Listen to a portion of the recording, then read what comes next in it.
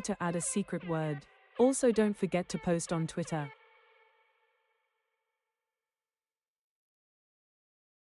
Test 1, test 2. Are we streaming to the CCP channel? Yes, we are. Okay, wonderful.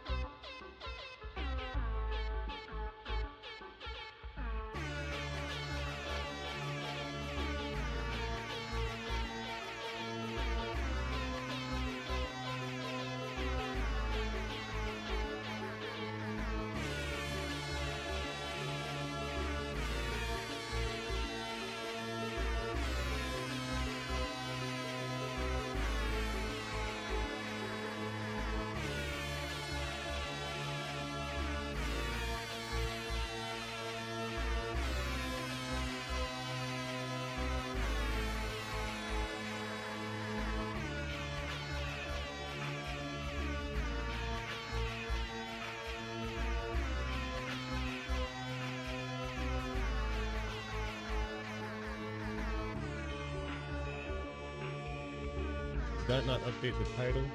Hello? I need to do something special to update the title.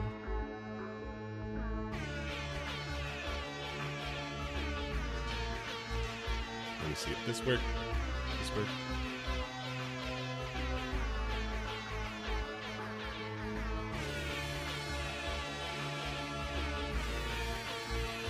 Oh wait, do I update the title from here?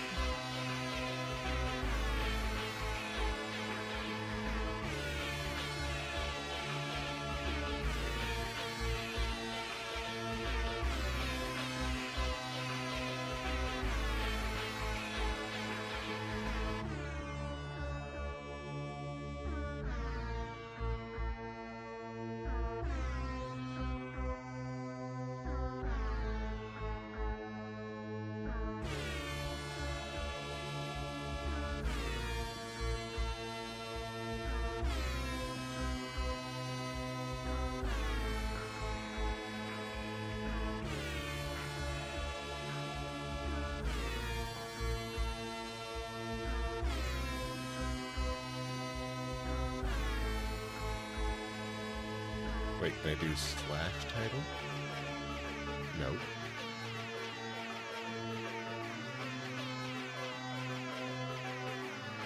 If anyone knows how to update titles for the mod view, that would be just lovely.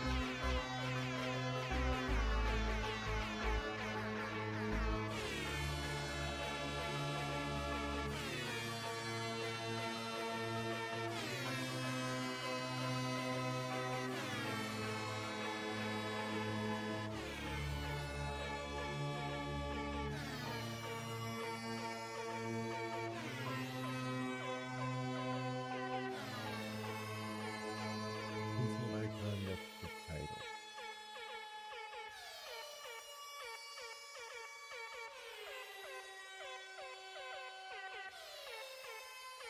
Yeah, I don't see like slash title.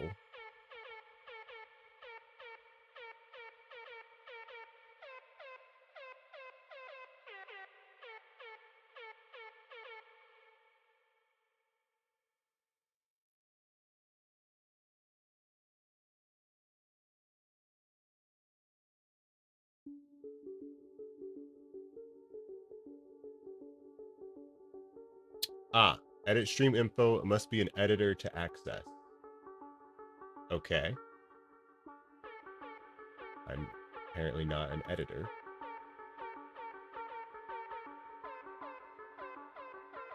Oh, wait, okay. The MooBot guest editor. Ah, Okay. They do have it set up through this.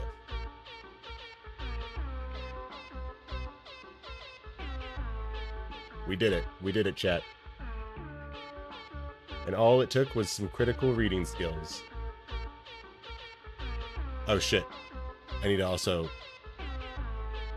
More critical reading skills called guest stream.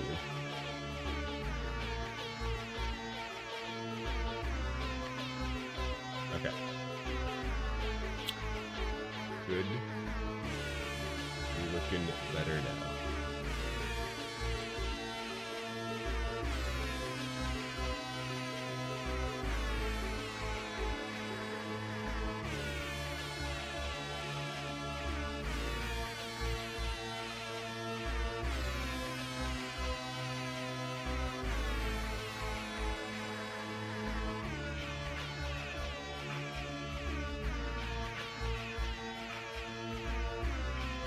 That's right. Okay. I think we're good to go.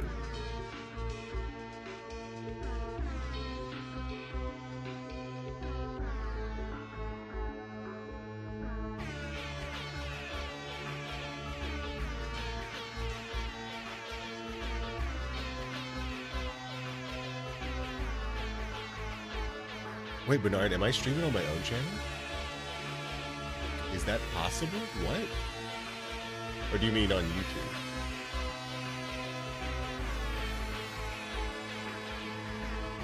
Wait a second.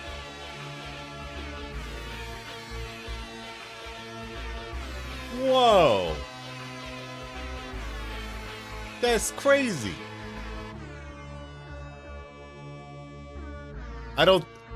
Is this against the rules? I'm gonna pretend like it's not against the rules.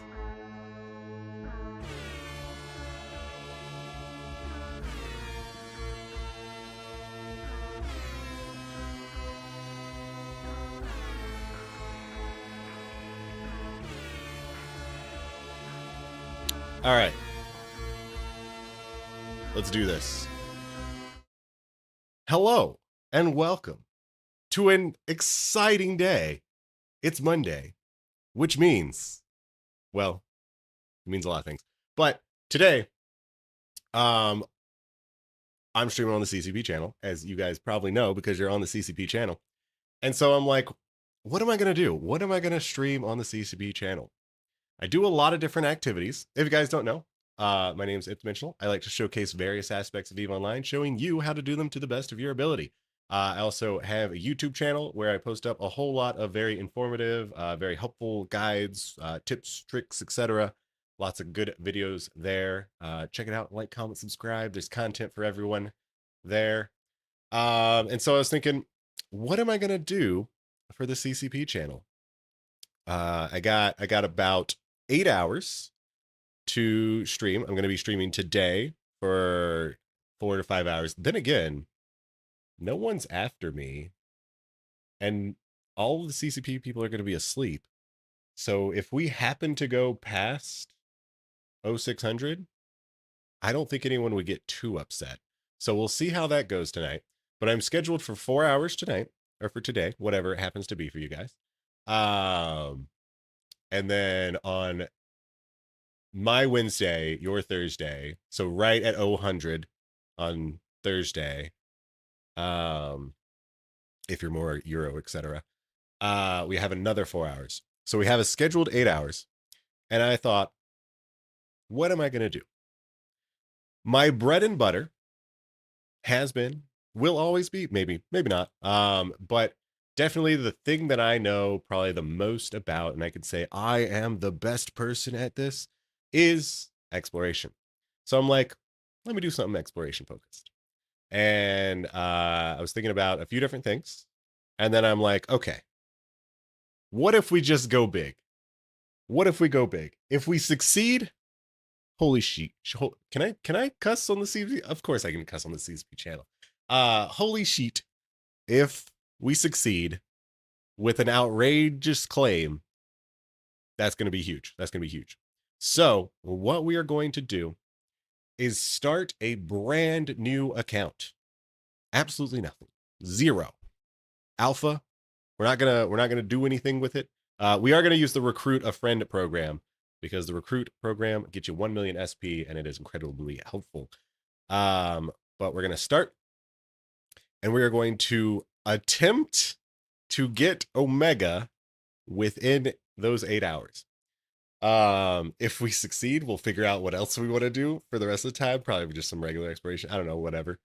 And you're probably thinking to yourself, how can someone start the game and get Omega without assistance? This is also important. No handouts here. Without assistance, how can someone get Omega in a mere 8 hours? And I'm here to tell you, it is through the power of exploration. And not only exploration, but the Heron in particular.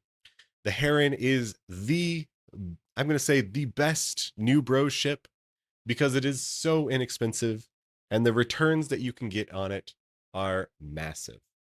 And so if you don't know, if you haven't seen me around, etc., I love to pretend to be a new player.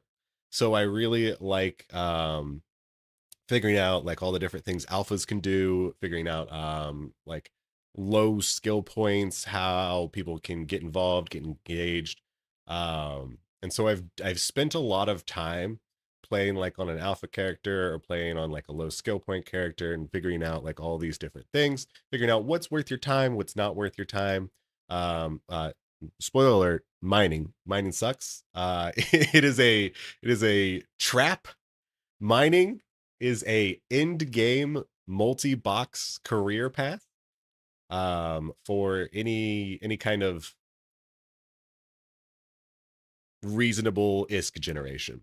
That said, if you just love mining, if you enjoy mining, feel free to just freaking mine. It can be a relaxing, enjoyable social activity. There's nothing wrong with that. Not everything has to be ISK focused. In fact, a lot of things shouldn't be ISK focused. Because if you ask me, that's the easy way of turning Eve into a real fun game, into a drudge of a second job, as it were. But that said, there's a line. There's a line of like, I'm just gonna take missions for example. I personally really don't like missions.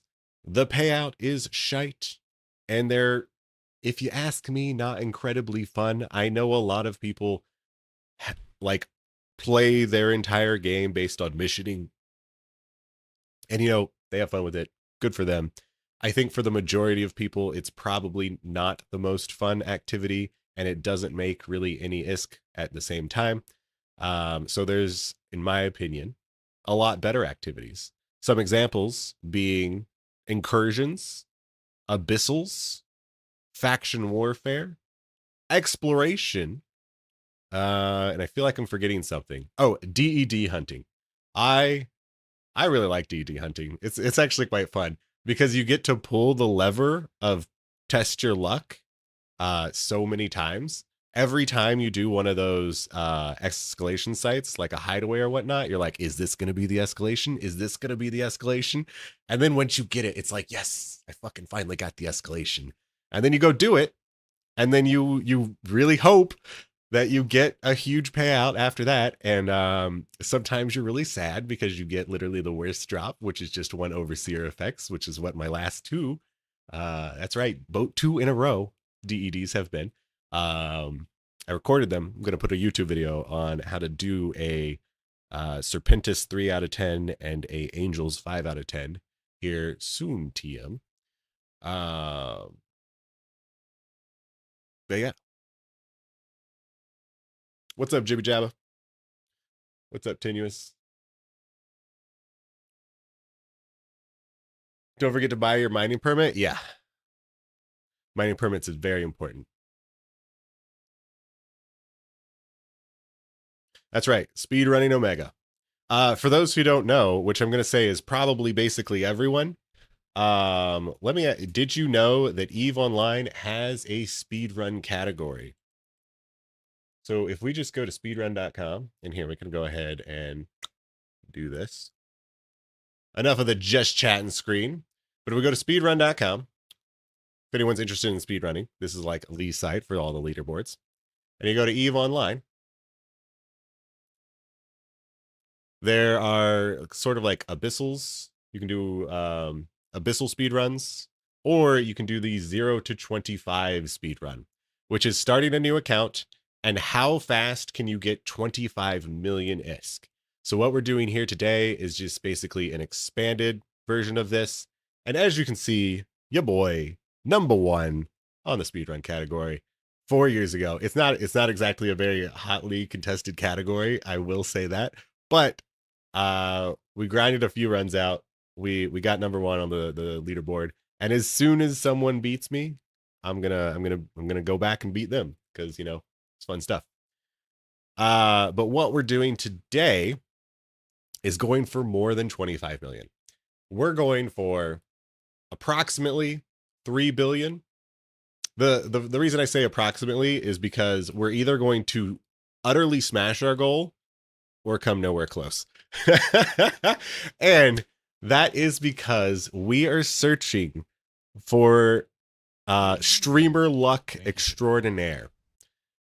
There is a site called a superior covert ghost site.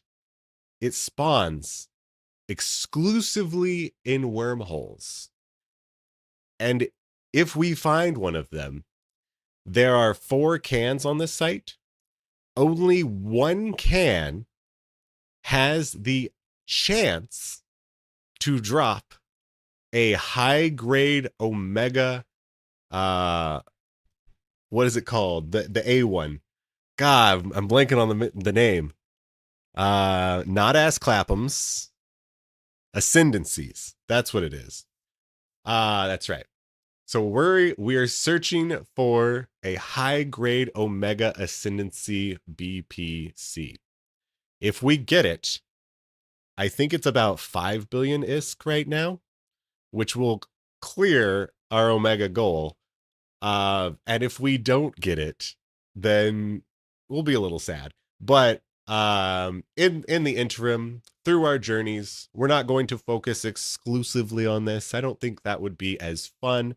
What we are going to do to kind of fluff up the enjoyment is we are going to go through the process. We're going to talk about how I explore, how I navigate wormholes, how I make safes, how you can scan efficiently, how you can hack efficiently, and all of this. I think it is important to do on a low SP character to show that any and everyone can definitely do this. It is a lot more about you understanding and knowing the systems involved than your raw SP total. That said, we will probably blow up a few cans here and there because some of the cans are really hard and we don't have the SP. But by and large, hopefully we nail a lot of good high price cans. And at the very end of the day, we should end up with at least a few hundred millions, which will, definitely be good. My kind of threshold for like what is a good new bro alpha activity is about 50 million ISK per hour.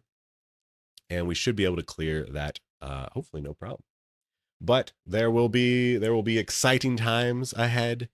And I guess without further ado, let's kind of just start this up. So this is our brand new account. Holy shit. We're going to go ahead. IDG Blue 112 is awesome. They just IDG. dropped 200 bits. Coming in with 200 biddies. Thank you. So we're going to go ahead and create a capsuleer.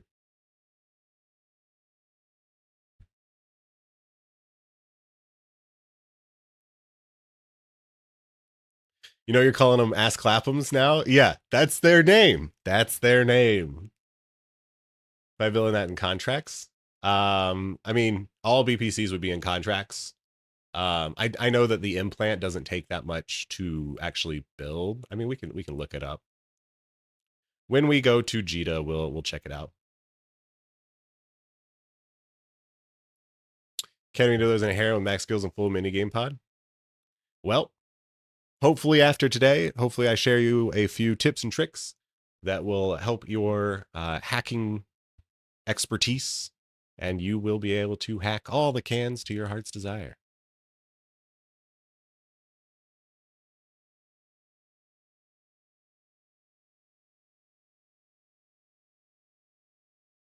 All right, so we're going to go ahead and be Caldari. Let's go ahead. We'll pick this character. Hey, what's up, ISD Drew? Thank you for hanging out in the chat, doing all your glorious duties.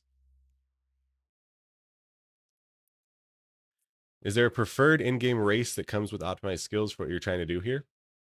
I'm going to choose Caldari because it is closest to Jita, which is going to be the cheapest marketplace. So that's what we're doing.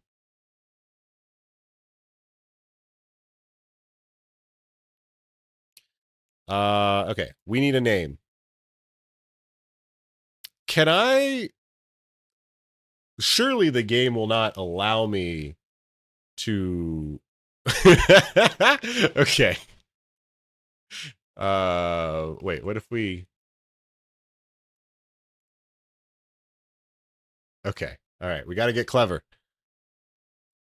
Definitely the first person to try that, right? Yeah.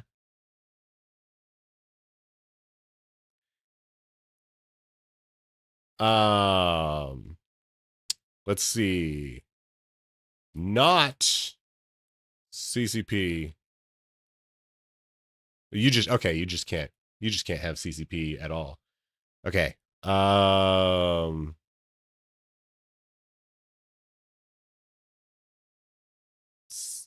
CCP.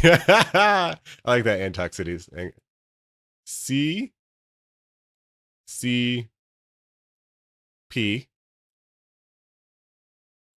dimensional.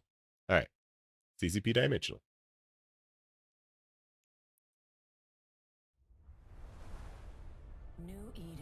New Eden. All right, we don't need to watch the tutorial or the Hey the bitch, opening. you are forcing your Twitch viewers to watch an ad right now, so pause your fucking game. Start the clock.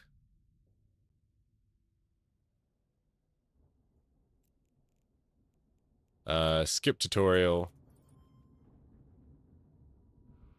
All right, we are going to do a few of the career agent missions to get us some dollary dues.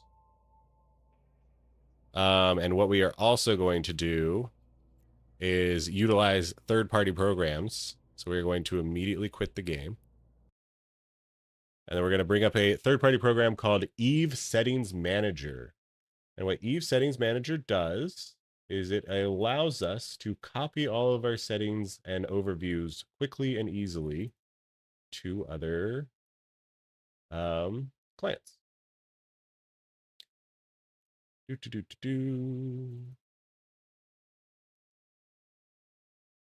I picked Caldari.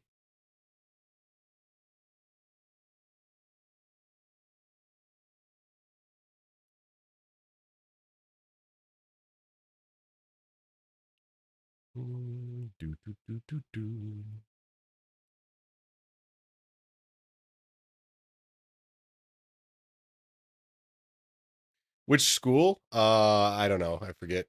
School is unimportant.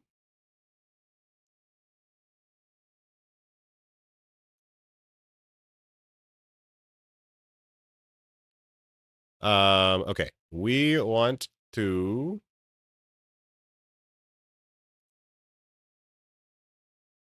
have CCP. Okay. I want to overwrite. Oh, wait. Okay. Wrong way. I want Scott. And then I want to overwrite CCP.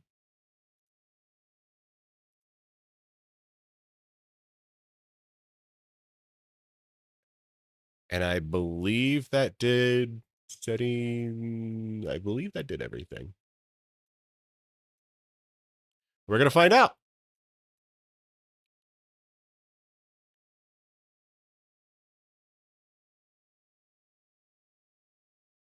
Say the State War Academy puts you closest to JETA. Ah, I see, I see. Say Rift Intel lets you do that too with the settings a lot more. Yeah. I've never really used Rift Intel. I've heard that it's pretty neato. Connecting. Is that a UI cloning tool? Yep, sure is.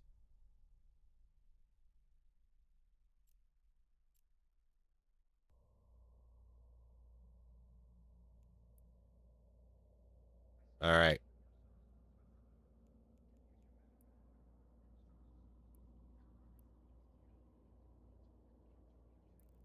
Okay. So now, oh, maybe we also look into freelance jobs a little bit, because they added the deliver.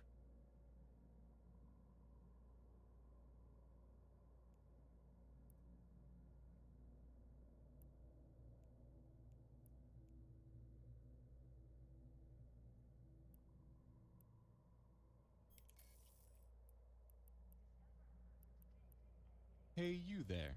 Thank you for the follow. We also need to figure out how much money we need specifically. We don't need too much, but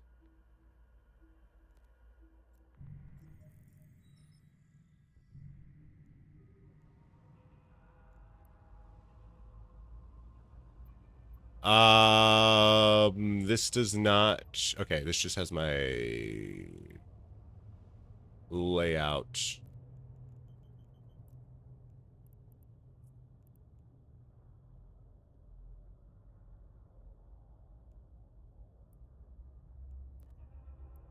If I click these things,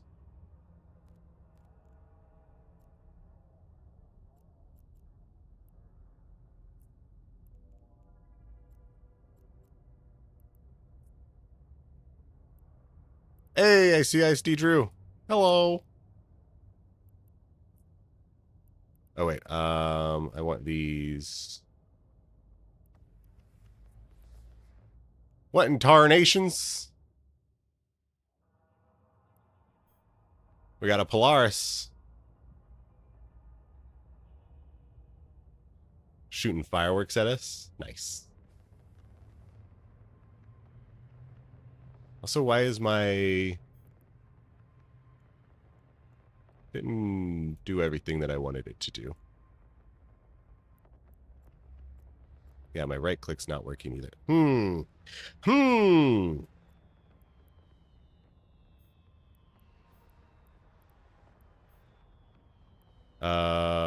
Gameplay. Right mouse button. Okay.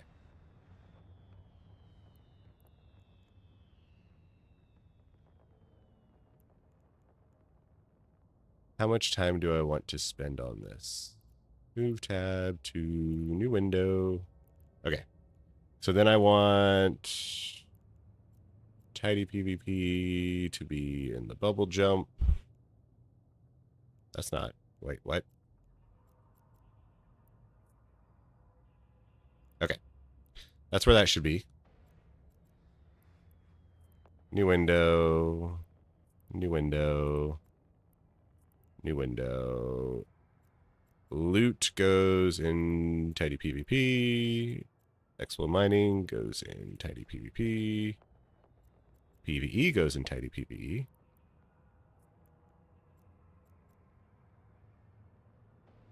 Drones go to a new window. Friendlies go to a new window. Descan goes here. All ships goes to tidy PvP. All goes there. And warp out goes back to travel tab. Okay, cool. Now we're all set up there. Warp drive active. Run away from the fireworks.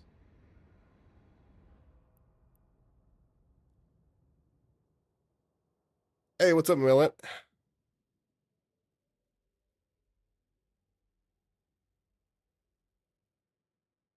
You want a crab? You just need 20 more LSIs? Well, lucky for you, it is a great time to be buying LSIs. Nice and cheap right now.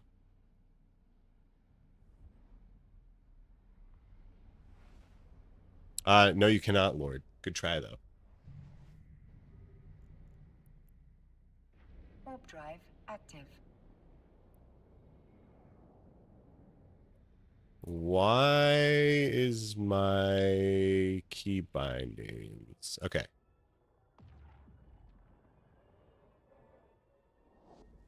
We need to change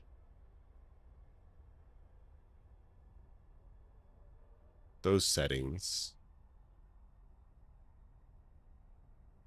Oh, wait. Okay.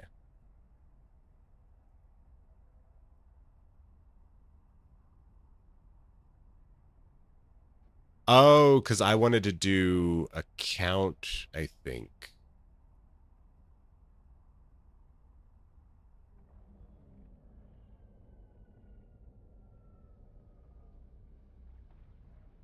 Oh, it's going to be hard to figure out. Okay. I know what we can do, though. When we land in the station, we'll move some files real quick.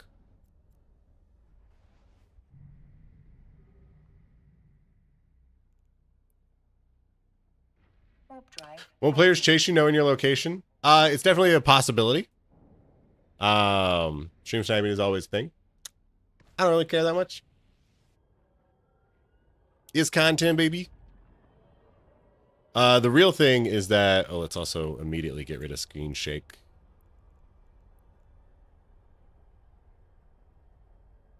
So, like, if we secure the bag, then do I really care about the Iskies? No.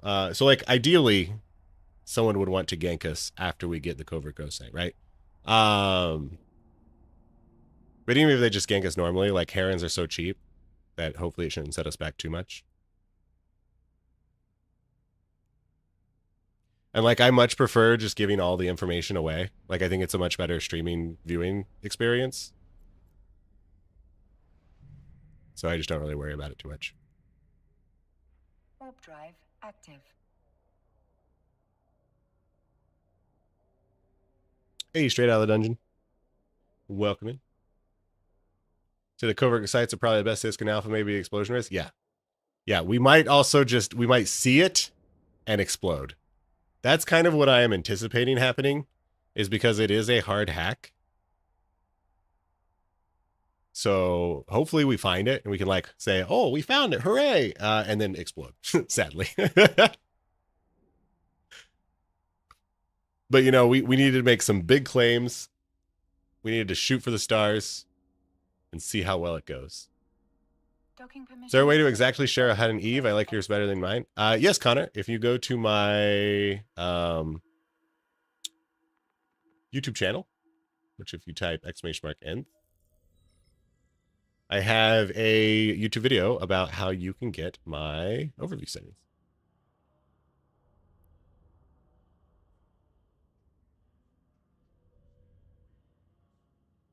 What happens if someone buys Omega for your account? Well, then that would just ruin the fun. That would be dumb.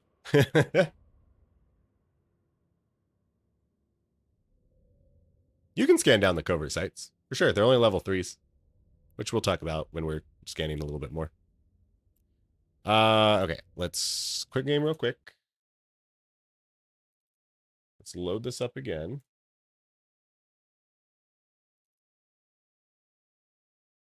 Um,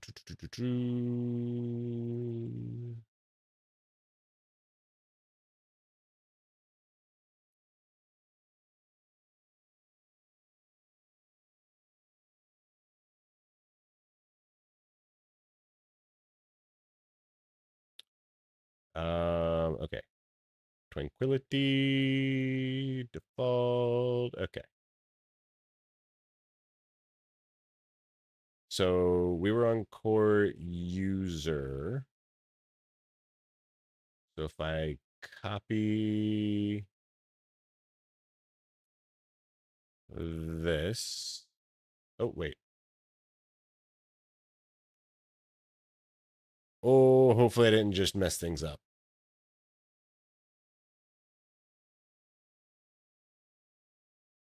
I don't think I did. Hopefully I didn't. What could go wrong?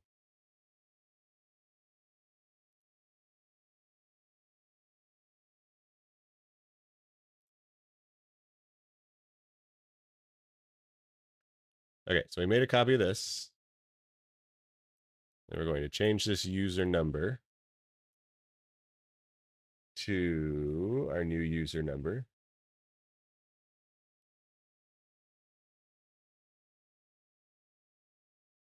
Three 19139. Okay. And then if we delete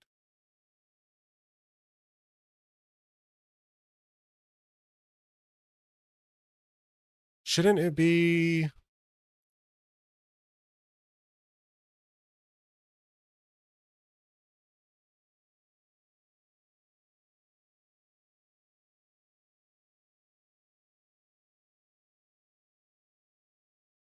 yeah.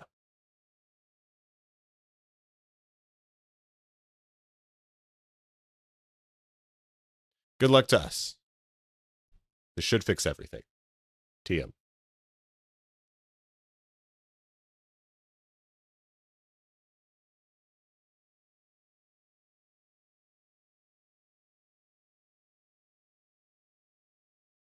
I wonder where you could possibly get a skill plan to start training from. That's right, Lord. If anyone is interested in a what I believe is the correct skill plan for new PvE pilots, if you join the chat channel, the in-game channel Nth+1, that's NTH+1. I have my skill plans there. I'm not going to use that skill plan because we're focused specifically on exploration. Whereas that one's more for your like more regular PvE, DEDs, home fronts, abyssals, things of that nature. But it's kind of like the Magic 14, but better. I really don't like the Magic 14. The Magic 14 is decent if you don't know what you want to do specifically. So if you don't know what the Magic 14 is, it is a set of 14 skills, which are useful for every ship in the game. Exclusions apply. And so it's basically not a waste to train those skills. The problem being is that if you want to improve in any specific ship, you're going to get a much better returns by focusing on more specific skills. Ho ho ho.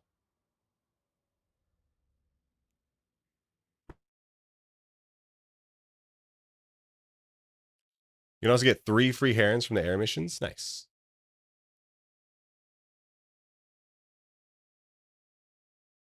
Very curious what you do is right around 30 days in. Nice. That's excellent. That's my target audience even. Are these sites only in high tier wormholes? No, they are in all classes of wormholes. Fun fact. That's a little known fact. That said, regular data and relic sites, pirate faction data and relic sites are only going to be found in C1, 2, and 3s. So we are going to stay in the C1, 2, 3s, preferably.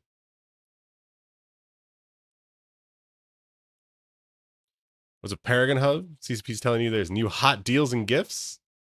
Well, you better check it out. You better check it out. Hey, welcome in, Busy. And Mirmy. Woohoo! How do you target ghost sites? You hope and pray. Okay, so there's a real answer to this as well. If you want to target ghost sites, you want to be flying in the drone lands region. The reason being is because in drone lands, for some reason, the covert ghost sites show up as level 1 combat sites. And level 1 combat sites show up as a smaller red bubble when you are scanning. So you can just immediately, you can warp to a system, see if there are any smaller red bubbles in your probe scanner. And if there are not, you know none of those are covert ghost sites. So you just move on to the next system, rinse and repeat. And you want to do that in the ghost and the drone lands. And that's how you like target farm them. Other than that, they can kind of just be anywhere in space. If you were searching for the capital and super capital components, you want to specifically be in nullsec or wormhole space.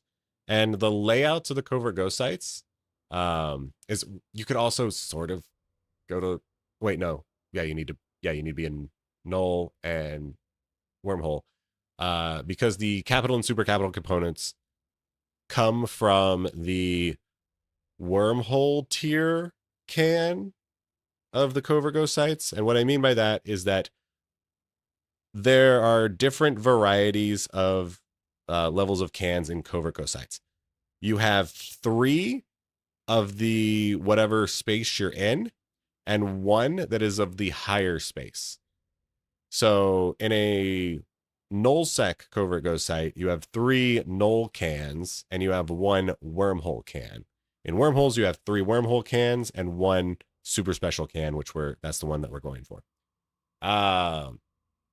And the capital and super capital components that are very expensive because they are so bottlenecked right now, come from the wormhole tier of cans. So you could try and find Covert Ghost sites anywhere in space, but if you want the real big payouts, you want to go to higher ones. I have a whole video about Covert Ghost sites. I highly recommend you check it out if you're looking for all of the details, all the insider information, because right now is a great freaking time to be searching for them. Also, dinner has come. Today, we have some delicious pasta and kielbasa. Easy peasy. Not only that, we have some delicious cucumbers and balsamic. It is about dinner time in my time, and so I got to eat a little bit.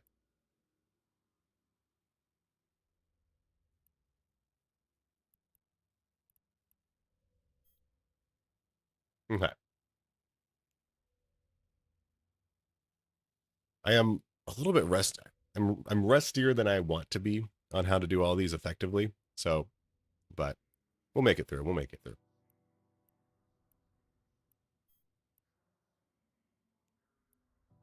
Not like they're particularly hard.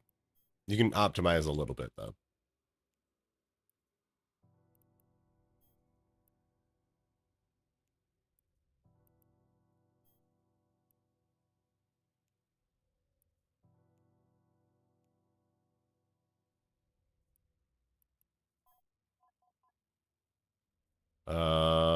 Do we need to bring data sheets somewhere? Probably.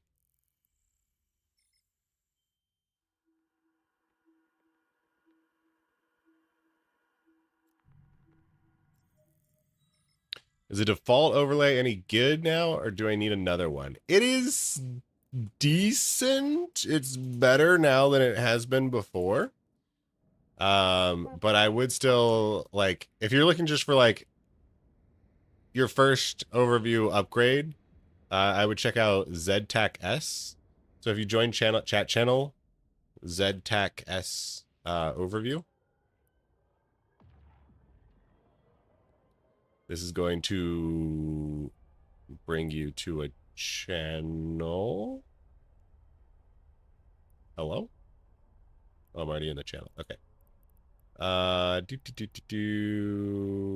Excuse me, game. Excuse me.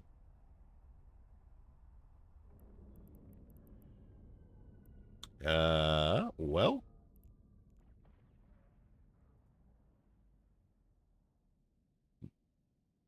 Not sure what's going on there. Right side. Oh, here it is. Not sure why it showed up there. I wasn't even looking. Okay. But you'll get into this chat channel and you can follow these directions and it will get you kind of your first basic upgraded overview settings. They did recently, like probably a year and a half ago now, make it so that you could have multiple overviews. So you used to be able to just have like one overview, but now you can have multiple, and I have like 7. I will say, so the reason I have all these here on the right hand side for my overview is that it'll show like drones and capsules, Logi, links, bubble, or jumping ships, fast tackle, E-war. It is very PvP focused. So I am a wormholer, like a small ganger wormholer kind of. And so it's important to be able to, for me to figure out quickly the special ships that I need to be aware of that are on the field. And so I separated them all out into those different overviews. Throughout time, I don't know if it is worth the screen space to have all of those, so I will probably be getting rid of them, but it just goes to show you like that is one option of like how you can use multiple overviews. And then the more realistic option of how to use multiple overviews is I have my travel overview here, and then I have my like tidy PvP, loot, exploration, mining, PvE tabs all down here.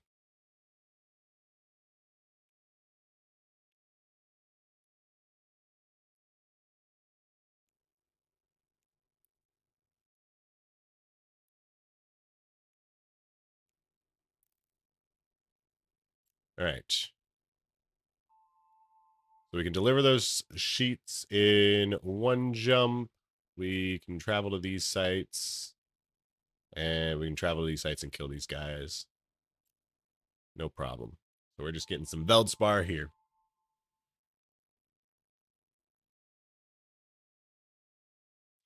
So you don't know if you're done, can't find the video for your overview. And videos that are 4 years ago. Okay, I can easily get that for you.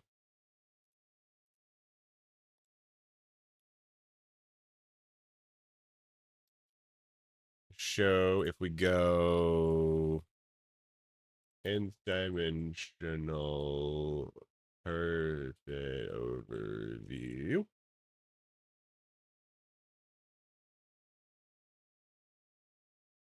Where is it?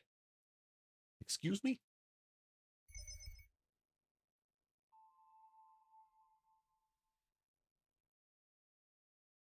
There it is. Okay.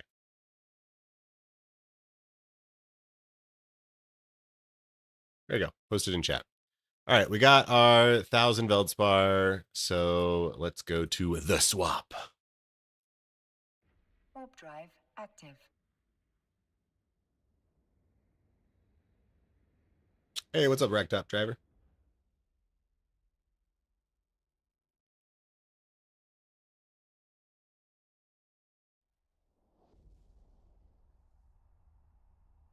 But then you got to do the drone lands, Spyro. Fun fact, the drone lands are incredibly overpowered for explorationers right now. That it is abundant in everything that you would love to have. So you get the easy / more plentiful, maybe, covert ghost sites. You get drone or data sites that escalate into billion iskers, which you can double dip if you play around downtime. And you have the new relic sites, which are not half bad.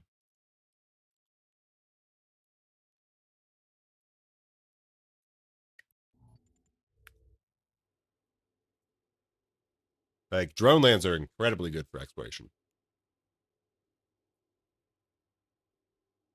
What's up, just for fun? That's right, a brand new character, and we're going to see if we can get Omega on them within our CCP streaming allotted time. And that we are doing that specifically by hunting a covert ghost site in Wormhole, a superior. Looking for the high-grade Ascendancy Omega BPC.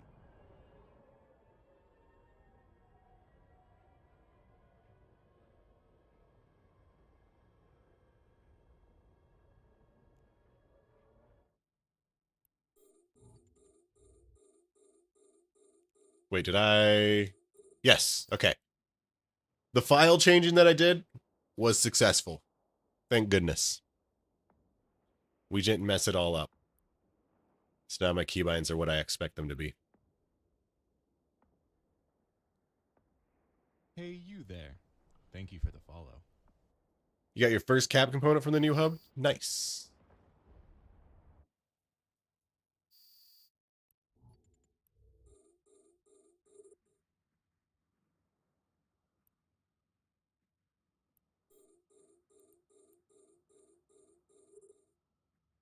That's right, a well-balanced, healthy meal.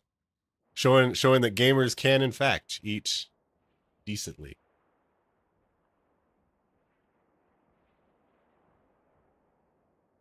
Nani? was a weird sound. Is that part of the music? Also, speaking of the music, ISD. This is royalty-free music. I assume that I cannot play non-royalty-free music on the CCP channel. So I just didn't want to risk it, you know?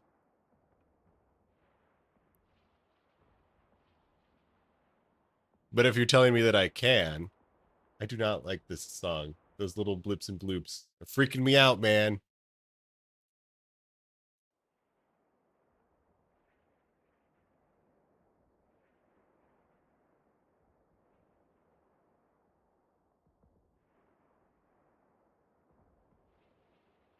Made spicy news with kielbasa and broccoli. Ah, delicious.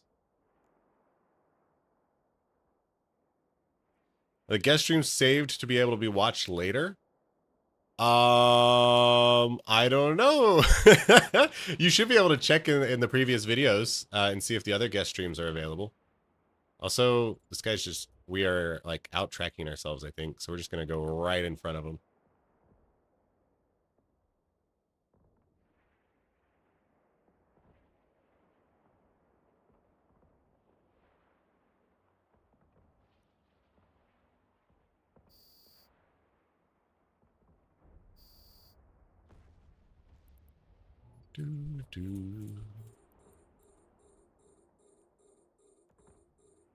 Need me on the tourism board? Yeah. That's right. The place you want to be. The Drone Lands.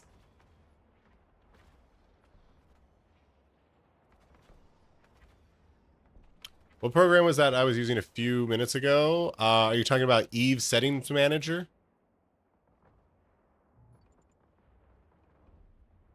Which help me set up a new account more correctly, quicker.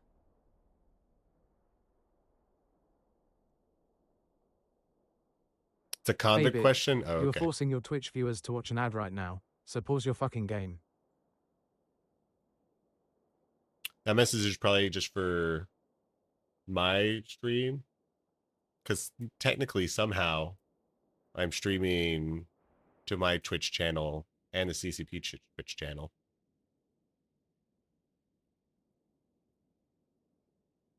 I don't know the timing setups for the CCP channel ads.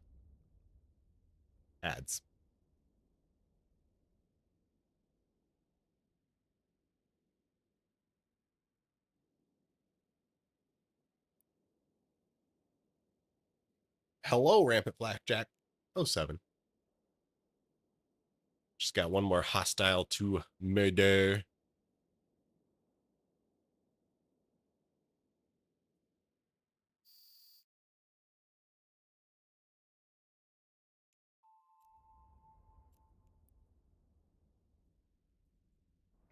Warp drive active.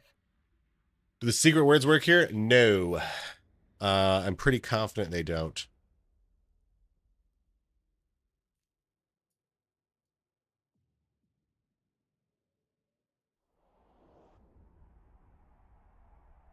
How can you make positive stands with Caldari? So the best way to do it is doing your SOE epic arc. And then at the end of the epic arc, you get to choose one of the major empires to get a big faction standings increase with. And so you can do that every 3 months. Other than that, you can, there's actually a whole Eve wiki page about this.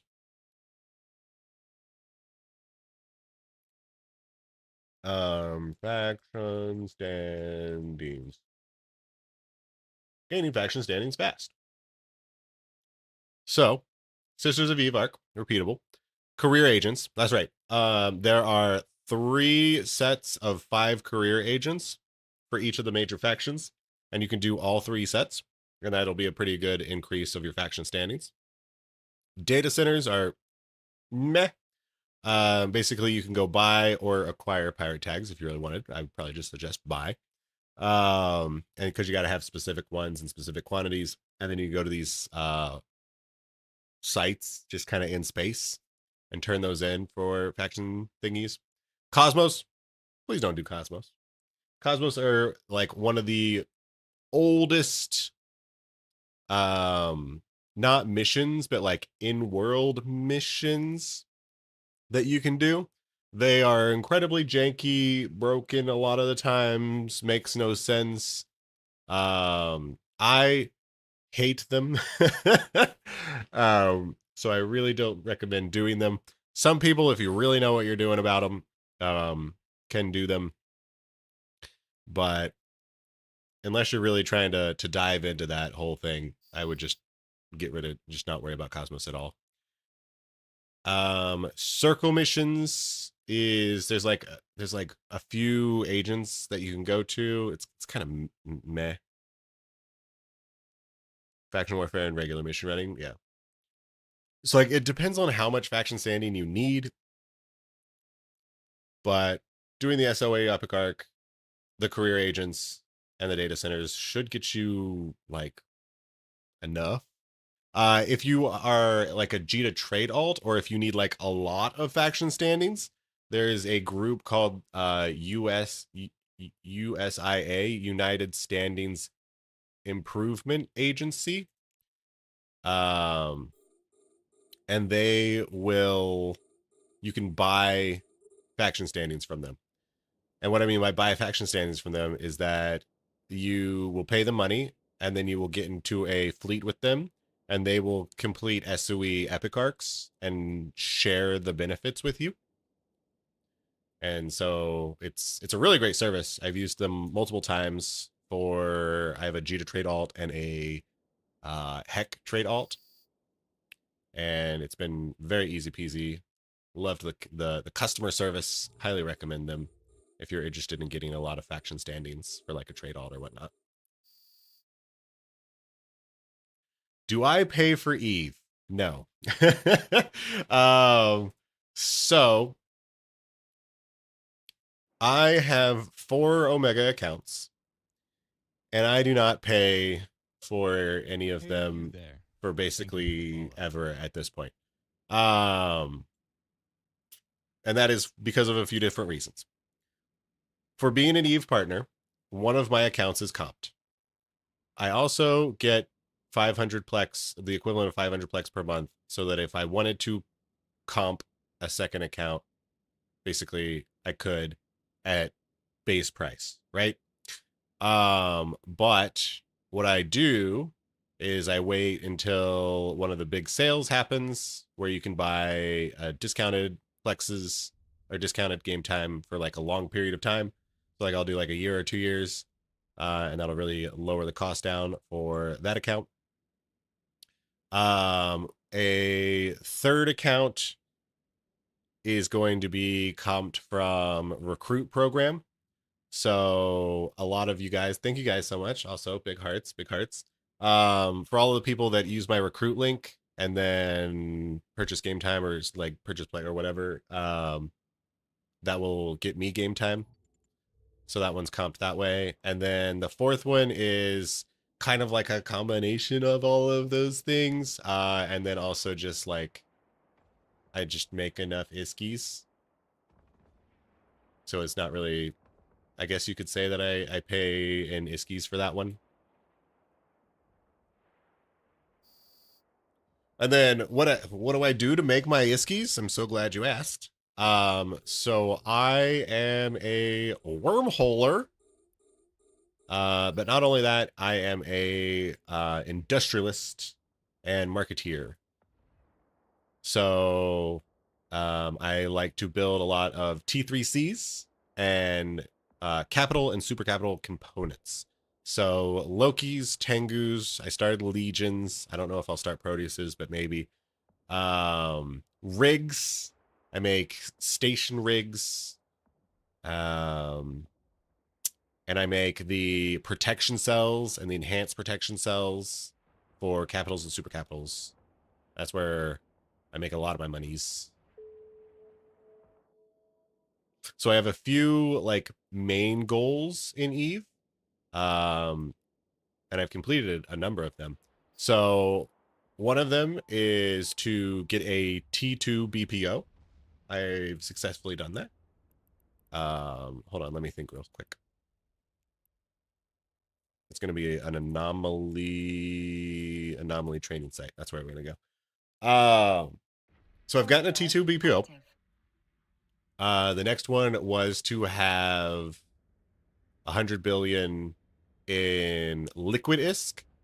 I reached that maybe like 2 months ago or something. So I got 100 billion in wallet.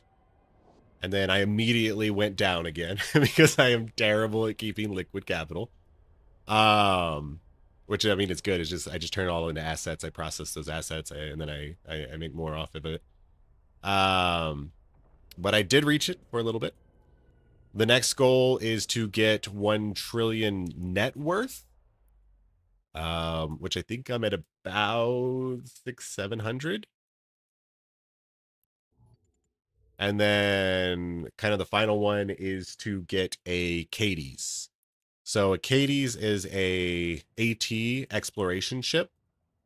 It goes for about 250 billion ISKIs. And there's probably only like 25 of them in existence. But I want one. I want one. And whether that's I buy one from someone or because they sometimes rerun AT ships, whenever the AT comes out that has that as a prize, would like to try my hand at acquiring one through the AT.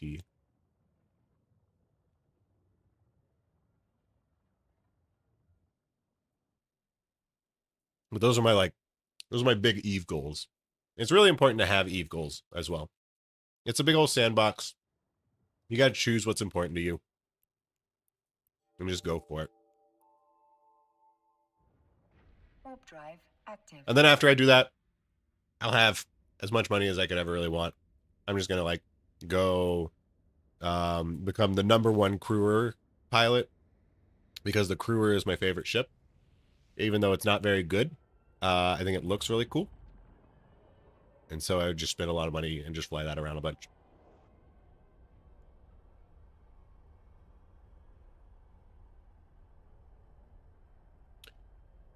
You're the one that brings those T3Cs to their something back Hey, you again. there. Thank you for the Nani? follow.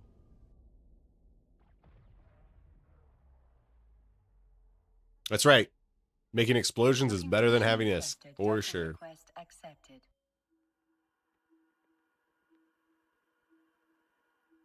Say, way back you hauled a Cadies in your Ark for a court mate. It was pretty scary. Shit. Do I have any guess about next update? Like, what do you mean?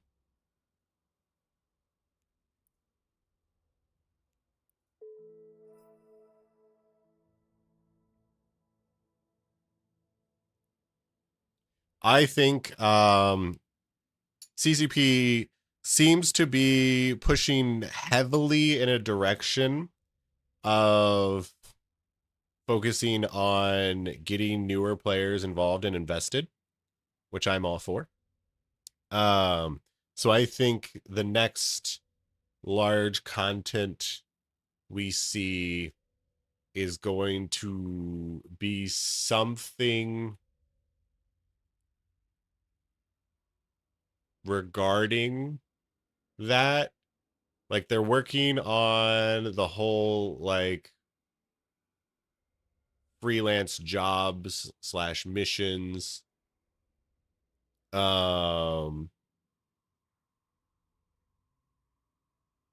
They just changed Pockfin to be more small ganger group sites, which I'm actually really excited for how Pockfin's gonna shape up here in the next little bit, because they have like nice like tiers of escalations of the different sites that you can do, and you want to go in there with like a little small gang and hopefully the money is worth it. Still need to investigate a little bit more of that. I just did it solo. I did it in Stradio, so I did like the lower tier site, and then I tried to do the higher tier site and just got like this is going to be a no-go. I would die pretty quickly. But I think like group content newer player content. They're getting better and better at making content harder for multi-boxers, which I think is very important. Because multi-boxing bad. I mean, so it's kind of a catch-22. Multi-boxing is both incredibly good and useful, but also very detrimental to the quality of the game.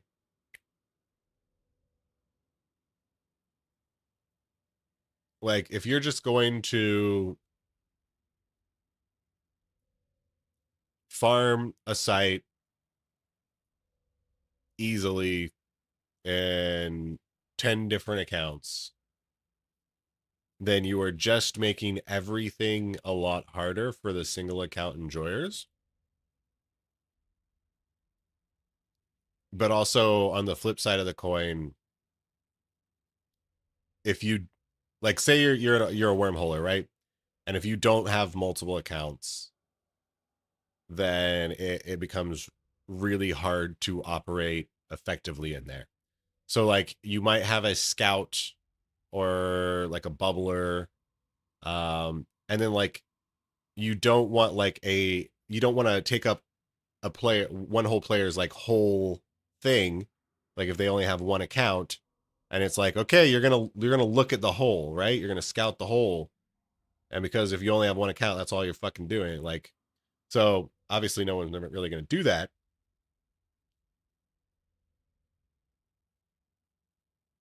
And then also like logisticsing would just be a lot more difficult. I don't know. There's pros and cons. At the end of the day, we're never going to get rid of multi-boxing because it's kind of what the game is built upon. Hey, we're going to get a heron. We're going to get a heron.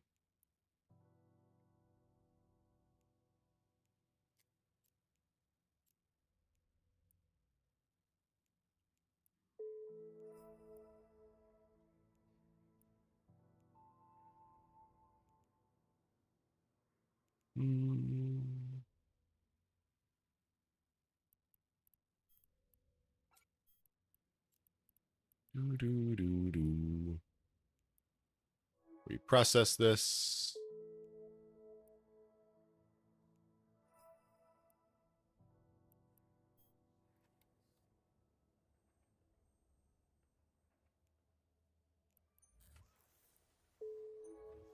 Start making an afterburner.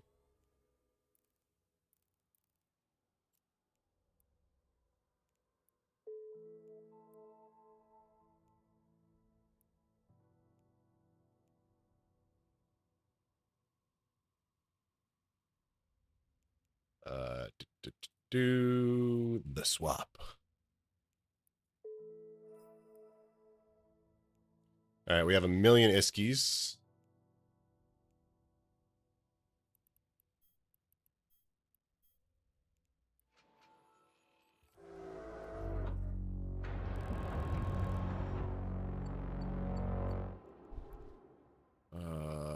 Okay, this is Angel of Mercy.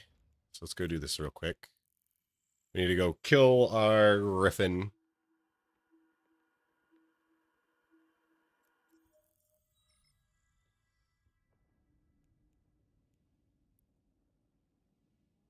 Warp drive active.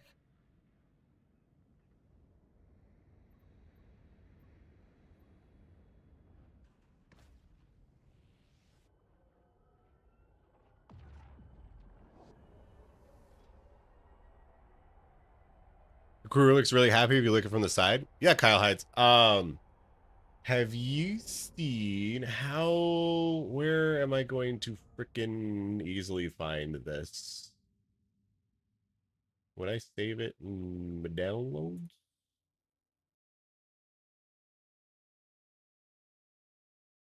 Caldari Prime Pony Club made a card for me, and it has the Happy Crewer on it.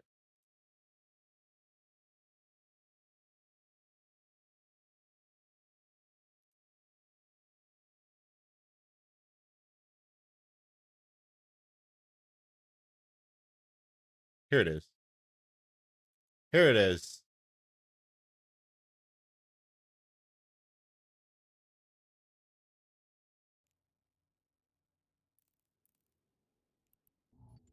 Will it open? Hello?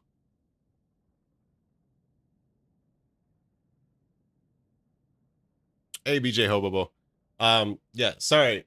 I am mostly paying. I'm also streaming on the CCP channel, so I'm mostly paying attention to that chat, sadly. Because that's where my normal chat that I look at is.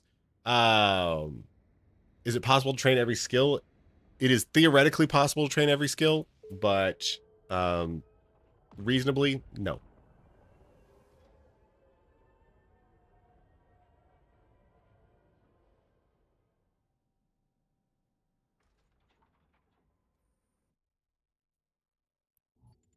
All right, we gotta upset these guys. Also, here we go. Happy Crewer, Happy Crewer. So the glorious Cutter Prime Pony Club made this for us. He made a bunch of cards for a bunch of streamers. Go check him out. If you guys don't know who Caldari Prime Cloning Club is, he is also the person responsible for making a lot of the in-game skins.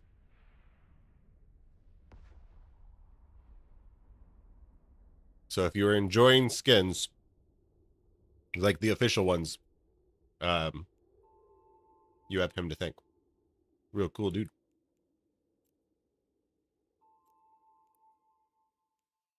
Warp drive active. All right, back to station.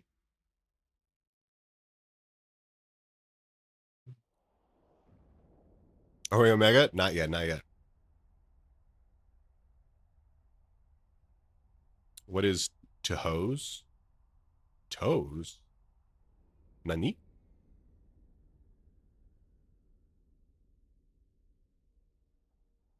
Docking permission requested. Docking request. Guess we'll do new stuff from drifters like T3. Also, probably it'll rework on high-sec sites. I don't know. I don't know if there's going to be any rework on high-sec sites.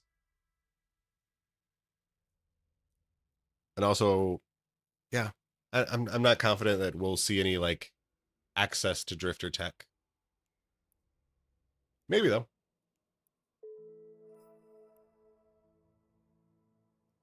Like to see multi-boxing over 5 become really difficult. That would be pretty nice.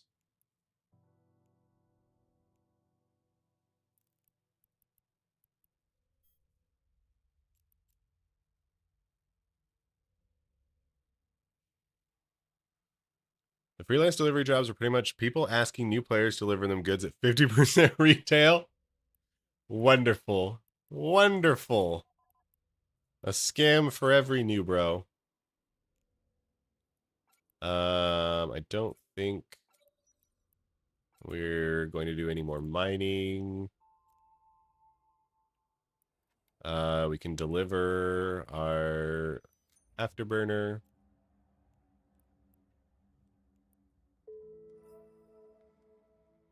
I think probably after we get like 3 mil. 3 mil should probably be enough, right?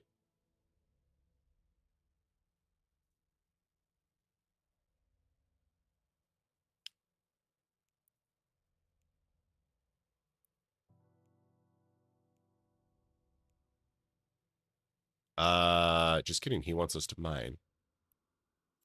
I don't want to mine.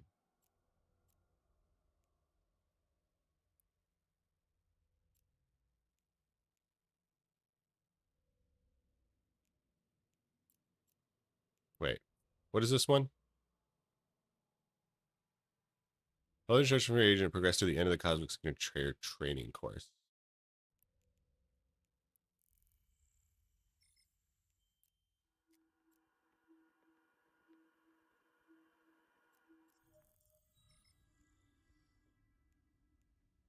Okay, this is just the warp to site one. Warp drive active.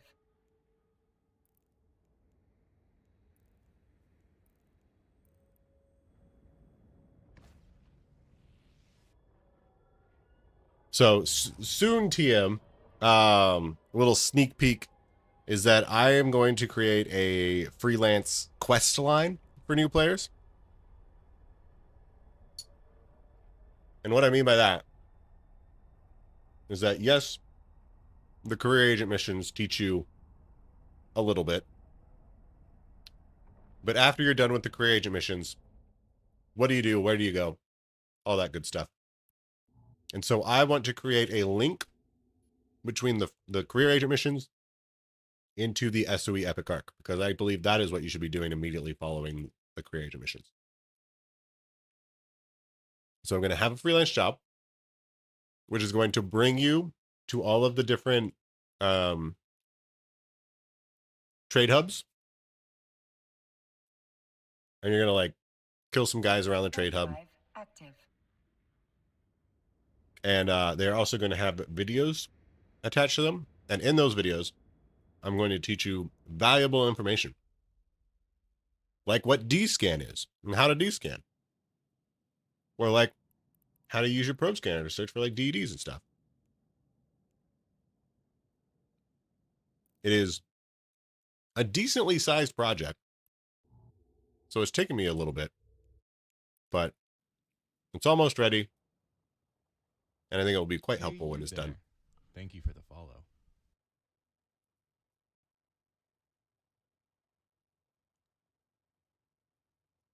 Oh, we're also going to get a core probe launcher. That'll be helpful.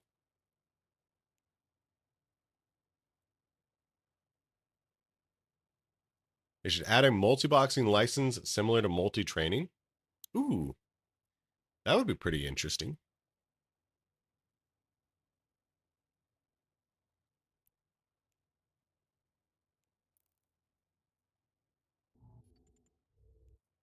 Let me loot all this stuff. So you want to know something really friggin' dumb? I mean, I'm not supposed to say CCP and dumb on their channel, but this really needs fixed. In the career agent missions, you get these civilian data and relic analyzers, right? And you're like, cool, my first relic analyzer. I'm going to go scan relics with it. However, the problem with this is that the civilian data and relic analyzers don't work on anything other than the career agent mission cans. So you get all ready to go out into the world, ready to explore, hack some sites, get some goodies. And it's like, well, actually, you can't. Go buy an item that we never told you about. And like the messaging also is very vague about why you can't use it. Drive active. It's friggin' infuriating.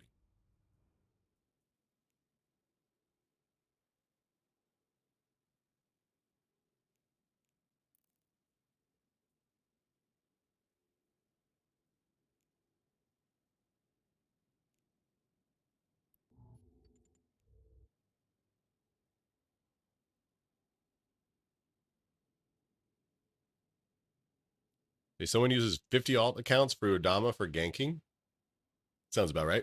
Sounds about right. Hello, hi North and chat. Oh, hello. Hey, Stralin. Welcome in, welcome in.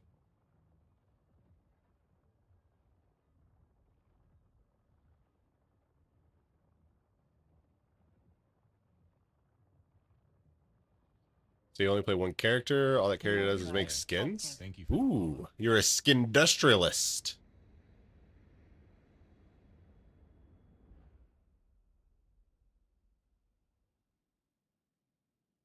The biggest thing for multi-boxing is SP. You want to focus, train, not waste, since you can't grind out or it takes forever. Yeah, but the thing, Connor, is that you can focus. Right? Like if you have another character and like all they do is this one activity, all you have to do is train them to that one activity.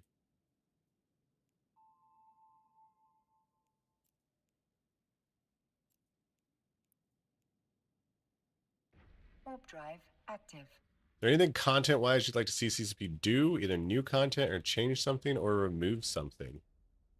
I'm gonna get on my soapbox because I think it's the right thing to do, and say that faction warfare, or pirate insurgency mostly, but also faction warfare, AWACSing, is one of the largest problems plaguing the game right now. It is absolutely destroying an entire section of content this game has.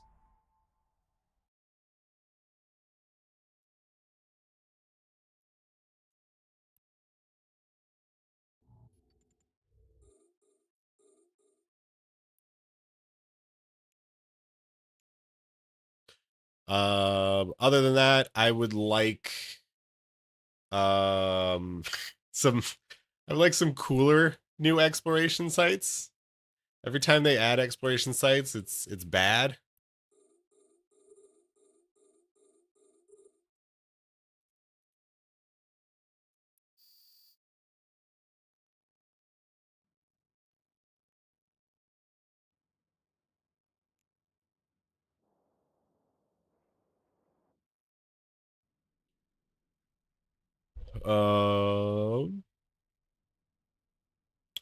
New content.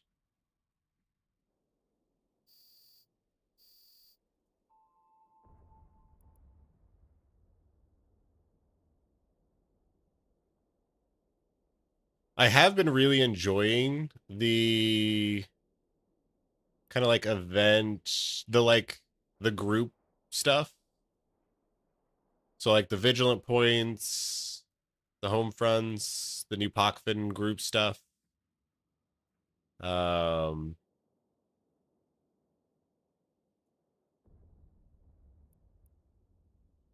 and they are making it like, I like the group stuff that is harder to multi-box, right? Like wormhole sites or like whatever, havens, Hey bitch, null you're forcing your sites Twitch viewer to watch an ad are right so now, so simple pause your that you fucking can game. just multi-box them ad infinitum.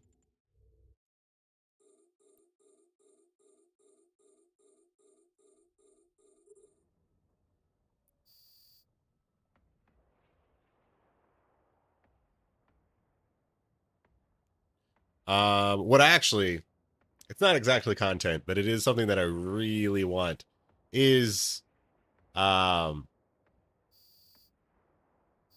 inventory organization. I want folders. I want multiple folders. None of this. You can't store boxes inside of boxes.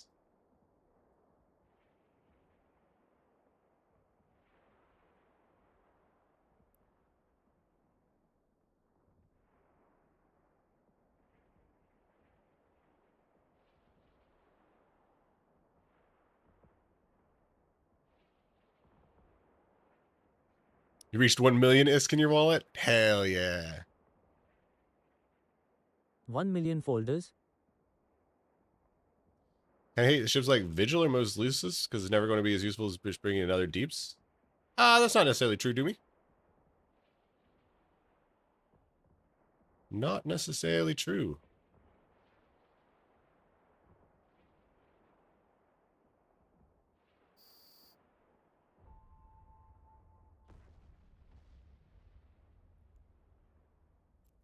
All right, let's go jump to this other system to do the balancing the books.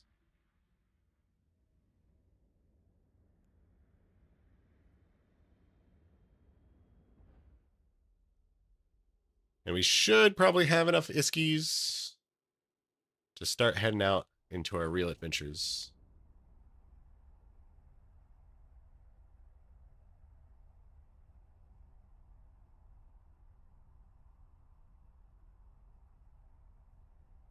You don't think target painters are balanced? I will say they're probably the weakest E-War. But maybe I mean, like all E-War, it's situational. if you are a solo player or like one ship, then a target painter almost always is not going to be as good as a tracking computer Drive active. because the tracking computer is just for you, whereas a target painter is for everyone, right?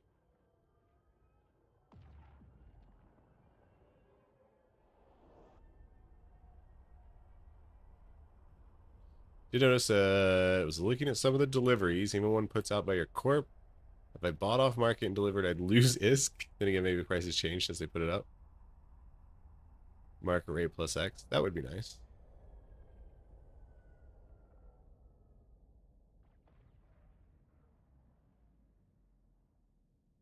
You're struggling to find something to do after SOE. Leo, Docking request. might I suggest put the YouTubes in. I just posted my little nth command, which has my YouTube link in it.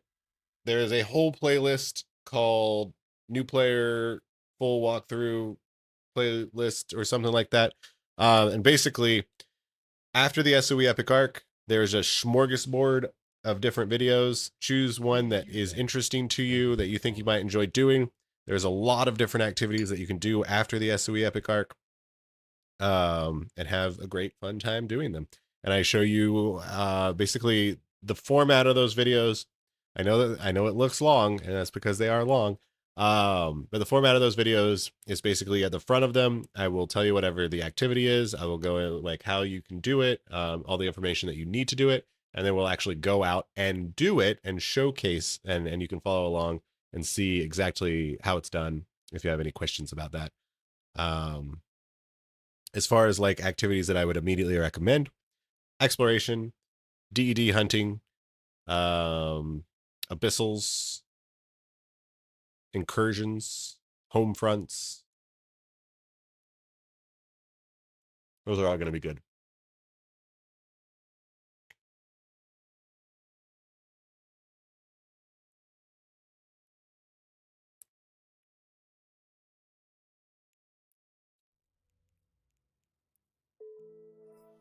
Yeah, multi-boxy mining is it's not really a huge problem. I mean, I'm going to say multi-box mining is a huge problem. Because it means it's absolutely useless for anyone other than big multi-box miners to do it. And like the reason you can have these huge multi-box mining fleets is because it is a very passive activity. And I mean, it's kind of what the miners want, because when they made it more active, all the miners complained and stopped mining. So it is kind of like a hard catch-22. Like, we're in this situation now. The status quo has been made.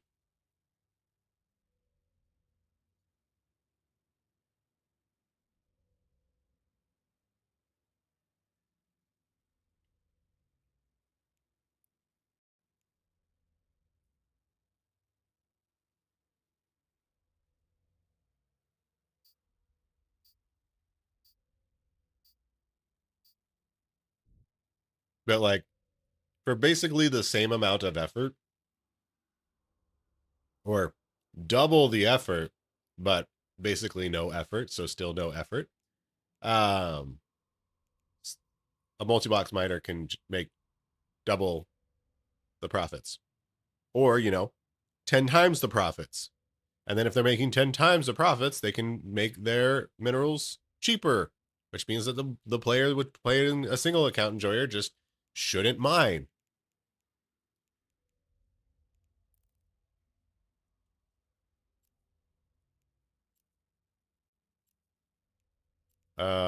What am I doing here? Right. I just turned the thingy in.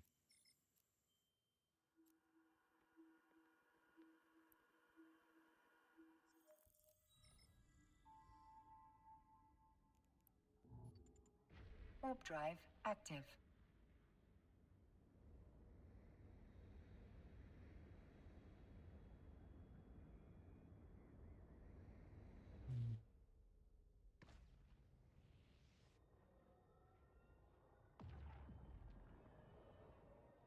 You've never seen that question in Rookie Help? Really?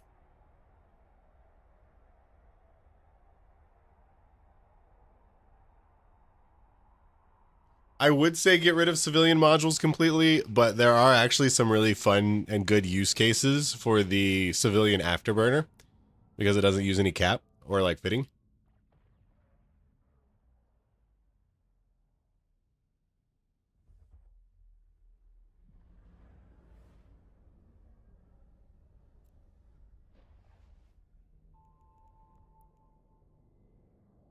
Warp drive active.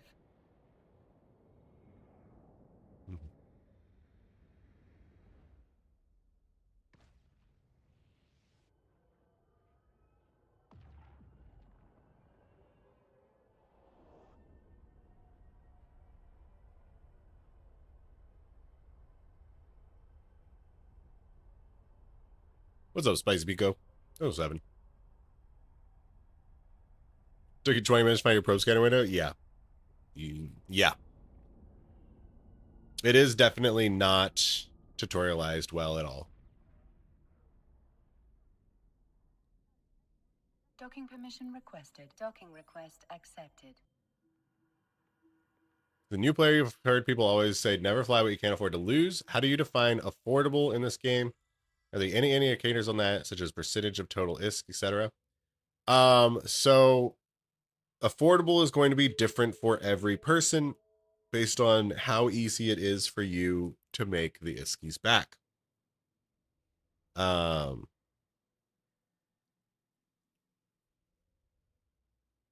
So basically, what they mean by that saying is that you don't want to put all of your eggs in one basket and have that basket explode. You never want to be in a situation that will put you so far back that it is hard to get back to where you were before. So if you are doing a activity that requires an expensive ship, let's just say abyssals. So say you're doing abyssals and you're going up and up in the tiers and you start getting to like T5, T6, and you're like looking at a 5 billion-isk ship.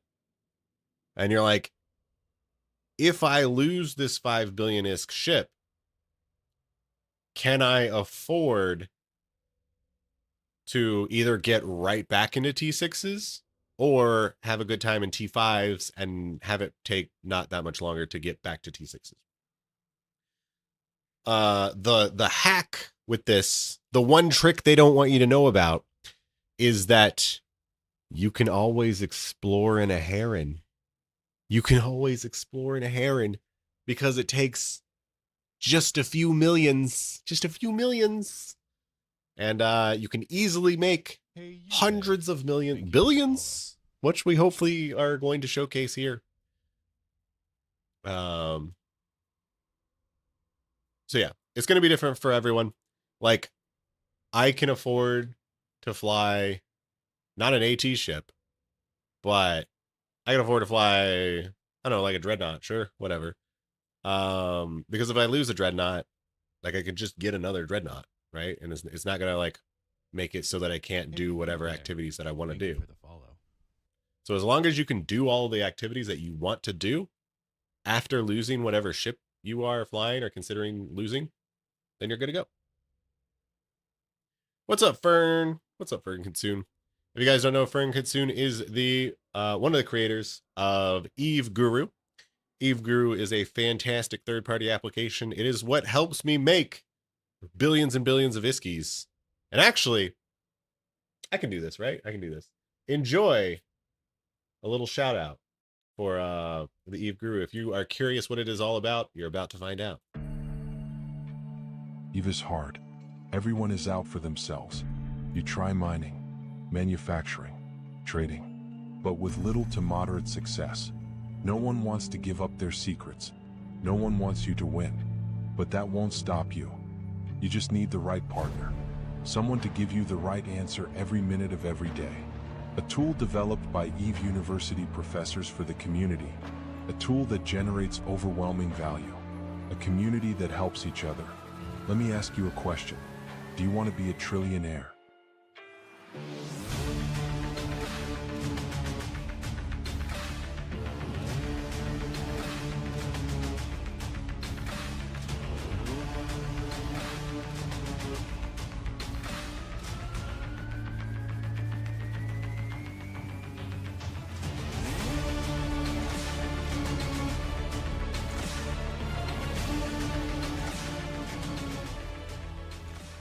There you go. There you go.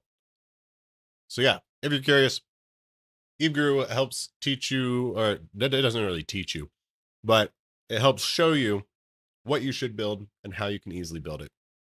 And it's been a fantastic, lovely tool in my toolbox for a little while now. Fuke says, where's item X? Search assets doesn't show it because it's in a ship. So Fuke, there is a, let's call it a workaround, a solution. Let's call it a solution. There is a solution to that. And that solution is a third-party program. Like, listen, if you're going to play EVE Online, you need to get friendly and familiar with the term third-party program. Because there's a lot of them and they do a lot of really helpful, useful things. And the one I'm talking about now is called Jeeve Assets. J for Java, Eve Assets. And that thing will search every nook and cranny you could possibly think of to find your stuff. Because yeah, it is really annoying when what gets me is when things are in like corporation deliveries or even like personal delivery hangars. And it's like, I'm never checking delivery hangars. Why would I do that?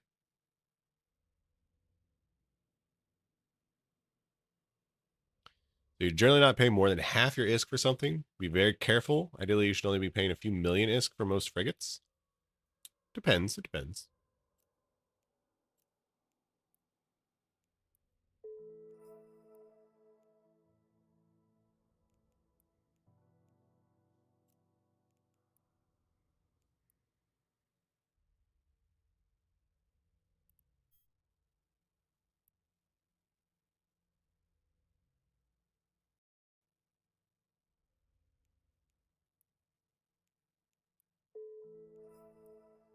Okay. We got our Heron and we got 2.9 million. That's probably enough, right?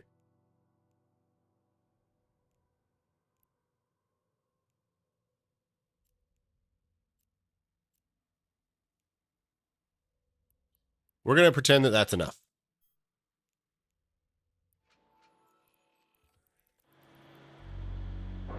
Let's check it out. Check out our new bad boy. Oosh.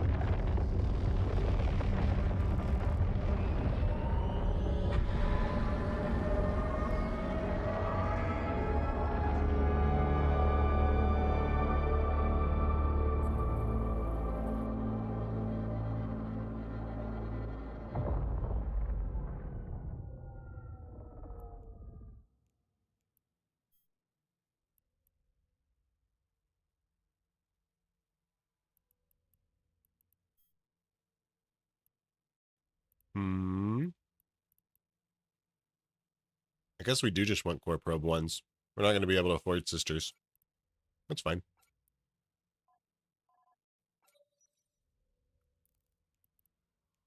Oh, what I need to check is... So, fun fact. If you've ever looked at Heron fits in the game, and you've looked at this alpha-friendly nullsec relic hunter, and you're like, this seems pretty cool. This seems pretty good. Also, it's way more expensive than I fucking thought. Created by yours truly. So this bad boy is what I recommend for players to fly to go do nullsec relic exploration. Because it only costs 10 million iskies and can make you a whole bunch of iskies in return. Okay. So a lot of the price is in those sister core scanner probes. So without that, it's 3.2 million. So I think that's basically what we're going to be going for.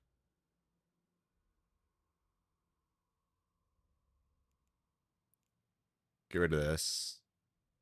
All I need is astrometric range finding.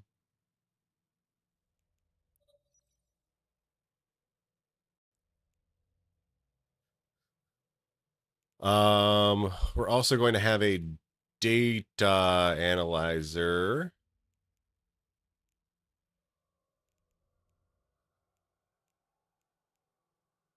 Yes. Okay. So should we get a little bit more ISKIs? Nah, it'll be fine. I don't want to bore you guys too much with the start.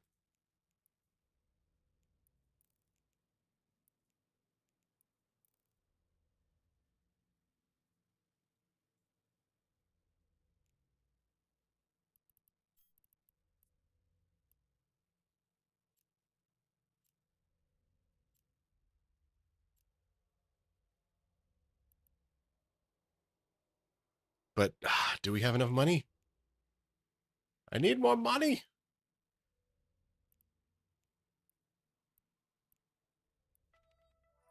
We manufactured an item. We did a daily goal for 500,000. Okay, that'll be good. That'll be good. Now we're gonna head to Jita. Hey, you there. We're gonna get our Thank ship. you for the follow. Warp drive active.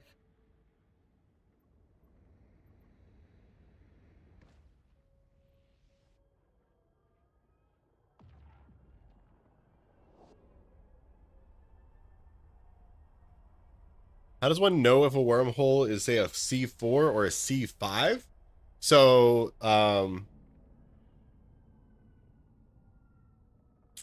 you're gonna want, yeah. So determine a C4 from a C5.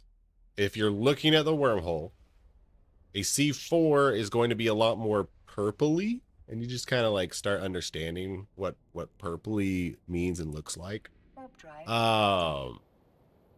Because if you show info, it's going to say the same, which is not deadly. Deadly C6. Dangerous. I forget what the show info says, but it's the same for a 4 out of 5. That's not dangerous, not deadly. It's the one in between. Alternatively, if you are in the hole, whenever you are in a wormhole, you can determine its class. If you click on the system information, you're going to see region and constellation, and this is going to start with a letter. So A, B, C, D, E, F. And whatever letter that is corresponds to the class it is. So like C is going to be a 3. E is going to be a 5. That's how letters work. Warp drive active. Also, wormholes have signatures. Signatures isn't the right word. Well, signatures is sort of the right word. So basically, it's going to be like a K162. All exit sides of wormholes are going to be K162s. However, the entrance side is going to be a different, like N254 or whatever, and you can learn and memorize those, and that will tell you what you're connecting from and to.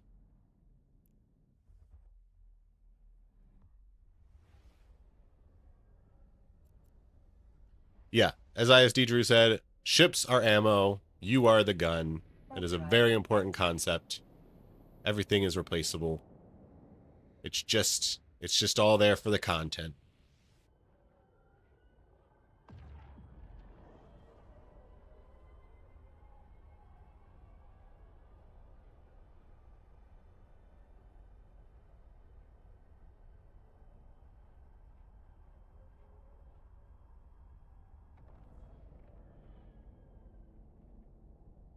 Also, sorry if I'm very slow on chat.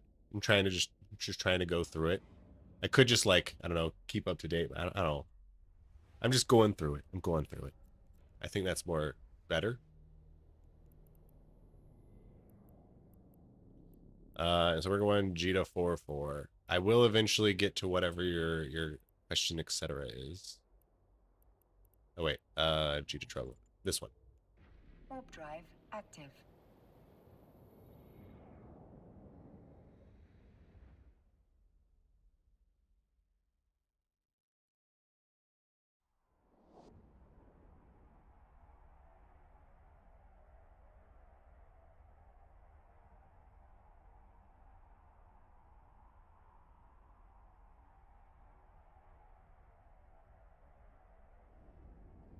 The problem with mining is you have to multi blocks to mine. Can't mine without an orca. Need at least 3 miners to make an orca worth it. Orca can't mine anything itself to make it worth it. And the orca, yeah. Permission requested. Docking request accepted.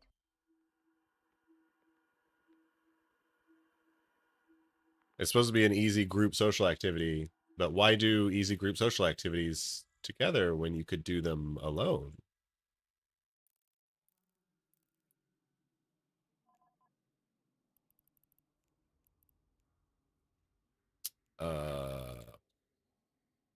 Heron. All right, we want to get rid of this. Put in a data analyzer. Get rid of these. Have some core scanner probes. And now our shot at a dream is going to become a reality. We don't need this.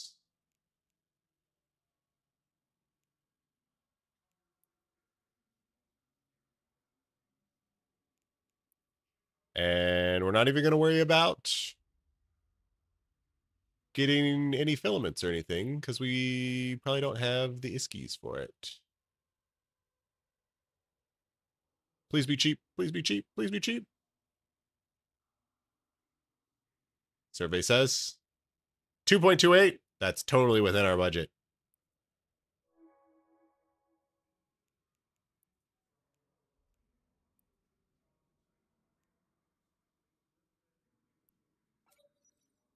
You also always, if you guys don't know, you want to have 16 probes. The reason being is because once you release a set of probes, the other 8 in your inventory will automatically reload, as opposed to if you release them and then like jump system, they'll auto come back to your inventory, but then they won't reload if you only have 8.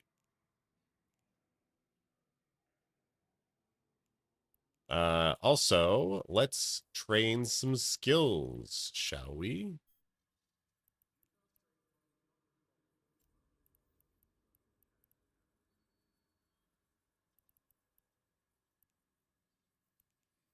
I need to claim my million SP. Oh, also we get 10,000 credits. Hell yeah.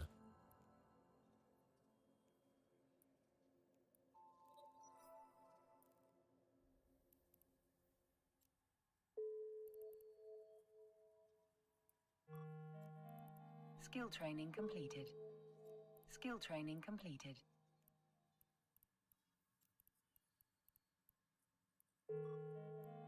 Skill training completed. Get as many scanning skills as we can. Skill training completed.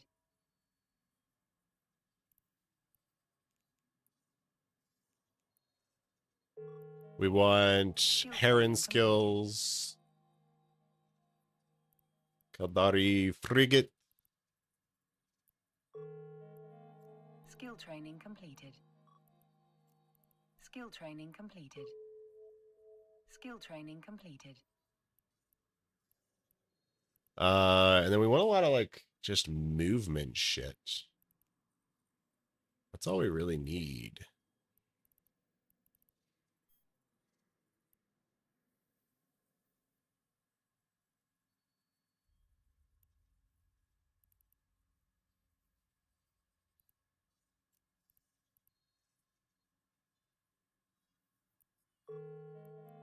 Skill training completed.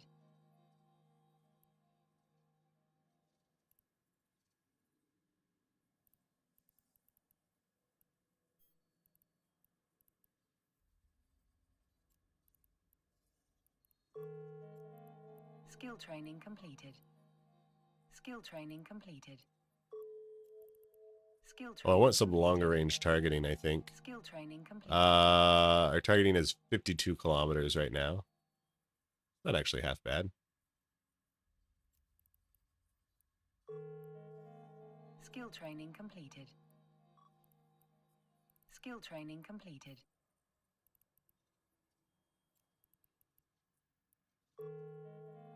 Skill training completed. Targeting speed sounds pretty good.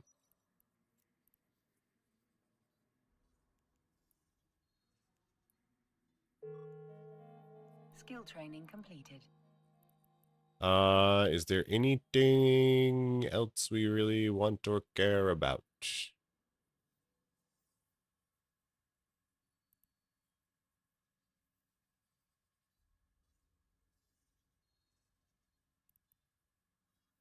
How many targets can we target? 7? Okay, that's totally fine. We don't need another.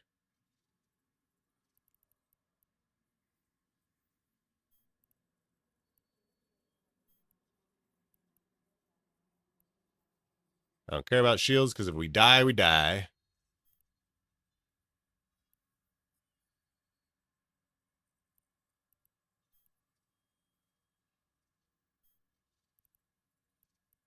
All right. This will be good.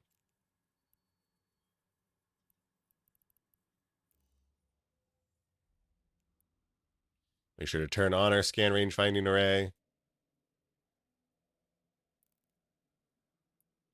All right. It's time for some OPSEC.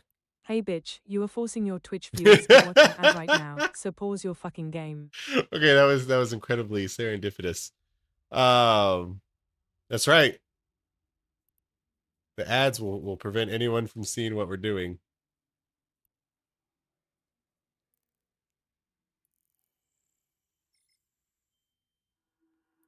Actually, I think I want to go. I think I just want to go this way. For reasons unbeknownst to you. I don't want to go to Tomato. Alright. Warp drive active.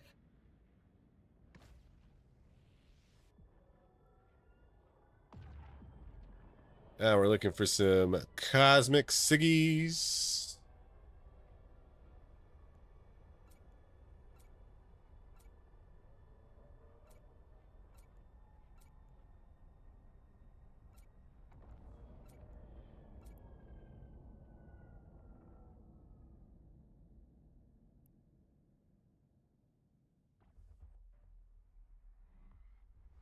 Hey, single player gas huffing is still worth it? Not really. I mean, the thing about gas huffing is that it is the most AFKable activity in the game that can make iskies.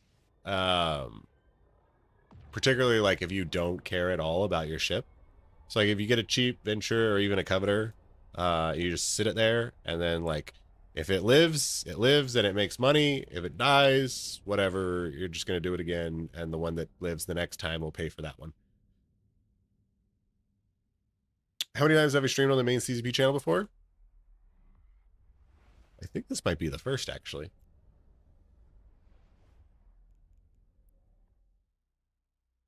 Warp drive active.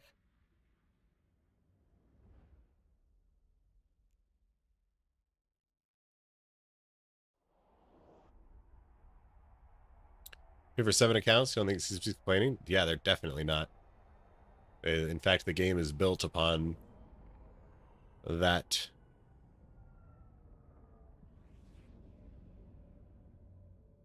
Oh my goodness. It is the Caldari Prime Pony Club in the chat. Searching for those trigger words. However, they're definitely not going to work on the CCP channel. All right, so we found a cosmic signature here. So it's time to start scanning.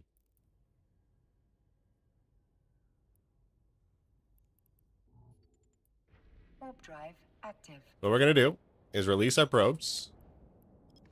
And we're going to click on this. This will center it. If you've never done scanning before, Gonna go slow on this one. We're gonna go here. Top-down view. We're gonna bring it up to 8 AU. For now, we'll talk about why we are gonna do that differently in the future. Oh, actually, this one is probably fine for 8 AU. And then we're going to forget to say this. And then we're gonna double-click, which is going to bring it to our flat horizontal view.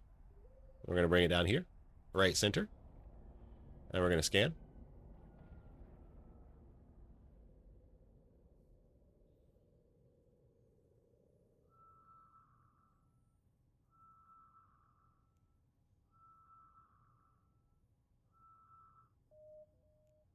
All right, and we got 15.6%. Hooray. Which, once we understand our numbers a little bit better, will tell us what level site this is. I don't know offhand with a 80 scan strength, but we're just going to center over it, go down 2 ticks, double click, center over it, and start scanning again.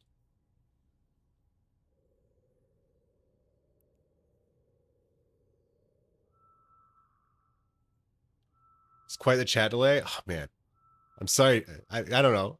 We're sticking to it. We're sticking to it. All right, this is a combat site we don't care about.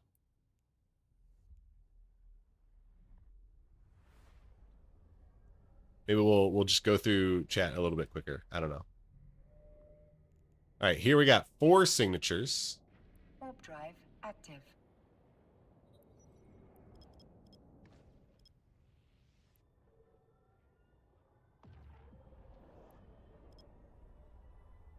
We're going to scan both of these out here first.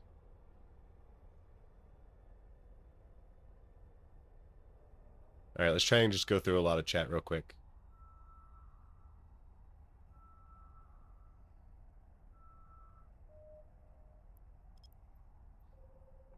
Say that you like the magnate better?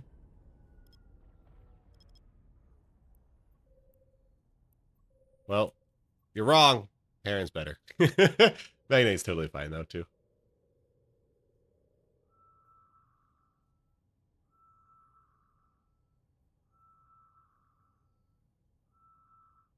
You made Eve partner today? Holy crap. Congratulations.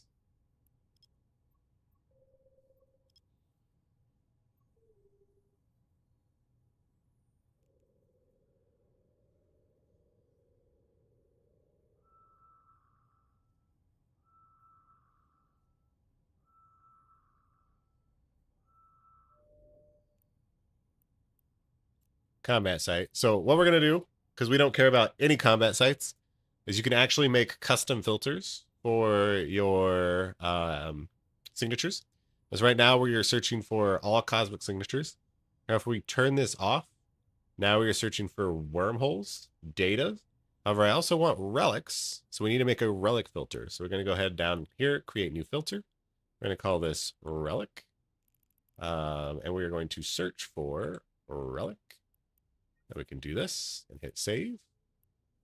And so now, as soon as it realizes that it is not a data, wormhole, or relic, it is going to get rid of it. However, it is going to still show all of the cosmic signatures that it doesn't know what it is, because it could be a data, relic, or wormhole.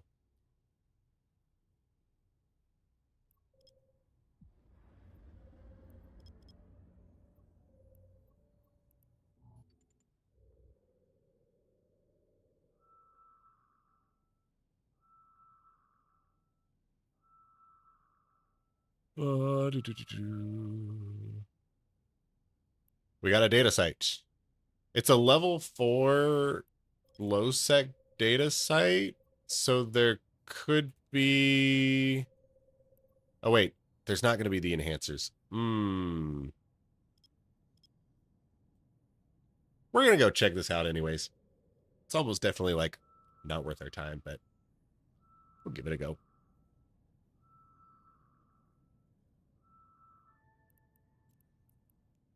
Warp drive active.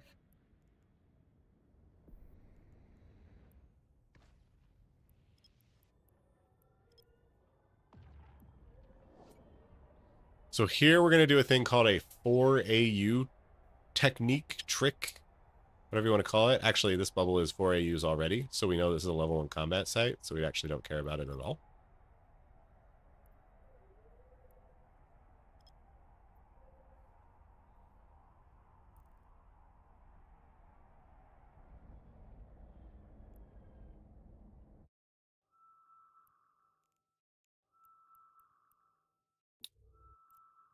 Let's see. Let's get rid of these.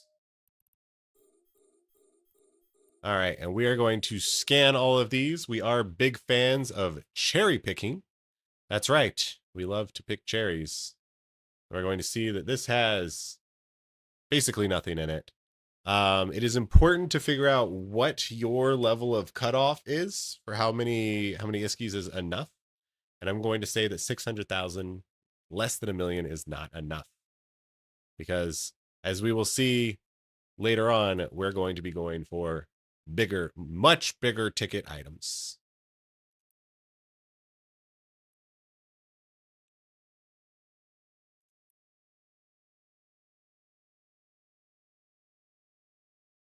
So this has 2.1 million ISK in it.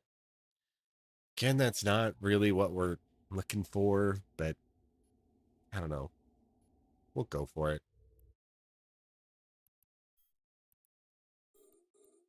Let's scan this last one out. Also, we're going to go ahead and make a fleet. When we are in a fleet, we can tag items. So we know that we want to do this one. And so we're going to tag with a 1. And then this one has 1.7 in it. 1.7 is not enough. 1.7 is not enough. All right. So here is our first hack.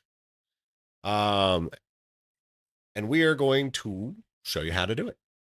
We're going to go through nice and slow and teach you all the tricks of the trade. So here, we're starting in kind of the bottom left-hand corner. And it is important to know that on a regular board, I'm going to throw this term out a few different times, but when I say a regular board or an irregular board, what that refers to is that an irregular board is when the spawn is more towards the center of the board. And with an irregular board, all the rules are off, basically. It can be anywhere. Just good fucking luck. With a regular board, it is going to prioritize spawning in a 1 or 2 spoked node. So this is a 2 spoked node. And is also going to prioritize being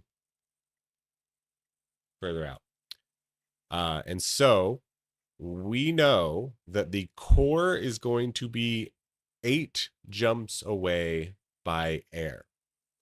So if we go 1, 2, 3, 4, 5, 6, 7, 8, we know that the core is going to be somewhere to like the right of this.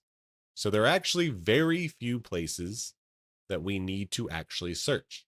So now the question is, how do we get there in the easiest amount of time, or without getting hit by a lot of random useless junk?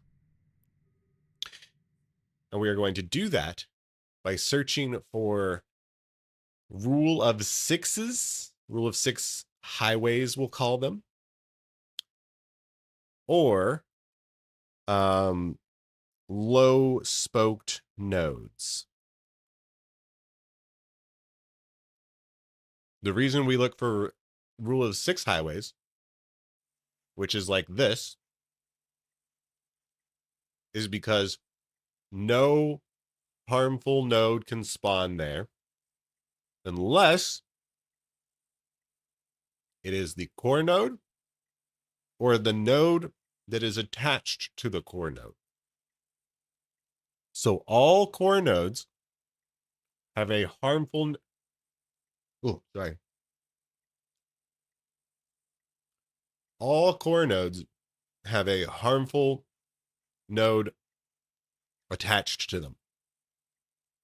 And that core node can spawn in the rule of 6 area, and the harmful node can spawn in the rule of 6 area. But that's it. So if you find a harmful node there, you know that the core node is right next to you.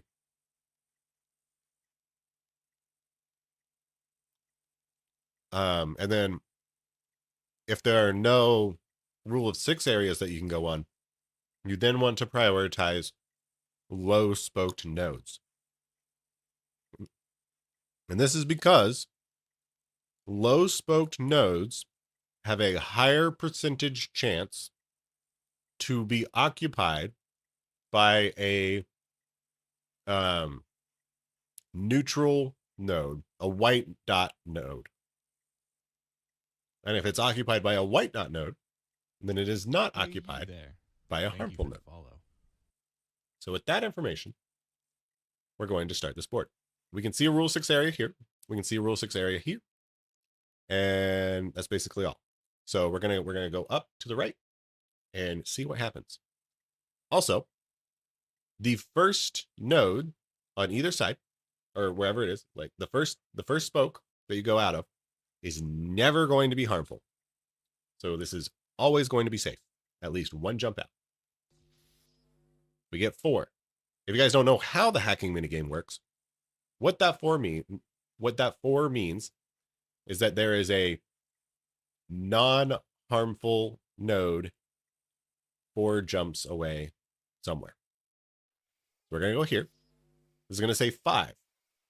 So now we know that the 4 jump is going to be like 1, 2, or like 4, 3, 2, 1. It's going to be like here.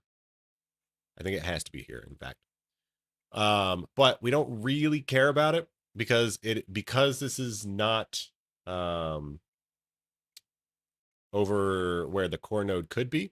We know that this is just going to be a white node or maybe a regular helpful node. And so we don't really need to spend the time maybe getting bad nodes to get to it, right? We're just going to continue on the rule of 6 area, 5. So now we're going to go here, 4, 3. We're getting closer to something. This is a free one. 2, 1. So something's going to be here or here.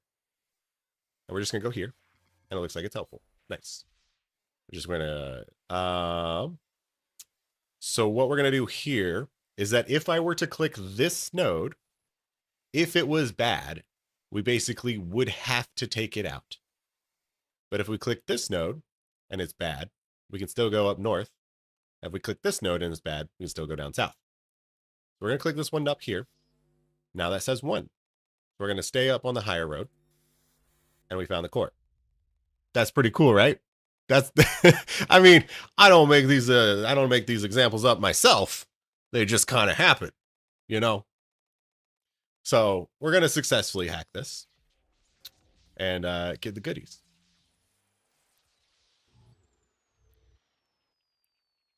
Hey, you there. Thank you for the follow. All right. We're going to go ahead and we're going to get this one as well, just so I can show you guys another quick example. We're going to go a little bit quicker on this one. So pay attention. All right, here, regular board. It's kind of weird, but still regular.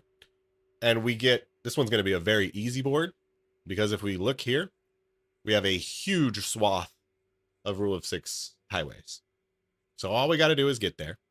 And then we're just going to go down here and we're going to find the core node really easily. So we go 3, 2, 2, 1, 1, which means it could be here or here. And we're going to just check what it is. And I'm pretty sure, I think this was 3, or was this, yeah, this was 3. So it's definitely not here. So it's going to be here. Oh, just kidding. I'm a liar.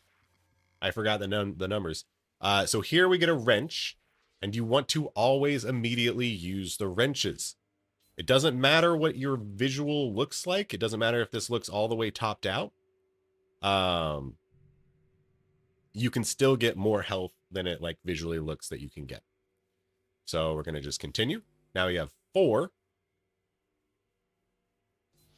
We got 3, 2. So it could be here.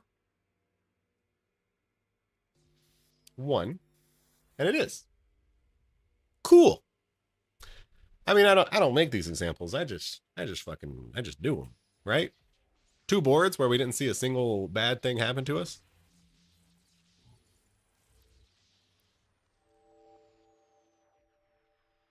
All right. Then we're just going to get back to the probe scanning.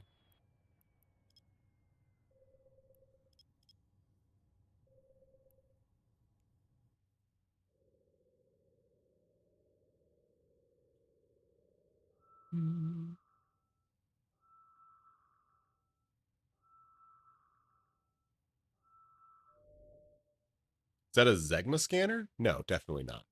Hey, we got a, oh, level 1 relic. It's going to be useless, especially because we're just in low sec right now. But we can relic scan it. Okay, sister probes really are worth the price, unfortunately. Yes. Sister probes are a huge upgrade. Definitely worth getting. And they only cost like 8 million for a full set. So highly recommend getting them when you have more than 3 million ISK to your name.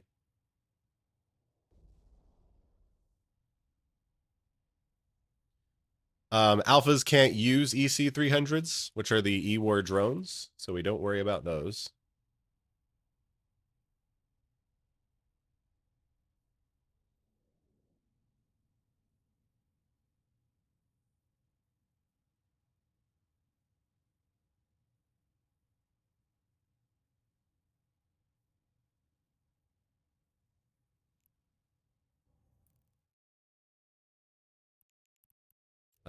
I do not want to see Plagiocast.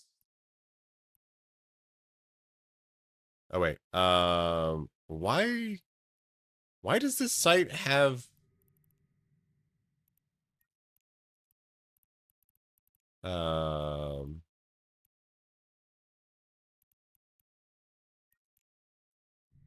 why does this site have stuff to mine on it? That's weird. All right, so we're just going to search by tag. We're going to scan these bad boys. 140,000. 203. 1.1 million. And 1,000. So none of those are worth our time.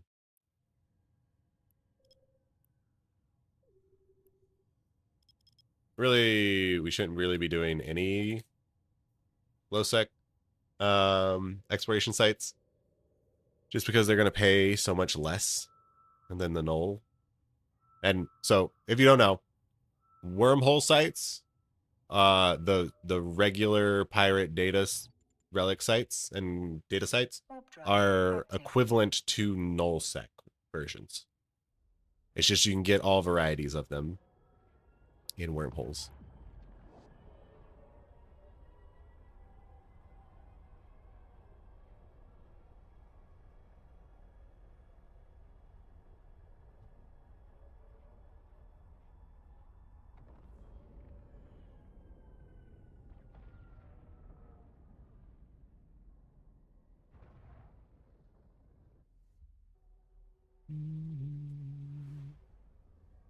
Gotta share this knowledge chat. Did you leave your drones at a site that is no longer there? Use a combat probe scanner like a heron to locate drones? Yeah.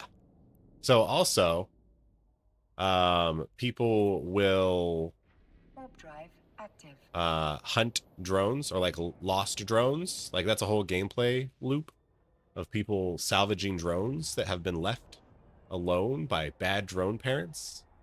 And depending on the drones that they find, it can be pretty profitable.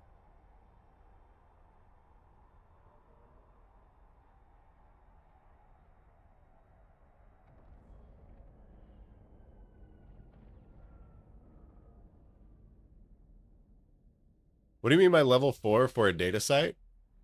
So all cosmic signatures have a level associated with them, level 1 through 5, and that determines what they are and how difficult it is for you to scan them.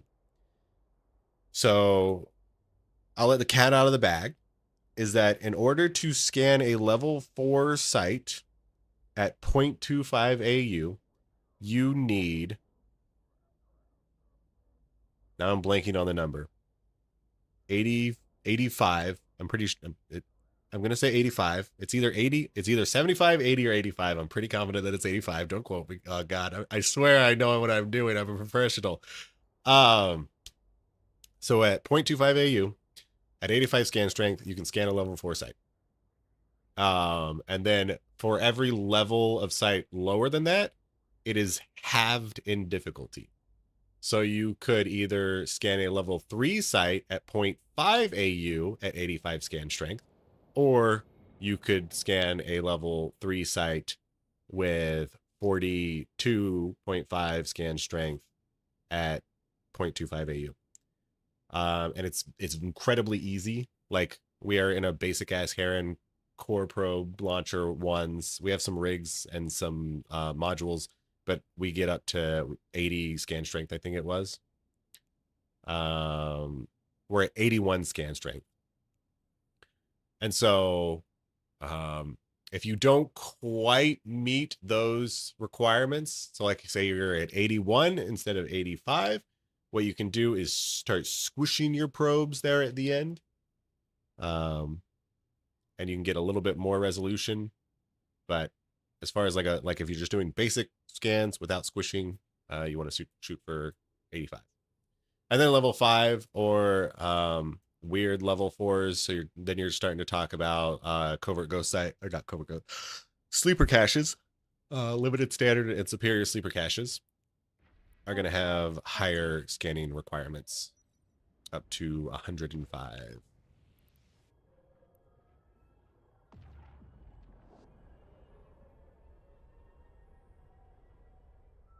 Oh, did we catch up? Oh my goodness. Did we catch up? Hold on. Oh. Yes and no.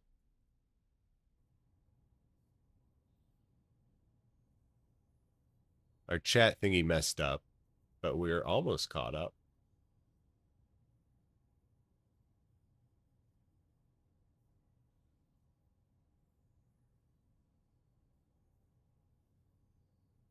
If it's a tile away, how do I find sometimes cores next to your start point? So if you find cores next to your start point, it is an irregular spawn, which means that it could not find a appropriate place to spawn it. And so it kind of throws a lot of the rules out the window. And that's why you can get it right at the start. It happens very rarely, but sometimes it does. All right. All right. Holy crap, we're in business. We found not 1, not 2, but 3 wormholes in this system. Is it worth it to go higher than 150 or 105 scan strength? Yes. So if you have, oh wait, it's gonna be this one.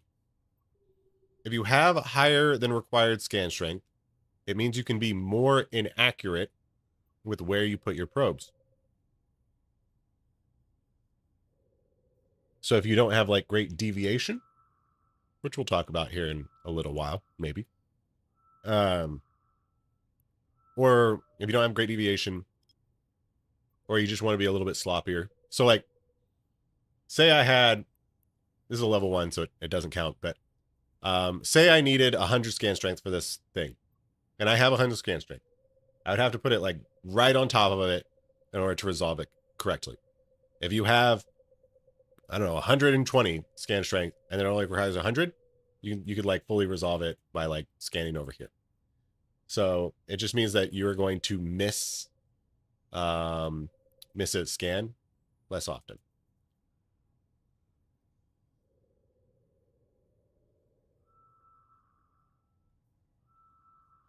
However, you don't want to go overboard on it, because you're gonna like start getting diminishing returns, and it's just gonna like not be really worth it.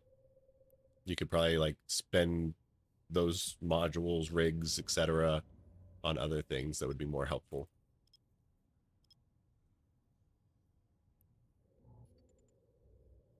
Warp drive active.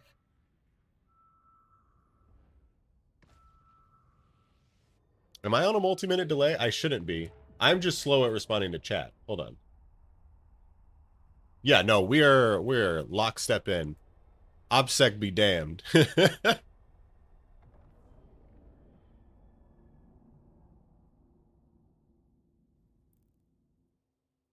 Okay.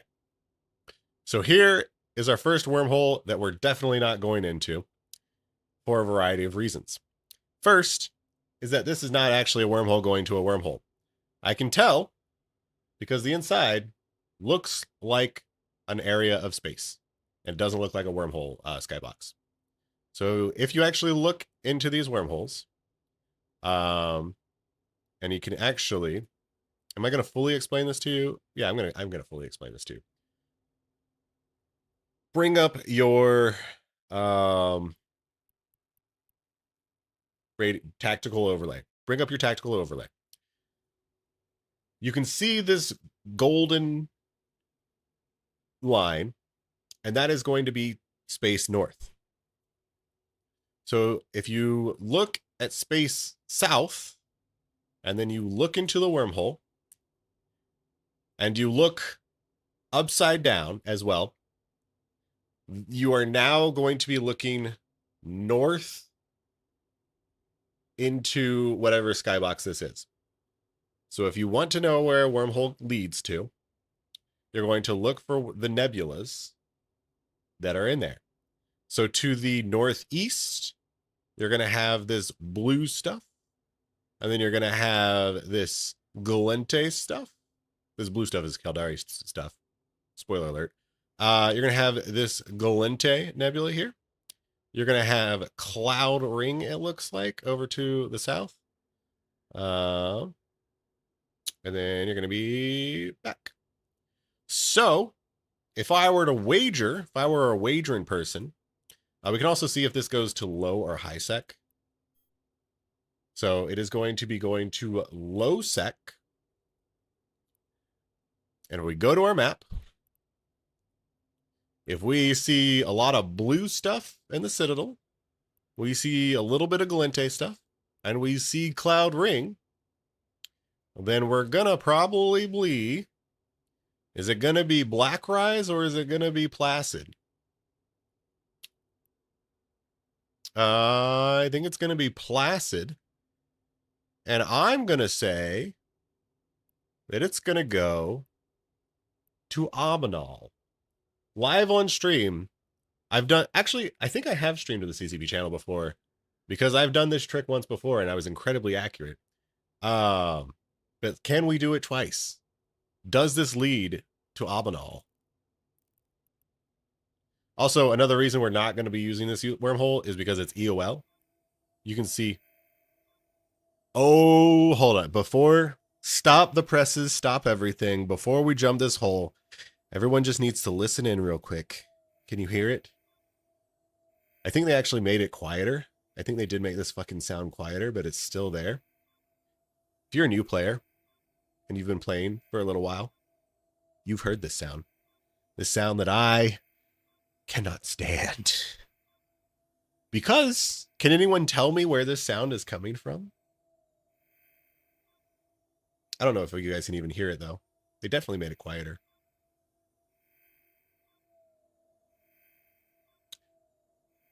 I'll tell you. In the top left-hand corner, you can't hear the sound of their music. That's fair. All you hear is lo-fi? True. Suffice it to say, there's a sound. They did make it quieter, which thank Frick for that.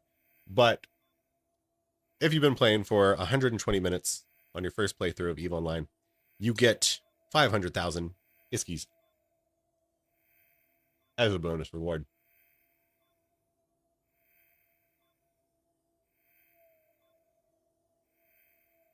Horrible gameplay. That's right, horrible gameplay. It is. It is.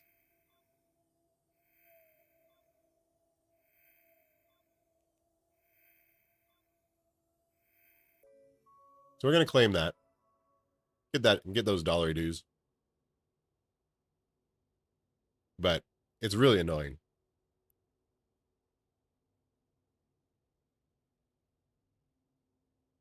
Yep. You're just like, where the fuck does the sound come from? Why does it keep happening? What is going on? There's no indication other than the tiny little icon spinning in the top left-hand corner of your map.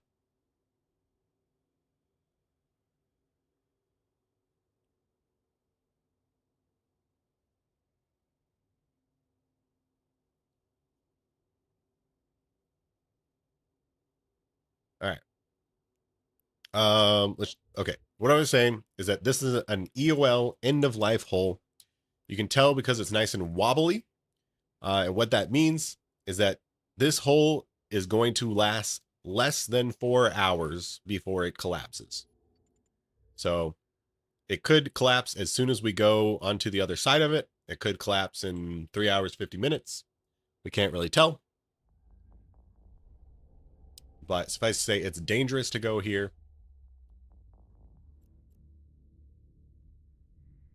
Ooh. We were not right, but we did land in a system of interest. Definitely a system of interest here. Kendama. We're in Blackrise, not Placid.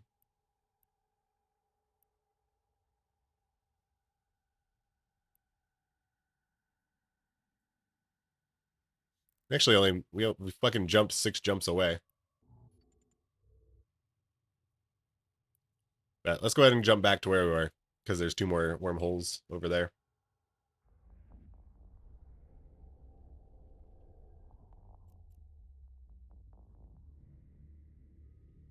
It doesn't different levels of wobbliness indicate how EOL a hole is?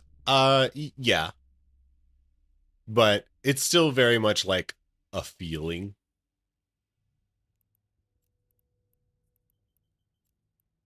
If you're in tune with the wobbles, Active. you can get an idea of how close a hole is to dying.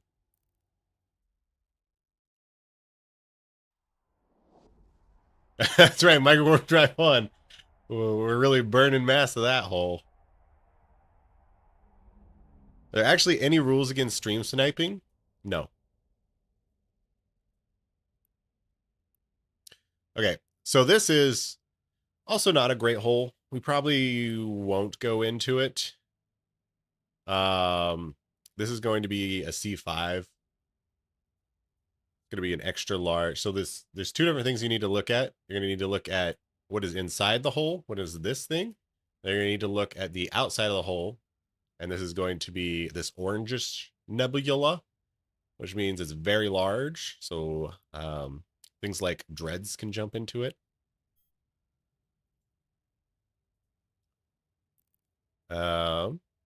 Yeah, nothing really to say about that. Let's see what the other hole is. Active. Our quarry, which is a covert ghost site, can spawn in the C5, but we can't get the regular pirate data and relic sites. And also, it might be hard to get into a lower class wormhole, especially when we have this butte. Especially when we have this butte sitting right here. So this is going to be a C3. You can tell that it's a C3 because it has this little red streak. I find that C3s are like probably the easiest for me to tell because it's like just like a gray thing, but then it's got that very distinctive red streak in it. So let's jump the hole. We're going to jump hot. What I eat? I ate some cucumbers with a little balsamic on them. We're having the final bits of our din din, which was kielbasa and pasta. Oh, geez. All right. Hold on. Time is of the essence. We're going to descan.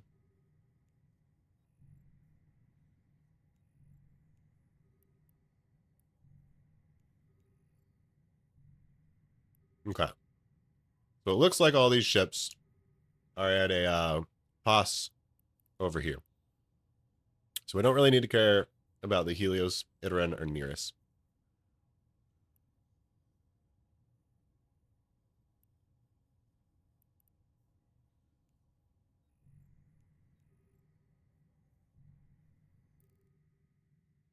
All right. First thing that you do when you're in a wormhole. Bookmark your friggin' exit location. Next thing what we're going to do, because we cannot cloak up, is we are going to create a safe. So we're going to warp to some location. And you can definitely make safer safes than this safe, but we're just going to make an inline safe, which is basically warping from a location to another location, hitting Control B to make a bookmark, and then hitting to make that bookmark when we are halfway or whatever through our trip. And we can warp to our safe. Warp drive active.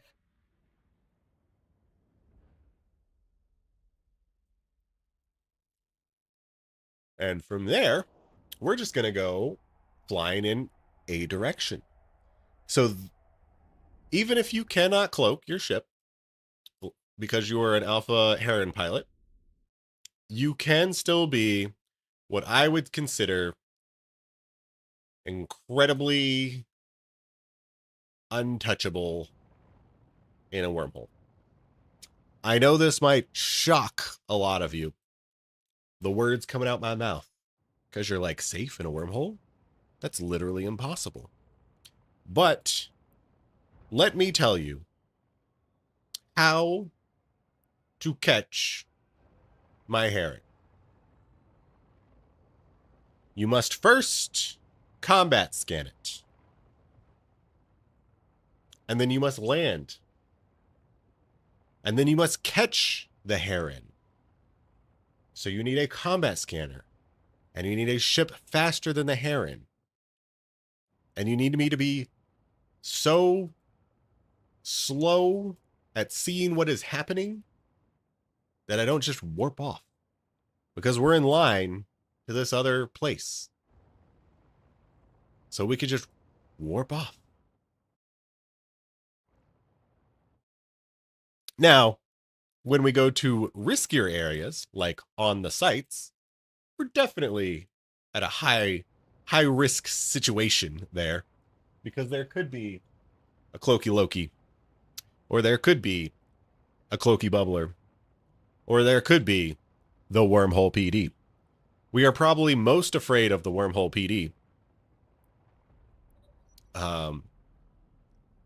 led by Officer Vinegar Duche, fellow streamer extraordinaire, who keeps wormholes safe from pillagers and plunderers like myself.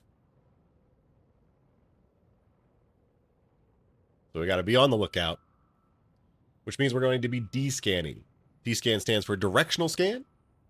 It is this little this thing here, and we can see what ships are within a 14 AU circle around us, which is this big green bubble here.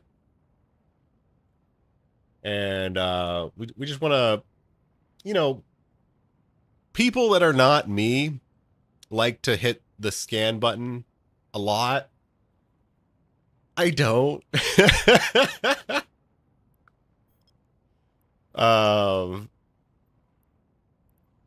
Yeah, that's all there is to that story.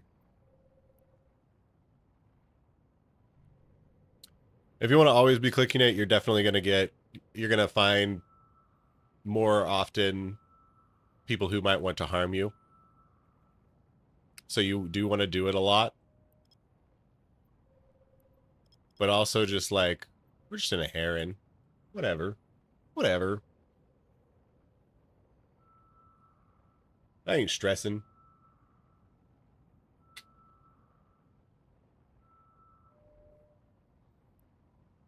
Okay. Imagine, guys. This could be it. This could be it. Very unlikely that it is, but it could be. So this is a level 3 data site, and covert ghost sites are level 3 data sites. However, the combat data and relic sites in wormholes are also level 3. So we're going to be finding a lot of those. Yeah. So this is an unsecured frontier receiver, also known as actually a combat site with some cans on it. So I know it says unsecured. That means anything but unsecured.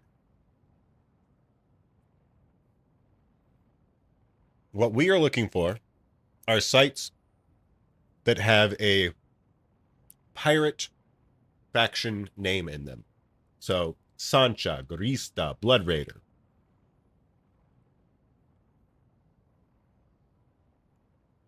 And those are going to be the regular nullsec pirate sites.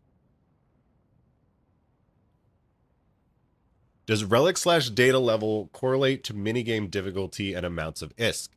Yes. Yes. Cobra. The way it works is that depending on the area of space that you're in, the different levels are going to have different cans. So let's just talk about nullsec/wormhole for now. So if you find a level 1 relic site, you're going to have a majority of, I think it's called rubble cans. Boy howdy, I should really know the name of these can names.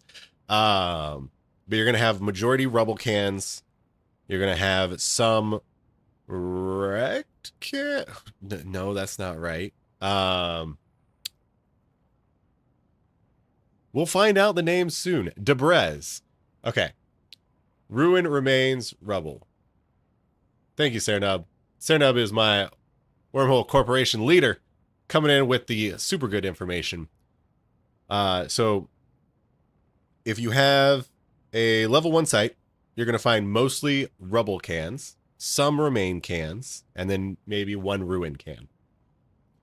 However, if you go to a level 4 site, you're going to find like 3 ruin cans, a good amount of remains cans, and like 1 rubble can.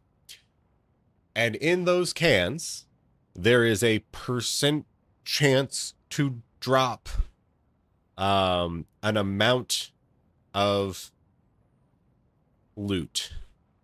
So basically the way it works is that like you have a % chance for it to drop the item. And then if it drops that item, you roll another number, and the higher level cans can have higher amounts of that loot. So you can get like 15 intact armor plates out of a ruins can, and you can get like, this number is wrong. I'm pretty sure 15 is correct, but I'm pretty sure the number that I'm going to say is 7 for a rebel. So you can get like a max of 7 at a rebel.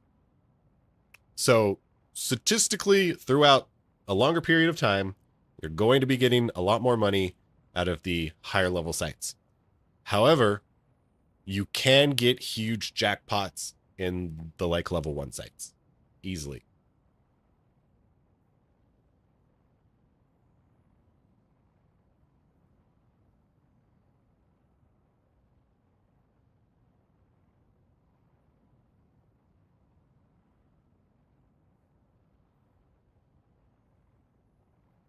Where are your rebel friends now? Yeah.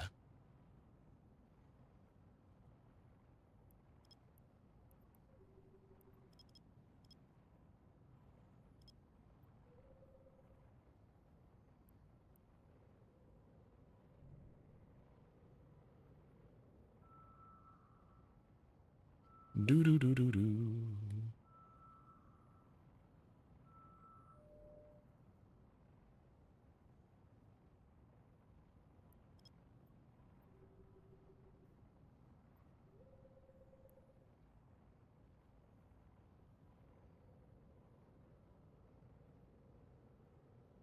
Here it is. You are not guaranteed ISK by any particular site, but you are guaranteed to have chances of ISK. Yes, exactly.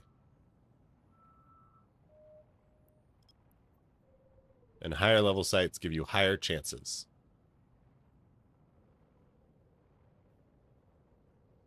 Oh, I should probably explain this circle thing. I'll explain it the next time we find it. Okay. So I will explain the sphere. So depending on how many probes hit where the actual location of whatever you're looking for is, will determine what shows up as a result. So if only one probe hits the actual location, then you're going to get a sphere like this. So even though it looks like a big old sphere and could be anywhere, right? We know that if it were to actually be higher up in this area, we would get more hits and we would get a different signature. So we know it is actually only going to be in this lower little area from this bottom bubble. So we can bring down our probe scanner, and we're going to go down 1 on this one. A lot of times with bubbles, you don't want to go down 1, but this one was like a little smaller than kind of expected. So we're going to go down 1, and we should get another ping. And there we do. And so here we see a level 3 data site. It could be what we're looking for. Could be what we're looking for. And at this point, it is a full dot, which means 4 or more probes were on the actual location of it. So with that, you just hover right where it is. You go down 2 ticks. Did I already go down 2 ticks? I don't know. We'll find out. We'll find out. You scan it out. And then we say, hooray, because it's not what we're looking for. Not what we're looking for. All right, so we're just going to go on to the next one.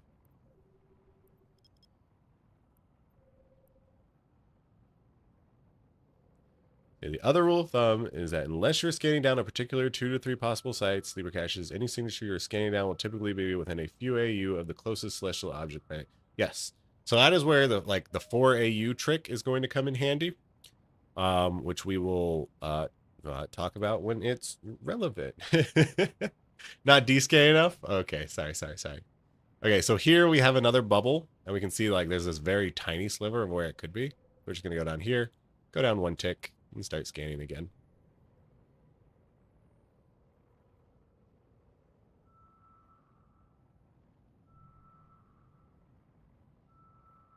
Got the paranoia? Yeah. Once you like live in it enough. So there we got no scan signatures detected. So we're just going to go back up 1 and scan again and be curious why something funky is happening.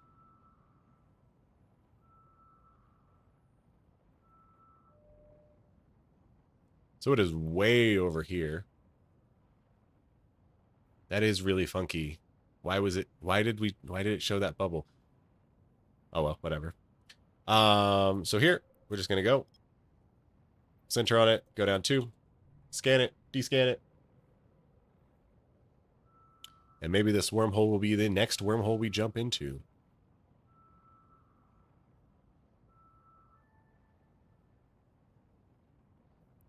It's a free action. I have to click the button. Ain't nothing free about clicking no button.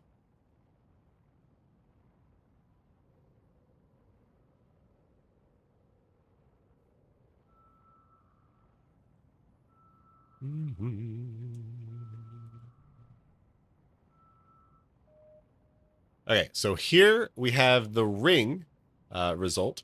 And the ring result means that 2 of our probes have landed where the actual site is. So we can see it's going to be these 2 here, because if it was anywhere further in, it would be more than 2. So we know that it's going to be within this sliver over here. So we can go over here. We're going to go down 1 so we can cover some nice vertical alignment there. And then we're going to scan again.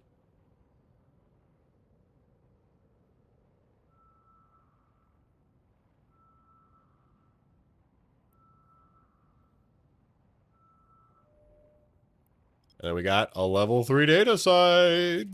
Could be. We're going to find a lot of level 3 data sites. Tell you what. But when we get the one we're looking for, it's going to be huge. Going to be huge. Ooh. That was in a weird position. So there we didn't resolve it because our deviation was not good enough. So it gave us a value of saying it was over here, but it was actually over here, and that's what deviation does. Basically, think of it like when you scan where it is, it scans it, and then it gives you a result somewhere around where it actually scanned it.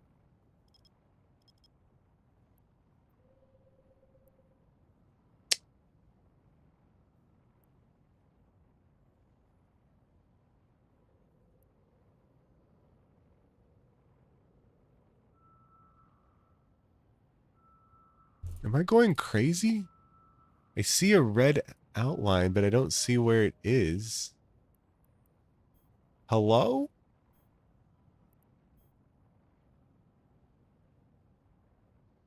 Oh, it's just perfectly overlapped.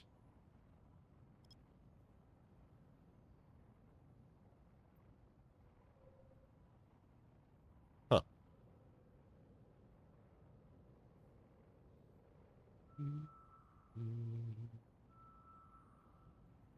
Is there a keybind to reset scanner to the 4AU pinpoint? Can you... No. There is not. We're just gonna have to click the launch pinpoint formation in your probe scanner.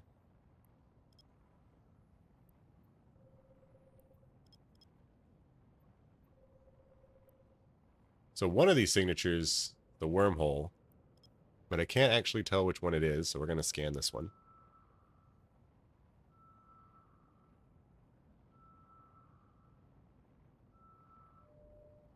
Okay, so that's the wormhole. We can just ignore that one. And we can further scan down this bad boy.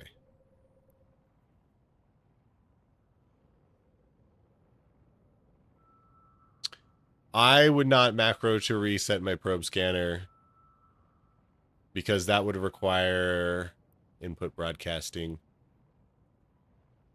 which is big no-no. Okay, so here we're going to do a 4AU technique, trick, whatever you want to call it. So here we can see there's this celestial body, and it's the only one here. And we can see there's a big old scan cosmic signature here. So instead of scanning all of it, because we know that all cosmic signatures, some exclusions apply, spawn within 4 AU of a cosmic signature or of a celestial body, we can kind of position our probes like in between the middle of the cosmic signature and the celestial, and give it a scan at 4 AU, and that way it just shaves a little bit of scanning off our scan. All right, we got another ring result. We're just gonna go down here. I'm not gonna go down any because this is a weird ring, and we're on low skill, so we don't know how accurate it is. How are you going down AU? I always click the little slider on bottom. You've been doing it the slow way. Yes, 3 kobolds. You sure have. So there's these handy little technical tricks called, if you hold down the Alt key, you hold down Alt and scroll wheel, you can move these up and down. And then if you hold down Control and scroll wheel, you can bring them closer or further away. Which generally you never have to do unless you are like barely under the scan power that you need to be.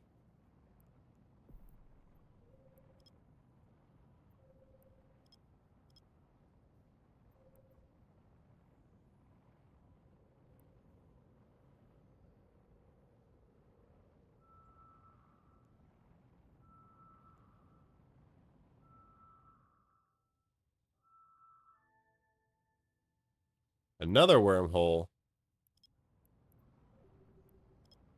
All right, so here we have 2 signatures. But because they're like kind of weirdly opposite, we're just going to do an 8AU scan. Having a scroll wheel is in some cases a hidden tech. That's true.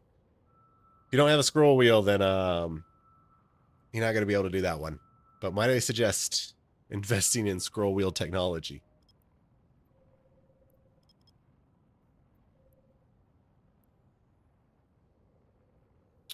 Yeah, assume your connection back to Kanama was the low-sec static for this particular system. I'm just going to say yes.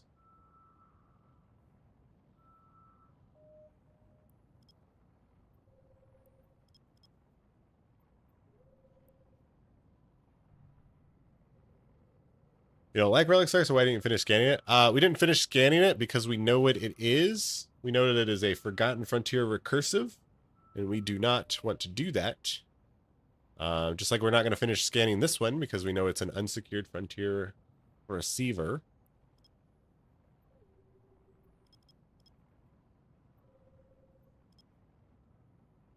And those are sites that are not actually going to be... Oh! Chat, is that a Venture? Shit! Venture's after us! Not the Battle Venture. Please. Please.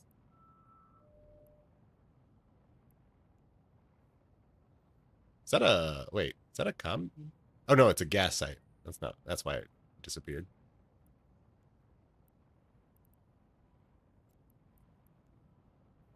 Warp drive active.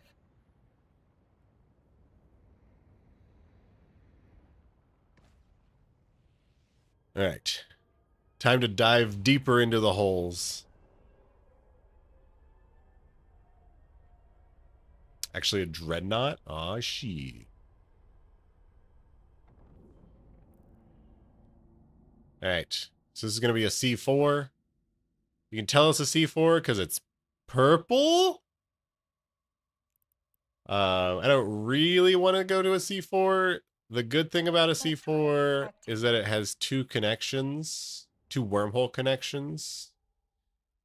This is one of the statics, or theoretically it's one of the statics because that was a K162. So it's likely one of the statics.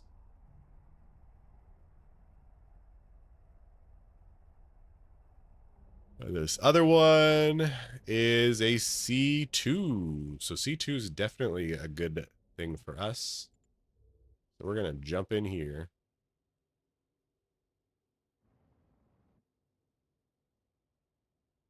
C2 has the sites that we want, and it has a wormhole static, which this is probably the static hole, but whatever. We'll figure it out. All right. Step 1, save our location. Step 2, make a safe. Warp drive active. Start scanning.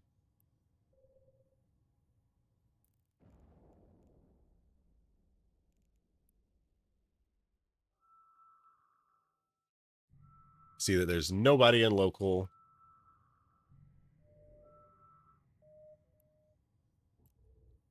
We can ignore that result because we know it's our home wormhole. And finish scanning out whatever this is. Warp drive active.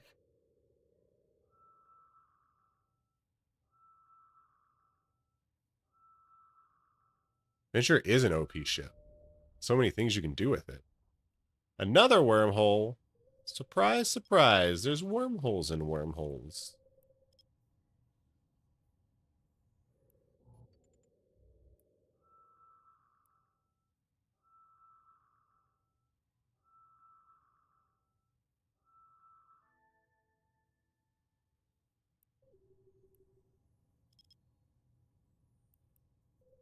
I'm just going to do a 4AU scan here because there's lots of signatures.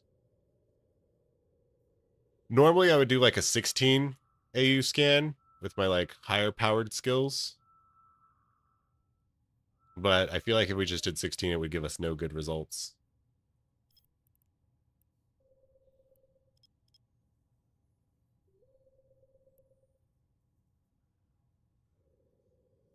A Fedo emote.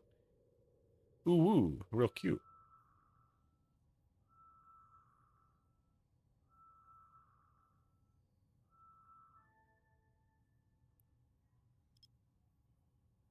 Must have been gas. Oh, okay. Here we have a bar result. A bar result means that 3 probes hit it. And with a standard probe formation, which I recommend using, I've tried non-standard probe formations, and I think just standard's the best.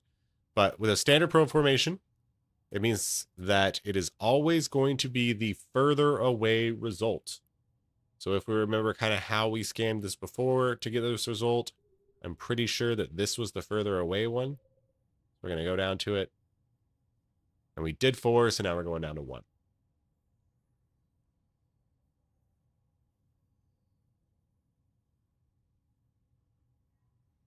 Oh, if we hit analyze.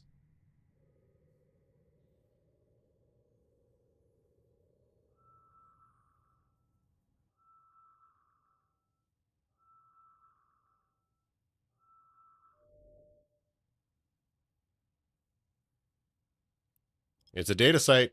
It's a level 3 data site. Do you guys think? You guys think it could be?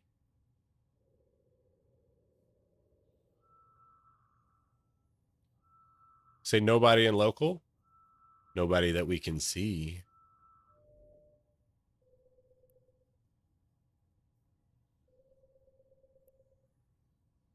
This time for sure. This time for sure. The site that we want.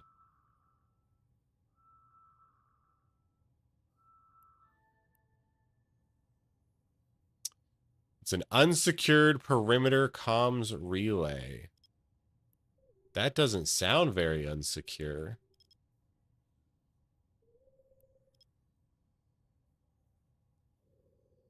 Hey, thanks, Doom Guy. Next time for sure. Next time for sure.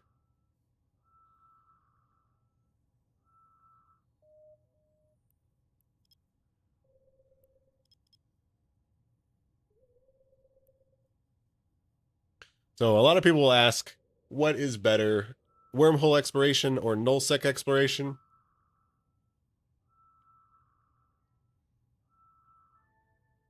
And I'm here to tell you definitively that it's going to be nullsec. Some people might disagree with me. Those people are wrong. And the reason nullsec exploration is better is because you have to scan a lot less signatures. Yeah, that's pretty much it. You just have to scan a lot less signatures. With wormholes, you were always scanning more wormholes to travel, and you were scanning more useless things. So whether that's gas sites, unsecured relic and datas,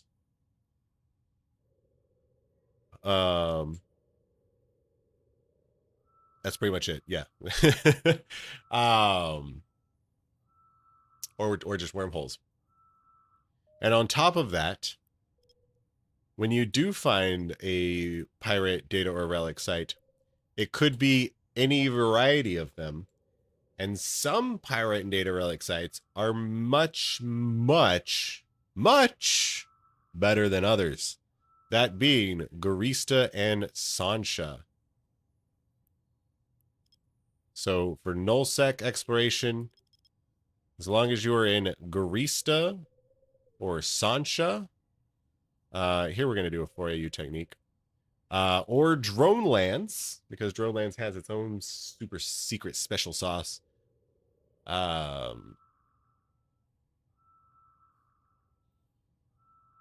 forget the first part of my sentence. But hey, it's a level 1 data site. So we're actually going to be able to investigate this one.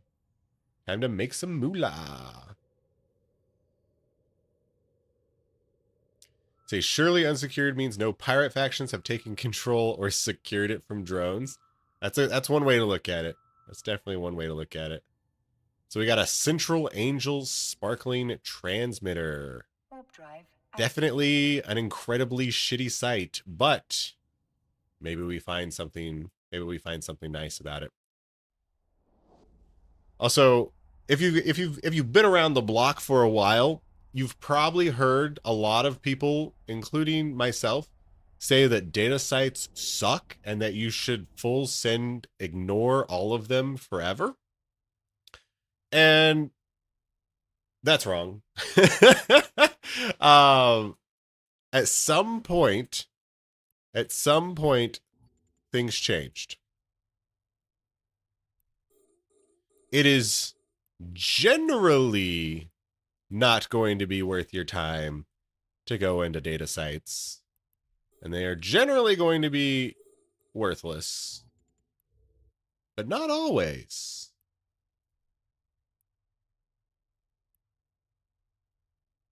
Some of the items that you find in data sites have really gone up in prices. Some of the Skinner shit is exclusive to data sites.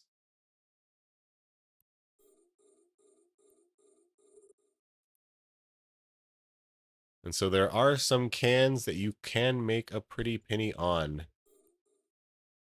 Doesn't look like we're probably going to get any of them in this site, but it was still worth a peek.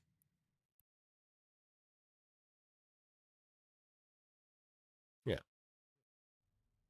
All right. Back to the safe. Warp drive active. Ah, it's Derek Doru. Shit. He's after me. Should have checked to see if he has guns on him. Hello.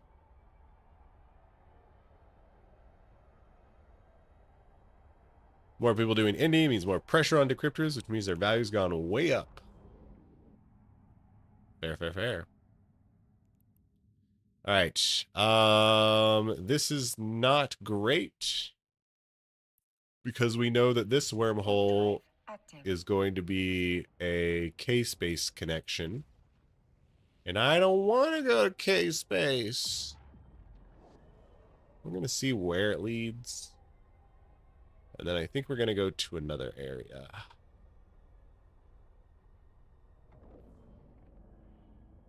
So this is a Mar. Oh, this is Darkamar. Even worse. So this is going to be like derelict, devoid. Just places you don't want to be.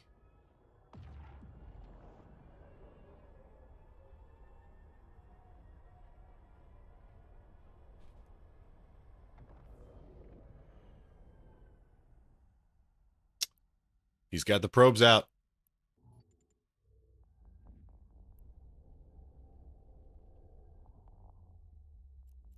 In hot pursuit.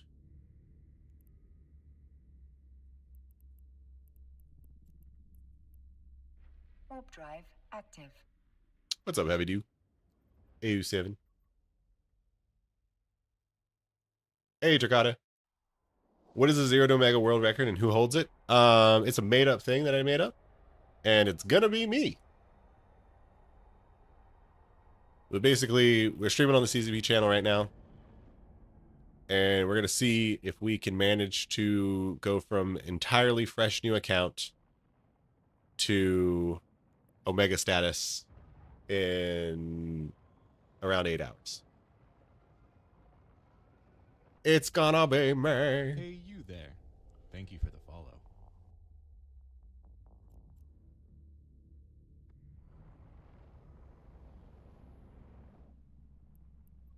Someone's got a wormhole moon drill. That's not a good idea. Also, I almost did a dumb. Warp drive active.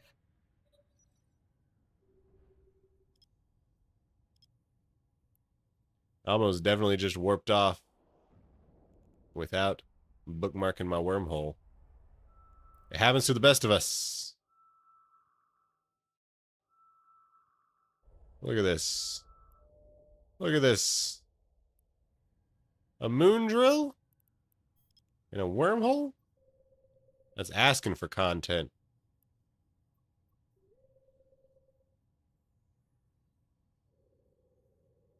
That's right, Joyalty. We got one shot, one opportunity. We're going to make it happen. Hey, you there. Thank you for the Either follow. we succeed wildly or we fail miserably.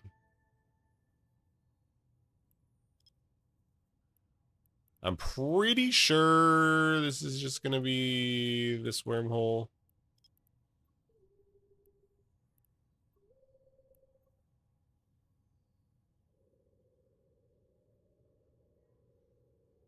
Wait, this has a C6 static? Did you already look it up for me? Gross. Gross. Okay, so here is a better example of the bar result. So this one's clearly closer to the origin of our scan. This one's further away. So we know it is always going to be this one. And even better, this is a fairly accurate position of it. Come to Stain, have a good time. I've been to Stain. I've been there once or twice. Oh, actually, maybe this isn't that. Maybe this isn't the wormhole.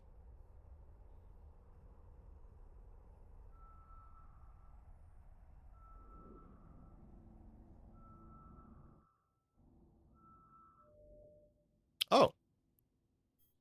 It's a C4. And yes, this is this wormhole.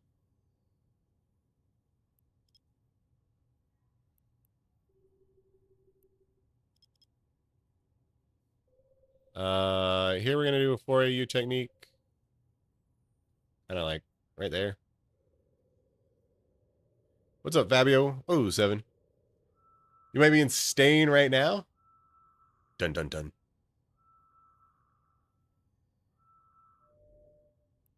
Another wormhole. All right. This wormhole's taking us places. This wormhole's definitely taking us places. Warp drive active.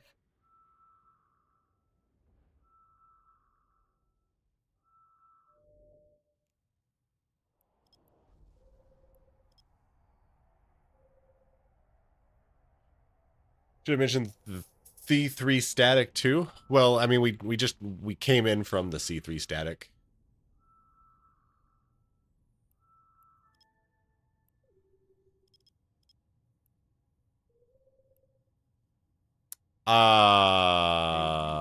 This is a very weird location for this. It's getting my hopes up. It's giving weird vibes. Guys?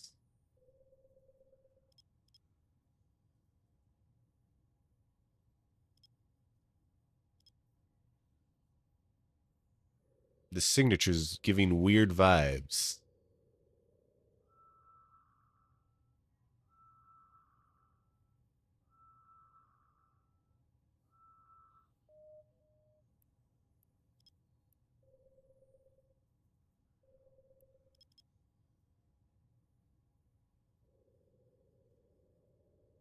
It's all about the holes. Holes on holes.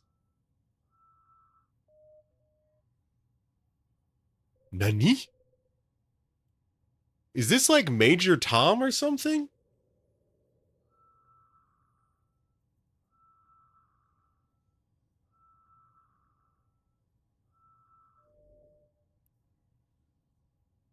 It's a level 3 wormhole.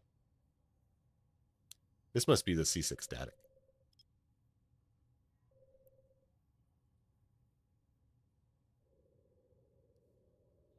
And thinks things are silly? Check out Sissy when it's open. Special site that would be intrigued by. Ooh. How intriguing.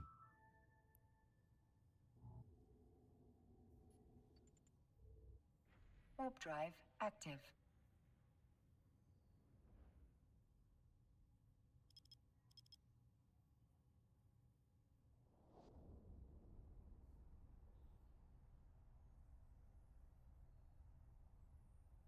Debated by a wormhole. Yeah. So this one, you could see how orange and evil and red it is. It just wants to eat your face.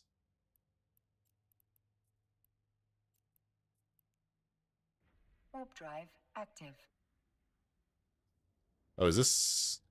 which one are we going to? Is this the C4 that we already looked at? Yeah, this is the C4 that we already looked at, I think.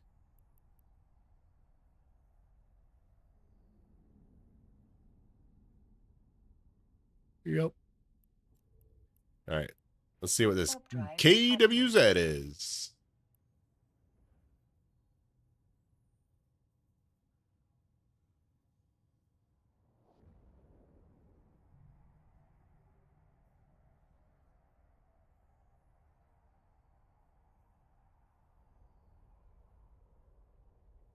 K162. The murder. Murder. There are two murder holes in here. Oh, I know. We got a friendly little adventure coming.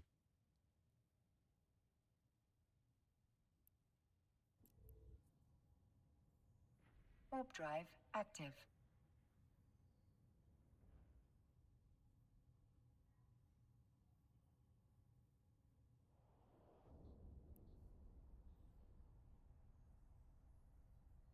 Hugs.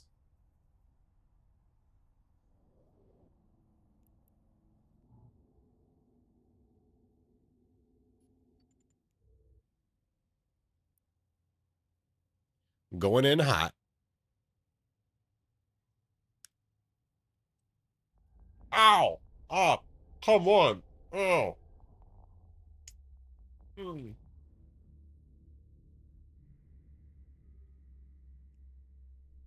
Owie. How did that... What did I even do?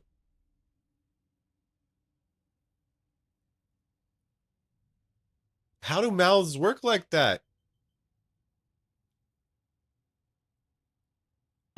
I bit the underside of my tongue.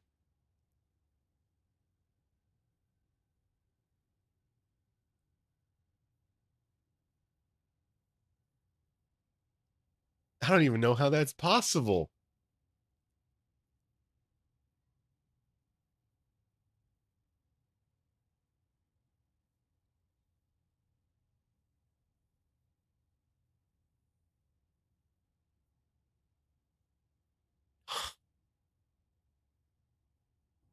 I'm flabbergasted. Okay. Same location.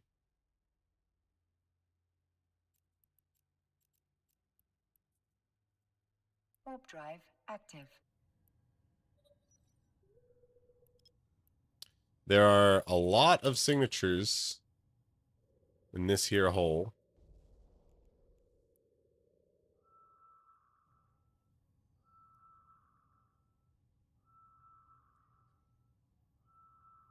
Do, do, do, do.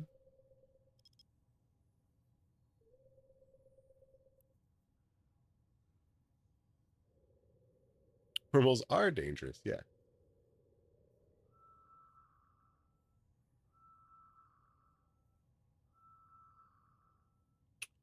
You say, why is the Astero more preferred for this type of content than, say, a pacifier? Because a lot of people are basic-ass bitches and like how the Astero looks. The Astero is not actually a very good ship for pure exploration. You're much better off in a metamorphosis. The reason people don't like pacifier is because it is, yeah, we'll say it's shittier as an exploration vessel than an Astero. It's like on par. but it is also 5 times more expensive. The real benefit, okay, so the best thing about a pacifier is that its warp speed is incredibly good. It's ludicrously fast. The best thing about an Astero is that it is the most agile on-grid exploration vessel. It can also have PvP exploration bully potential.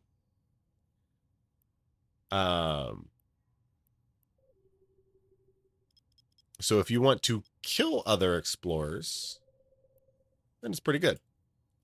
But if you're looking just to get the data and relics, then it's too expensive for what it does.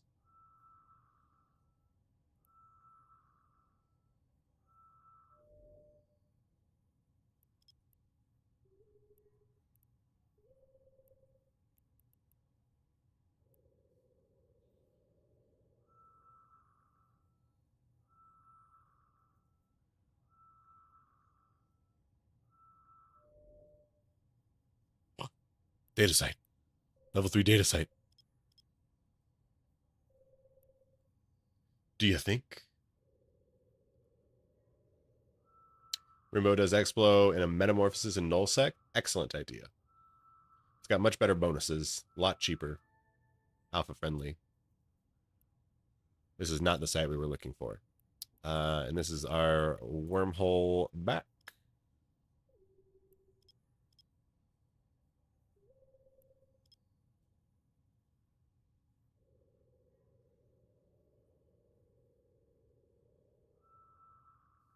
How is Stratios compared to Astero? Expensive and bad when you could just use a T3C. Stratios is just a shittier T3C. There are some niche case uses for it. Like, for example, Brother Grimm, another excellent streamer, likes to do high sec and low sec, maybe? Exploration in a Stratios. Does very well with it.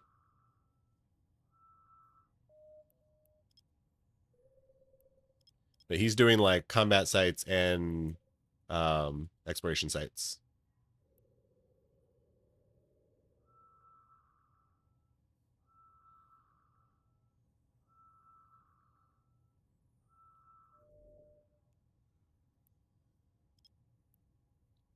So this is a level 3 relic site, but because we're in a C4, we know that it's going to be not a pirate one. So we can just ignore that.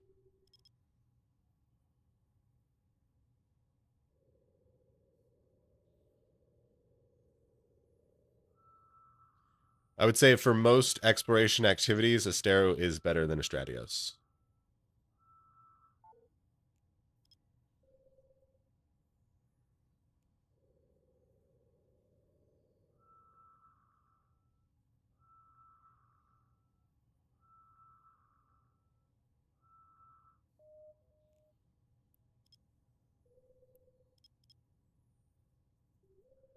If you're curious what I think about all of the different exploration ships, I have a whole YouTube video on it. Let me just link the video specifically. Exploration.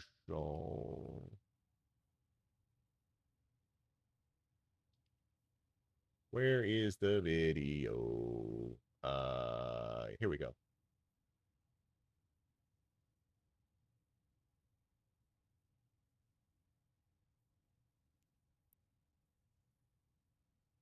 I will say there is one change to the list, and that is, spoiler alert, I ranked the Anathema higher than the Buzzard. That is not true anymore. The Buzzard is the best. And that is because it is cheaper, easier, better, and capable for a Buzzard to do a wormhole covert ghost site without exploding, so it can fully tank the site. Whereas for some reason, I previously thought that was not the case. I thought that only the anathema could do it reasonably.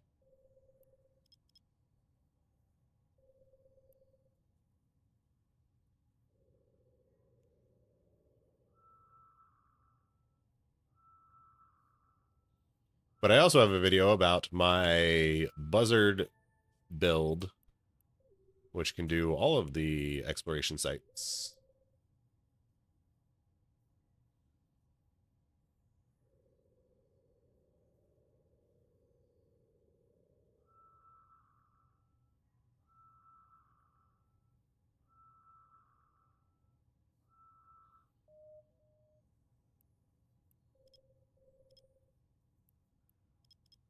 Yeah, if you're doing like lower end DDs, then the Stratios can get into things the T3C can't.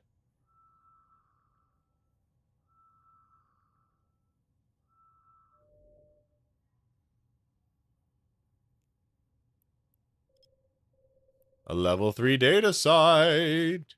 It could be. It could be.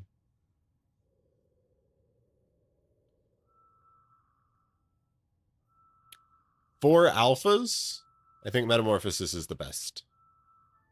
Because you can't get into a buzzard.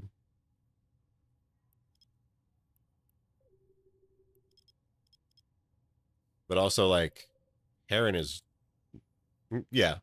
Heron is really good until you can easily afford the Metamorphosis, which, to be fair, is like 1 or 2 runs, maybe.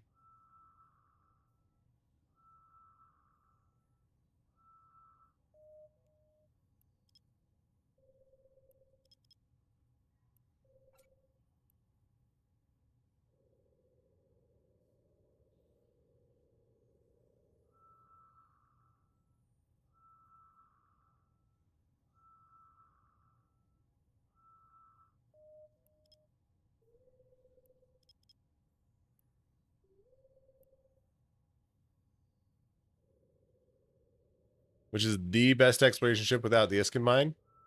Buzzard.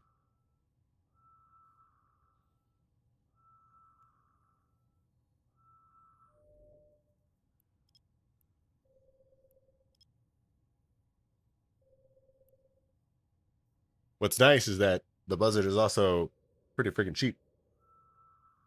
I mean, well, the price of Zegma these days doesn't matter which exploration hole you have. If you want a Zegma analyzer, it's going to fucking triple the cost at least. That's why, so I think the Zegma is a little bit overkill. I think like the hacking game is too easy with it. So I'll generally go with a ligature. But even ligature prices these days, holy smokes.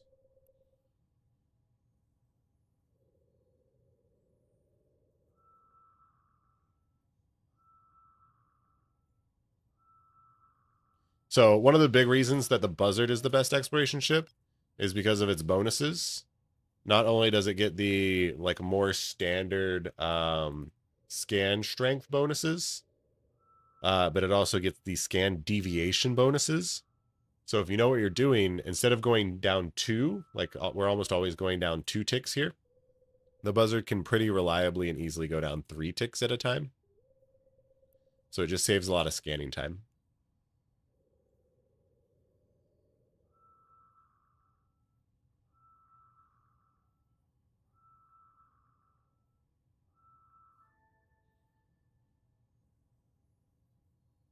All right, just a bunch of unsecured bullshit. But we got 3 more wormholes. Drive active. Let's check out these 3 more wormholes. That's right. We got optimism and energy searching for a needle in a giant haystack. I said to myself, how are we going to go big on the CCP channel? And we're going to fucking shoot for the moon. Here's a C3. That's pretty good. We're going to see what these other wormholes are, but we'll probably go into the C3. Active.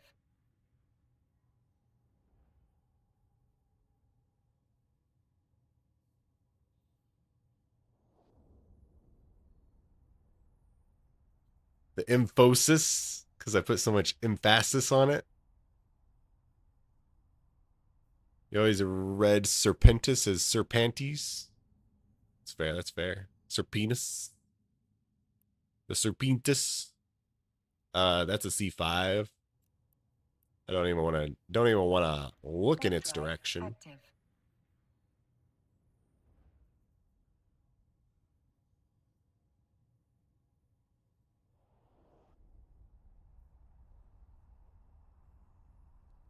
All of the Navy Explo frigates suck. They're all useless hunks of garbage. All right. Warp drive active. Got a nice little level 3 drone relic. 50 mil from it. Nice.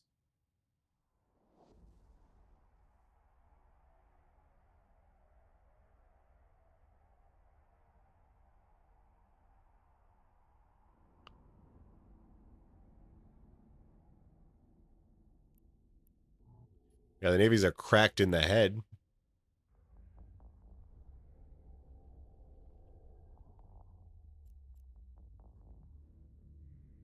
Say, how often do data and relic sites respawn? Instantly within their region.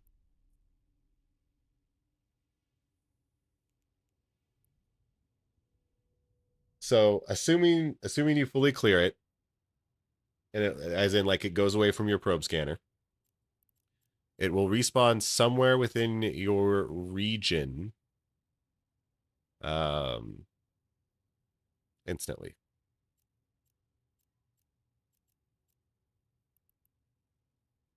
This information is accurate as of 7 years ago in nullsec.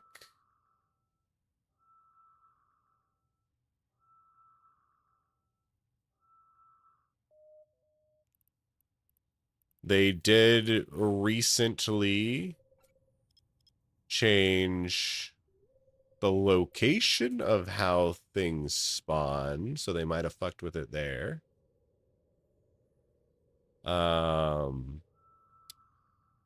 And they have these detected sites, and like specific sites might act differently. Like the detected sites. But yeah.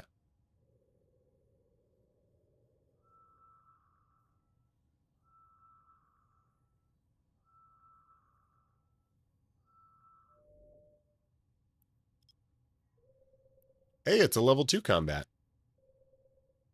Or not, level 2 data, which means that it's going to be actually something that we can look into.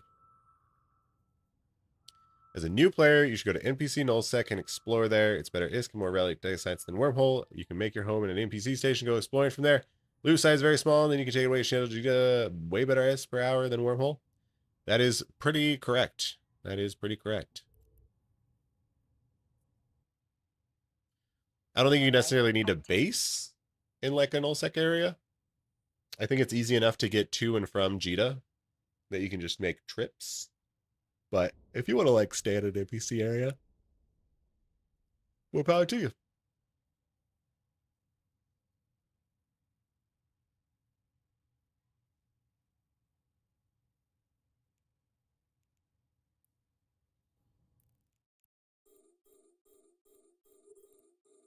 All right.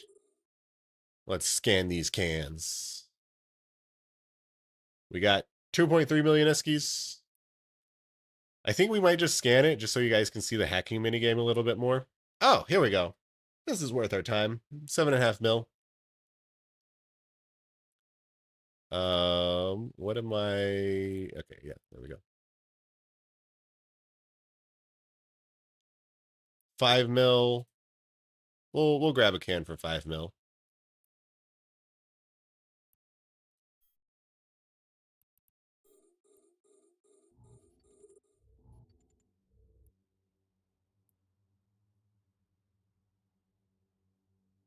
2.7 mil. I don't really care.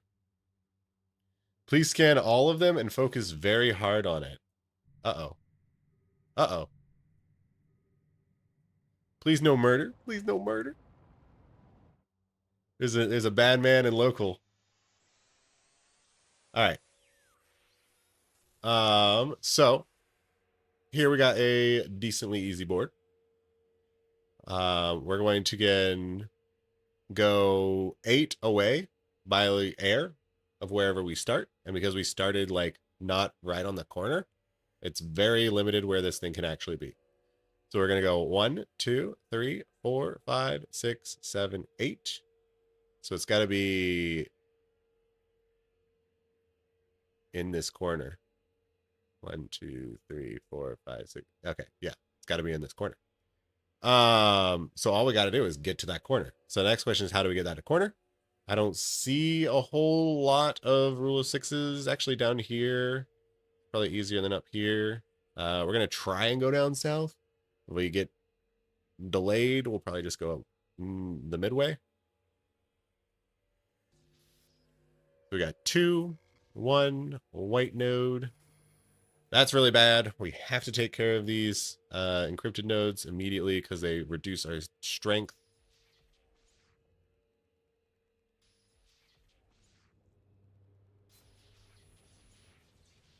Oh, we actually just fail whenever we meet one of those without any assistance. Okay. So this one's a much harder board. We could try and see what's like up north here because there's easy ways to get up there. Even though the core is going to be somewhere here and there's not a lot of good passages there. So good luck to us. 2, 2, 2, 2, 3, 3, 2, 1. We got a little helpful guy here. 4, 2, 2, 1, 2, white node. So it's going to be up here. I want to try and keep this white node available. So we're going to hit here. 1, 1, 1. We have to take care of this. Not too bad. That's incredibly bad. That's going to murder us. Unless we get this Rinchy. You have a 50% chance for those white nodes to be helpful. So now we can take this out. And 2, so something's got to be here. Now I'm curious where the core is. This was 2.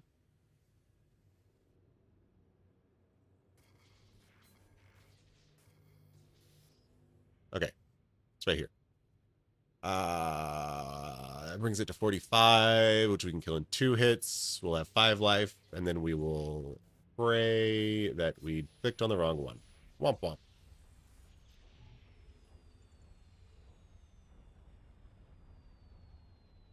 Yeah. As I said a long, long time ago, we're going to fail some hacks. It is inevitable. We got the venture here. We got the venture showing up.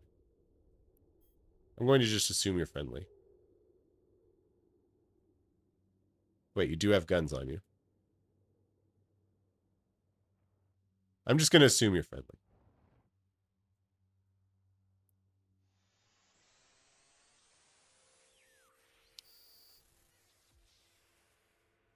All right.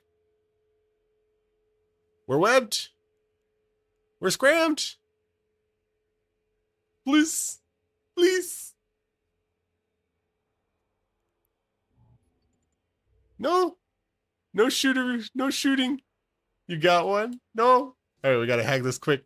We got to hack this quick.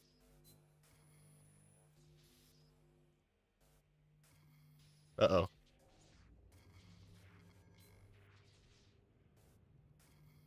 Uh-oh.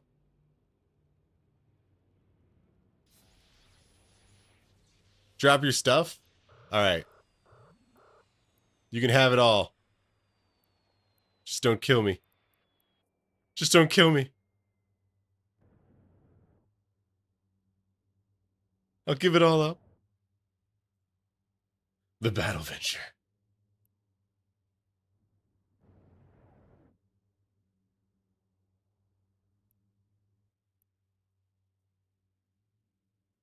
Hey, Iron Mills. Welcome in. We're in diplomatic negotiations with a Krug Venture.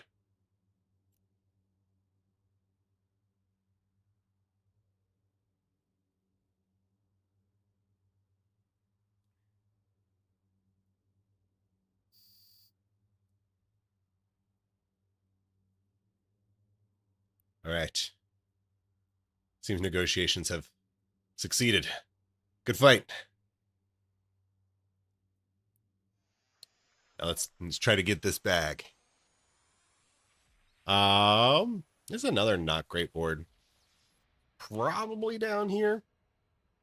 There's some rules of 6 areas.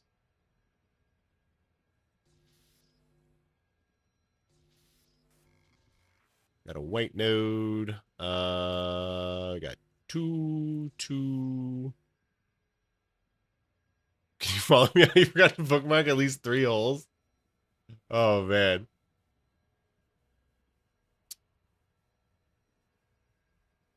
I suppose, since you let me live,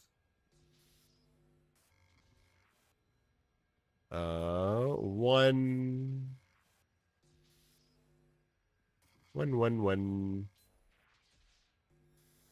There we go. There we go. We got it.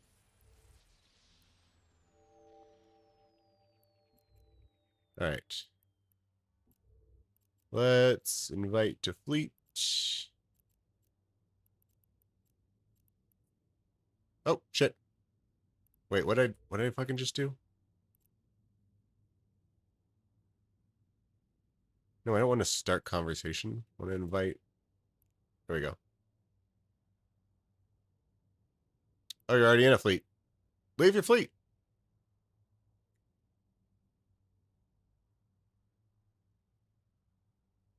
Yeah, when you fail these hacks, you get 2 chances. When you fail the second time, it doesn't actually do any damage to you. Hey, Blue Gray, what's up? We had a murderous venture come at us.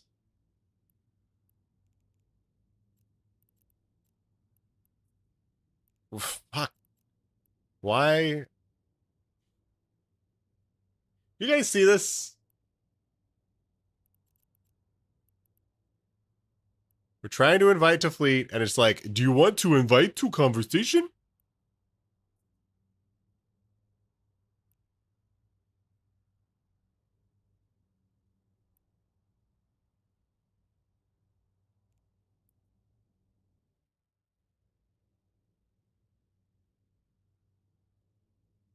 Okay. Warp drive active.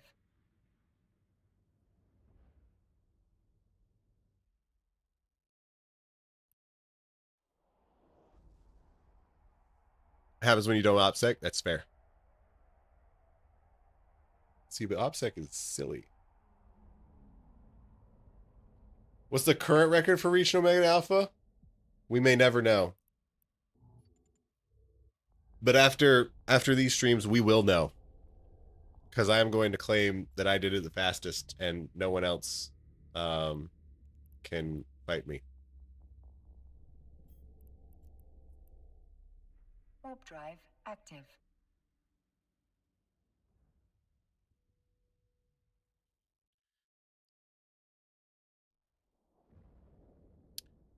What mouse zoom do I use? So the way I'm zooming in and out like these is actually an OBS thing, which is the streaming software that I use.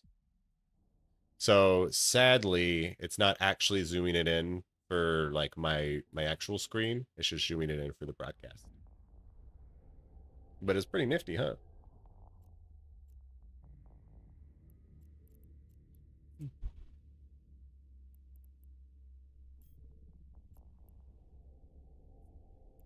Warp drive active.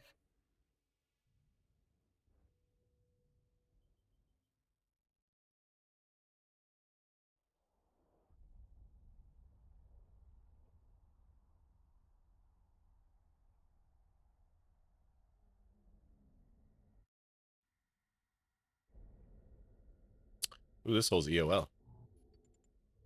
Oh well, don't care.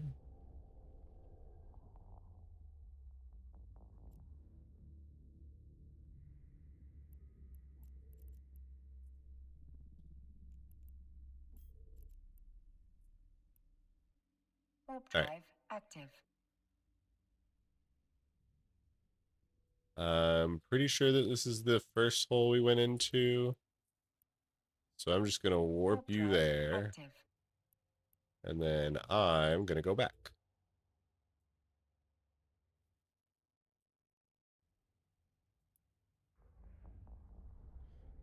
Oh well. Yeah.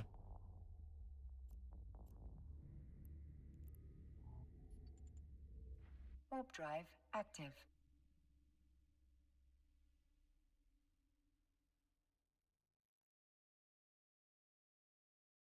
Hey, Stefan. Welcome in.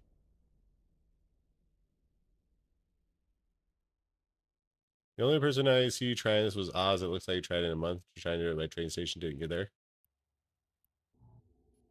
A number of people have done like zero to plex challenges. But no one's tried to do them like super fast, right? Warp drive active.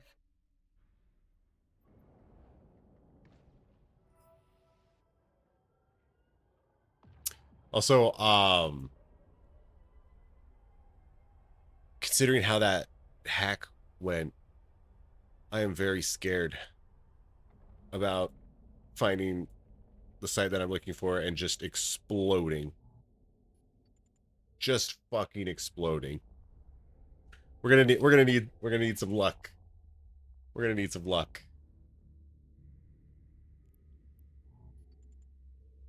Warp drive active.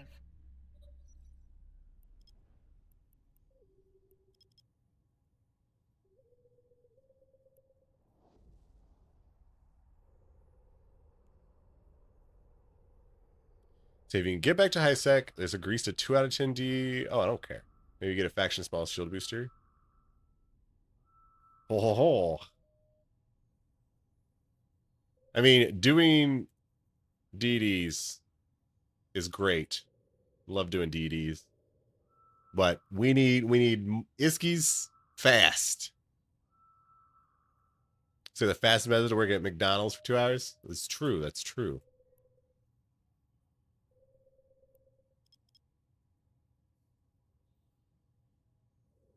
And it is definitely what I recommend. The majority of players do until it becomes trivially easy for them to get enough Iskies to flex their account that way.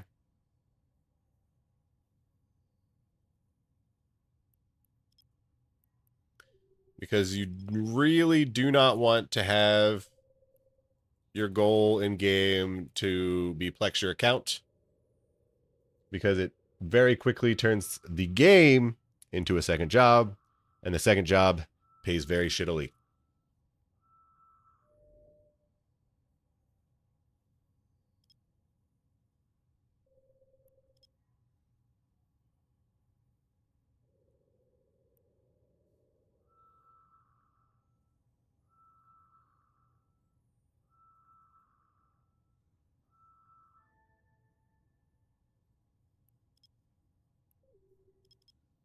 I'm replying to in-game chat. I'm replying to multiple locations.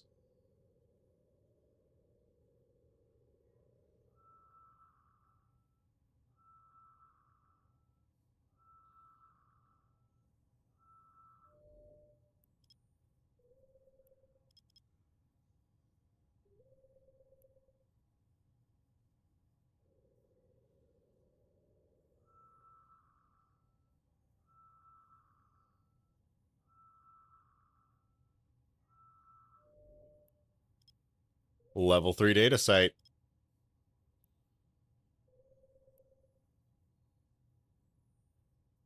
One of these times it's gonna be the site.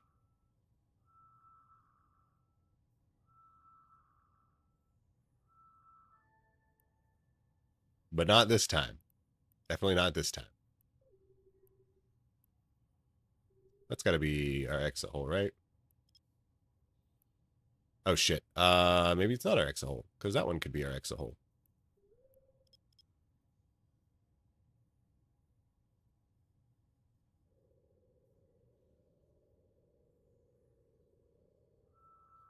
You're now realizing years later you should have been buying 12 or 24 months of Mega at a time. Would have been much more efficient than re-upping every month, for sure. It was never locked into a grind. Drone materials were absolutely absurdly priced back.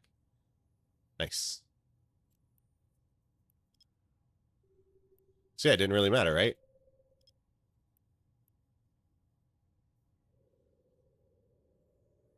Hey, Cranolds. Thank you for the comment. What am I doing with the probes when you split them in like that in the probe scan? What are you doing with the probes when you split them like that in the probe scan? What do you explain? I don't feel like I'm splitting my probes at all.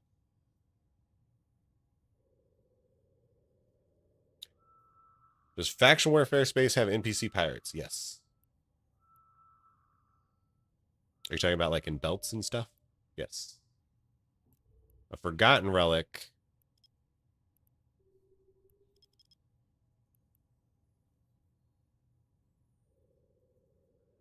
Hey, Gummy Bear. If you're still around. It's been a while since you posted your 07.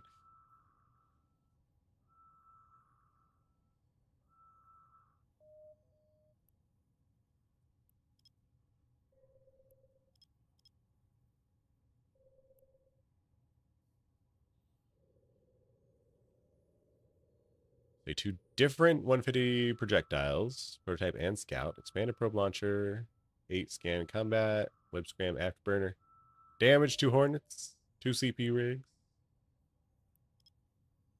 2 different turrets. Interesting choice. Gotta say, interesting choice there.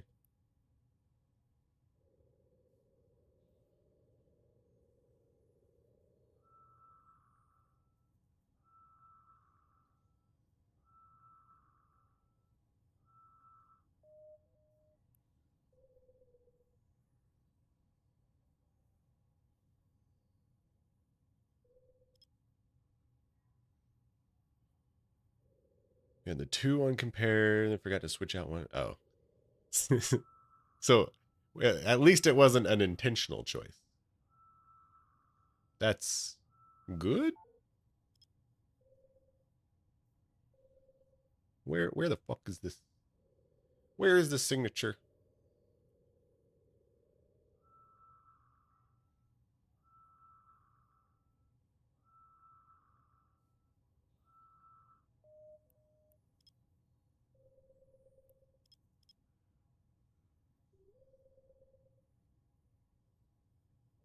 We're still just broadcasting site intel to a Twitch channel.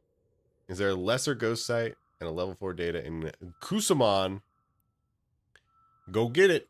Go get some.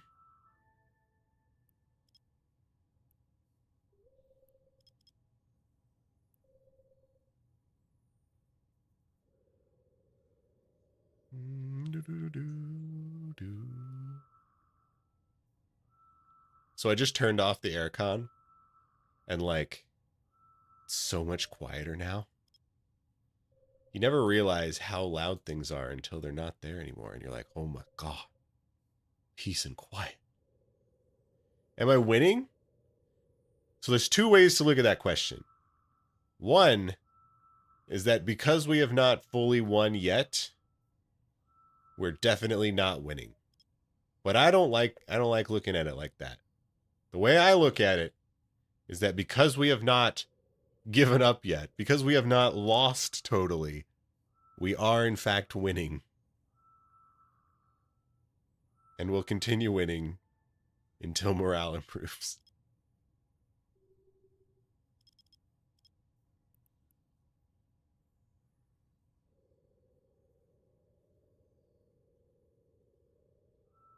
That's right.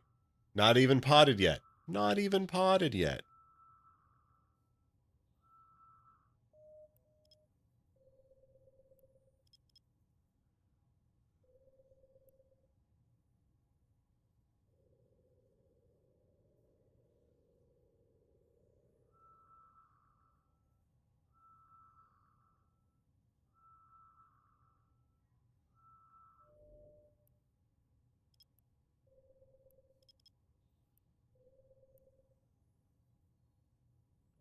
The idea to pull 3 billion hack is to Omega.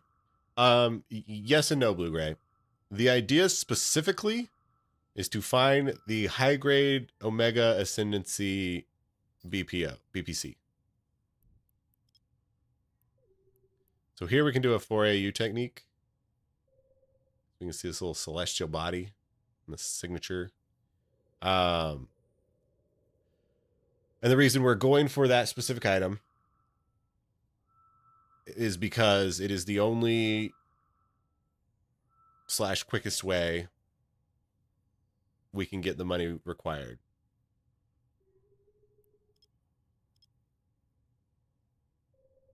If we were to go for like regular nullsec relic exploration hunting, sure, we could get a good number of millions, but it wouldn't be 3 billion, right? We needed to go bigger. We needed to shoot for the wormholes. We need to make big claims so that we can say we're the best, undefeated. And if we don't succeed, then we just go hide in a hole and never come out, and it never happened. There is no proof, there's no evidence. These VODs aren't being recorded, right? Right?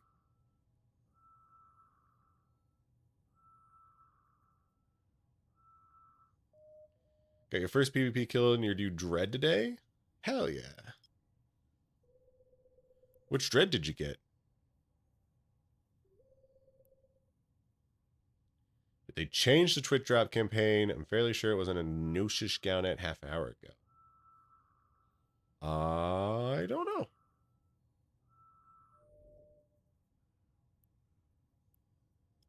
All right. It's a level 3 data site.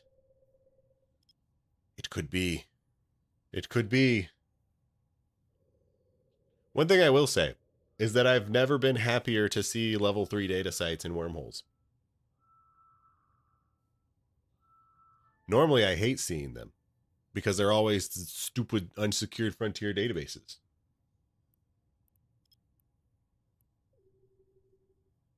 But now, because it is really the only thing that I care about, seeing that level 3 data site means that there's a chance. There's a chance that it could be what we desire. Have I considered Project Discovery to get ISK? I mean, if you get a Marshall, are they 14 billion right now? How many months of Omega can I get for 14 billion? Just keep Project discovering. A Phoenix, nice. My one cap character is trained into Phoenix, and I guess specifically Phoenix Navy issue, because boy howdy, Phoenix Navy issue looks real sexy. Have I ever flown a Phoenix Navy issue? No. Am I really trained into it? Definitely.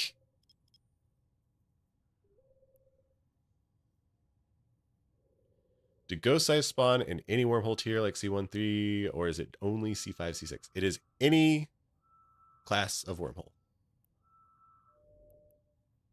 And that's forgotten. Don't care. Thought it was going to be a regular level 3 relic site.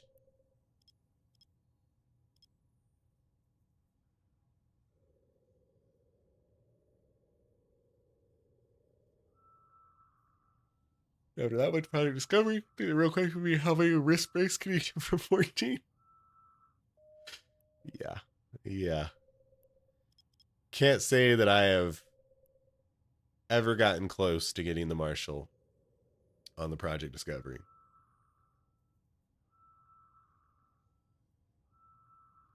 Yes, ghost sites spawn in all areas of space.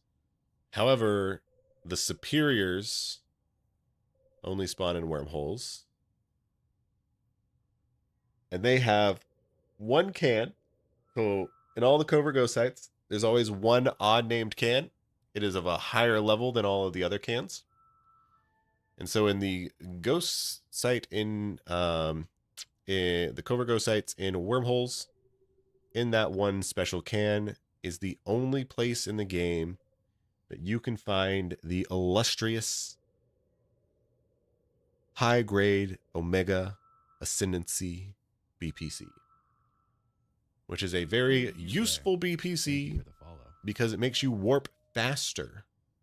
And you know who likes to warp faster? That's right. People with a lot of ISK, because they have a lot of freighters that they need to do a lot of trade runs with. And so they will pay a pretty penny for it. Level 3 data site. All right, say it with me, everybody. Say it with me now. This is the one. This is the one. And incursion runners? Yeah, incursion runners warp around a lot. Survey says it is not the one. It is in fact not the one. All right, so we have 2 wormholes Warp drive that we could active. go in.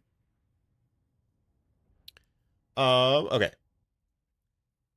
This is the point in the stream where I ask, is any ISD, any official member of the CCP channel alive right now? Hey, you there. Thank you for the follow. Because I think they're all asleep. I think they're all asleep. They can't stop us. They can't stop us. So I've posted, or I've scheduled to be ending the stream in about 8 minutes.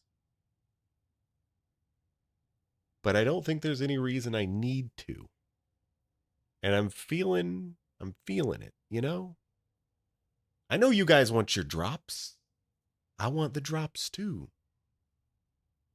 Actually, speaking of, give me a second.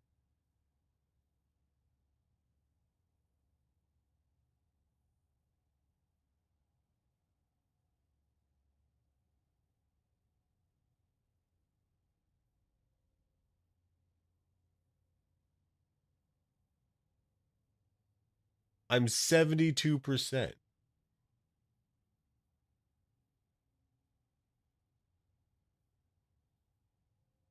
Just one more out. We'll see. Is this even working for me? I don't know if I'm getting it while I'm streaming. Oh wait, no.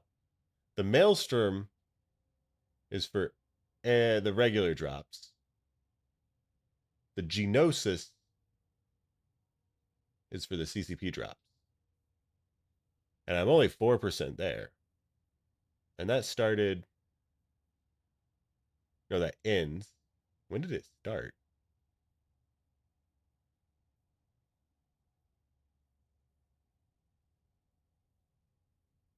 It started today, 5 p.m. my time.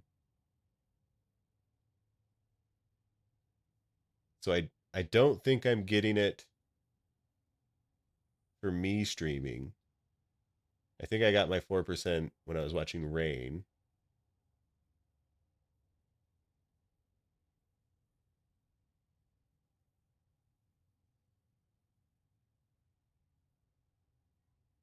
Yeah. We'll do like we'll do a hole or two. We'll do like 2 more holes. It'll be fine. No one will know. No one will know. Morning, Nanobot.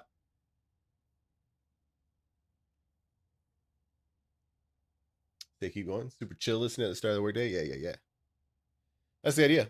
If you guys enjoy this kind of stream, please go hit the follow the buttons. Go take a moment, click those links. There's one to the Twitch page, one to the YouTube page. Hit that like, comment, subscribe, follow, all that good stuff. We like to stream Mondays and Wednesdays, generally starting around 2300 Eve time. Now I see Hey, why you it there. seemed Nth Thank you for the follow. was replying to things that didn't make any sense in his Twitch channel. I wasn't aware he was also on the CCP channel. That's right. I'll have That's to right. have a talk with my guys about this lack of information. That's right.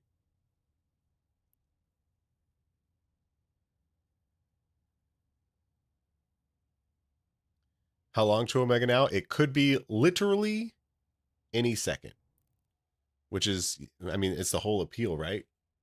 The whole appeal is that one day we'll get it. There's no steady progression. It's all a big bang.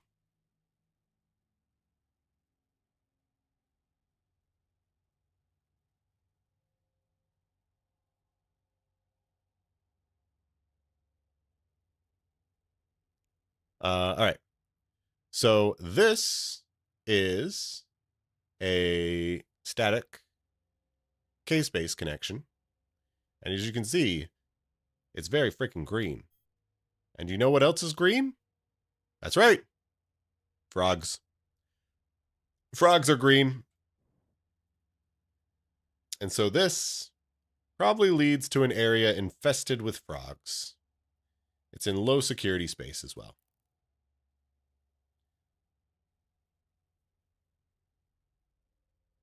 So we're not going to deal with that. We're just going to warp to the other hole. Warp drive active.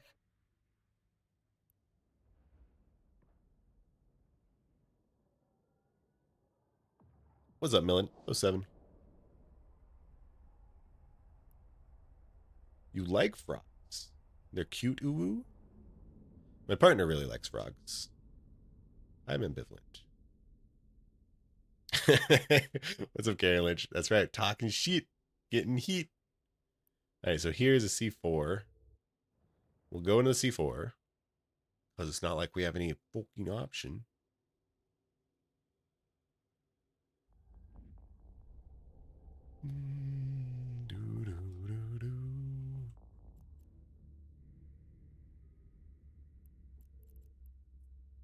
Always bookmark your exit.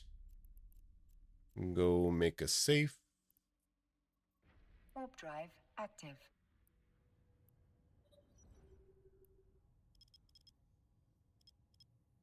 We'll do 4 AU.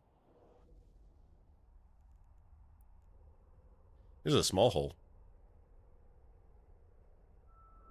So you didn't expect me to be a guest streamer for CCP? Oh, nay? Didn't expect it? Are you trying to say something there?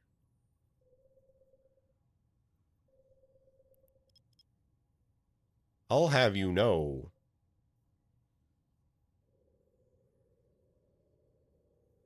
I deserve this.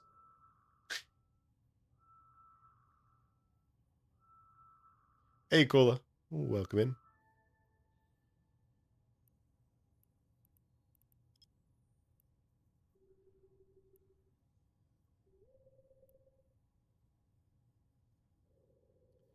But you did your first ghost site the other day in my buzzer fit, and you got 240 mil of it. Nice. Not too bad. All right. It's a level 3 data site. You know what that means. The anticipation is high. I swear, if we get it, immediately stop stream. All right. Survey says, big money, no whammies. Unsecured. All right. It's not it. It's not it.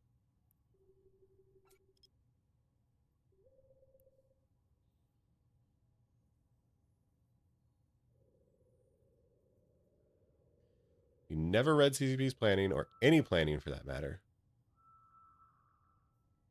Well, they got a plan. Plans on plans. This is my favorite guest streamer. Oh, thank you. Big heart. The other one I've seen as a minor bearing on that. Oh. Shit. You didn't have to say that. You didn't have to say that, you know. Caviar, they better ask me. Explain to everyone why being a capsuleer in the Galanti Federation is the only way to play in EVE Online. are the Galenti Federation, The frogs where that we were freedom and talking about. individualism reign supreme, or so they say. Being a capsuleer in this illustrious faction means you can indulge in a delightful cocktail of democracy, hedonism, and a flair for the dramatic. Who wouldn't want to pilot a luxury yacht while crushing their enemies? Sure, the other factions have their merits.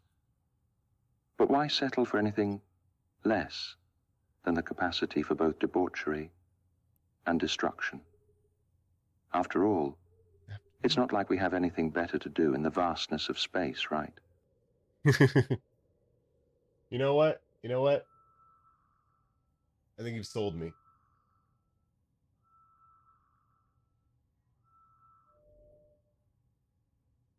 Sign me up. Sign me up. It's not going to work with my headset. Perfect. Hey, you there. Thank Perfect. you for the follow. Consider me a loyal Galente follower. The squids can suck it. I don't need no Jita.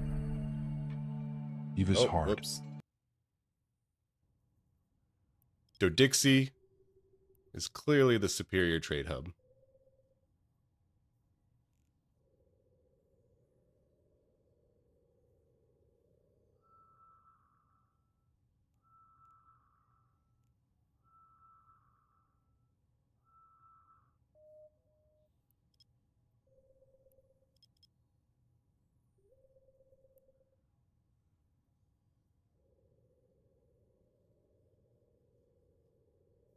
Ren's. Get out of here with that Ren's talk. You could have said something respectful like Heck, because Heck is actually the best trade hub. But you had to say Ren's.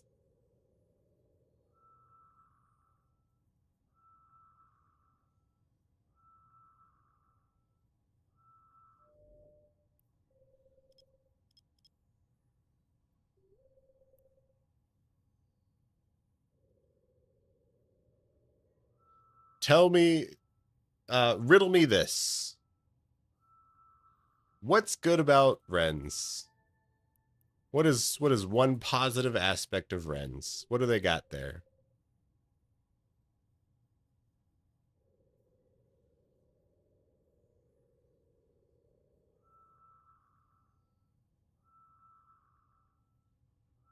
And prefers Hiddlies.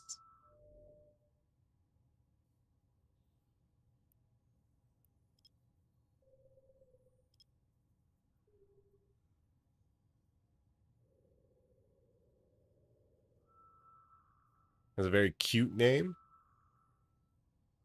Meh.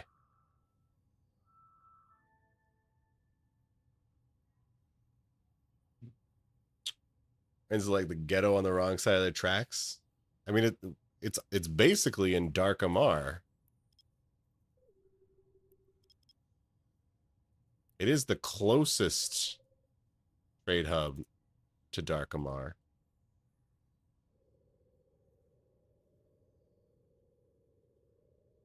Yeah, why don't you just go to Amamake, though? Amamake is a way better trade hub than Ren's.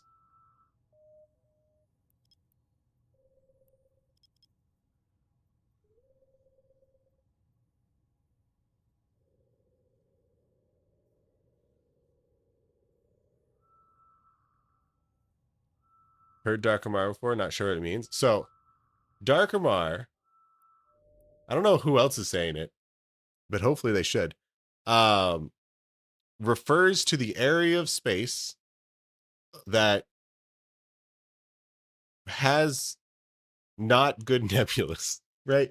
The nebulas that are around it make it look dark, but also Amari. So you got like nothing / some Mimitar red and some far away golden Amar hues.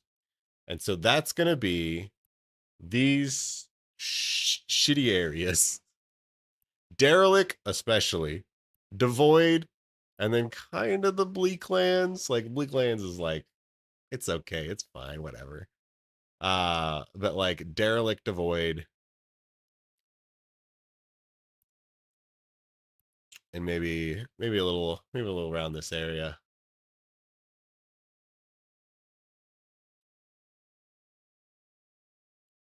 Ren's is the new goon market? Oh god. Gross. So there's Ren's. Derelict is right to the south.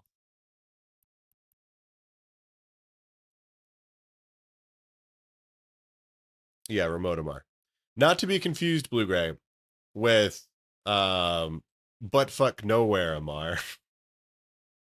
So, I mean, you also have your Khanid and your Korazor. And a little bit of Tashmir, like the west side of Tashmir. Nothing. And really, especially now that goons are out of there, nothing happens in this area space.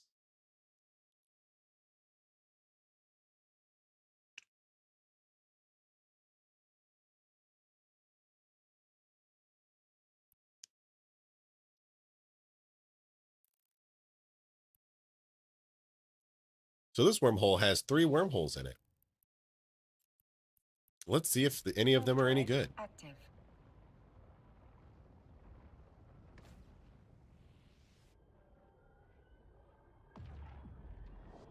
There's probably a lot of mining going on down in that area. Probably some ice. A lot of ice mining, probably.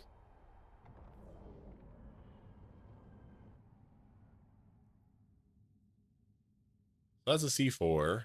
I don't want to go into another C4. Active. Actually, maybe I do, because this is the entry hole. So we would get 2 statics, which could be useful. Basically, I just want to avoid a scenario where we like run into a dead end. Oh, this is way better. This is a C1. And it's going in it. Warp drive active. Get it? I said in it. Spy.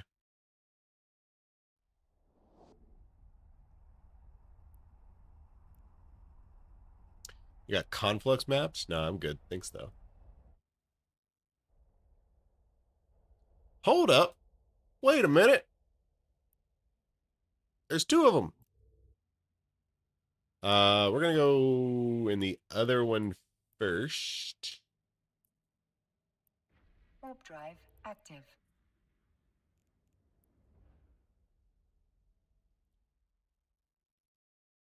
That's right. It's a knee slapper.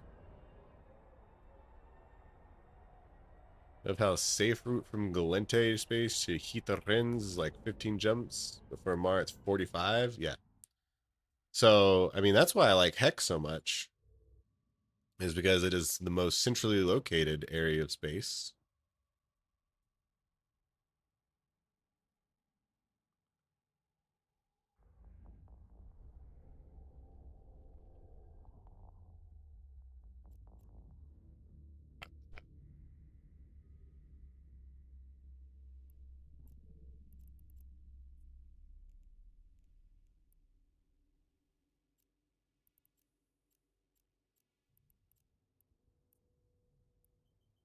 Warp drive active.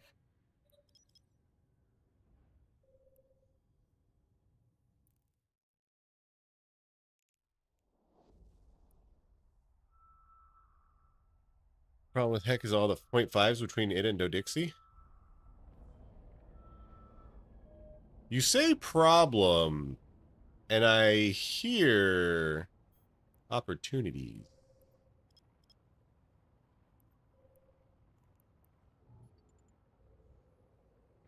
Warp drive active.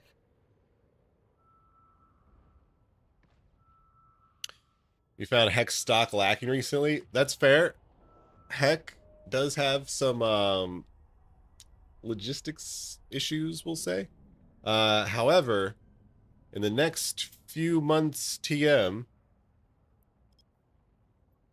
word on the street is that Eve Guru is working on a module, which I'm very excited about, that will help me figure out what needs to be stocked in Heck, and I'm going to be working on that.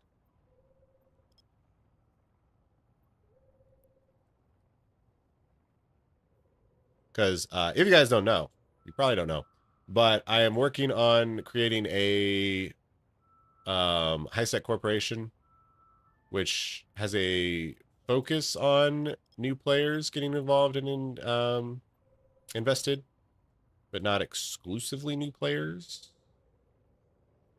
And we're based in the Bay Area, which is 2 jumps from Heck.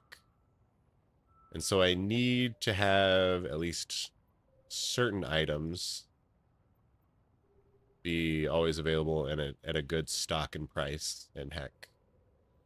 And so I'll probably just go from that and expand on that into just a more general set of stuff. What does a high-sec corp entail? So I really want to focus on like group activities. So, I mean, as far as like corp activities go, group activities, right? Makes sense.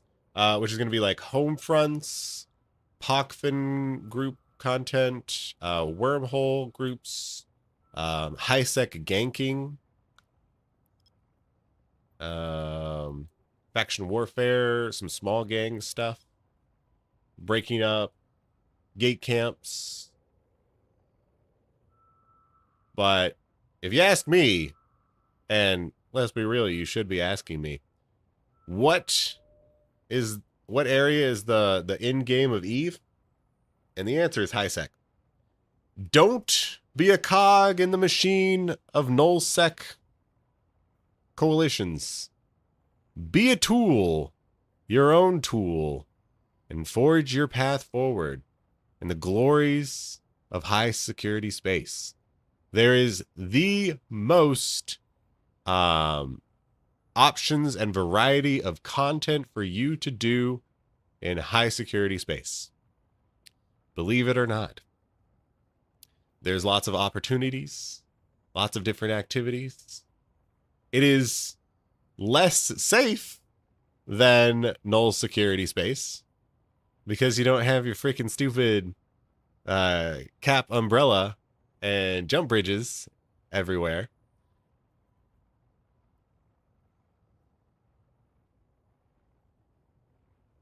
But there is money to be made in high-sec. There is fun to be had in high-sec. The richest people live in high-sec. Be that be industrialists or traders.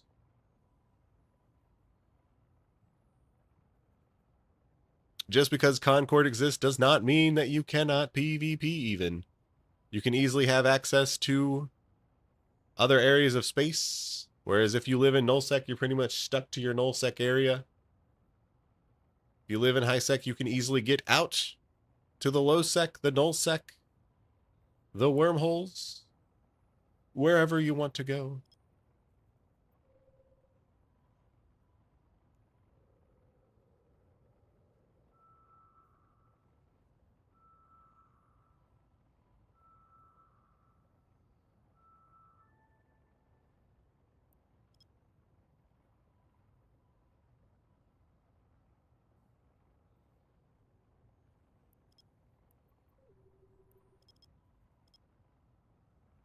Did I mention Abyssal Runners? Did I mention that you can do high-level Abyssals? And you can easily sell your loot in Jita? For its full value, you don't even have to use a buyback program. I mean, you can. Buyback programs are actually pretty nice.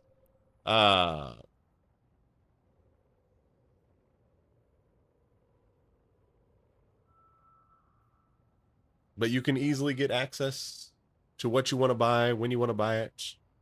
You don't have to use your corpse jump freighter service.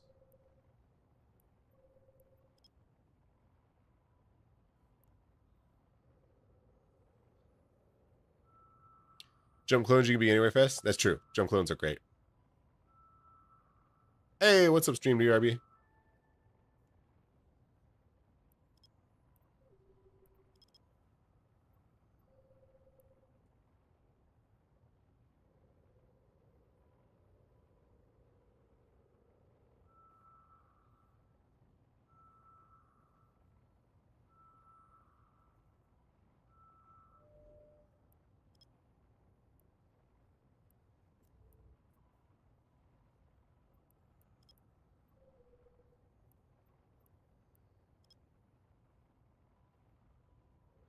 You're working hard, gonna lurk and learn. Nice. If y'all don't know, Stream DRB is another lovely, excellent Eve streamer. Check them out when they're live. Lots of good variety of content there.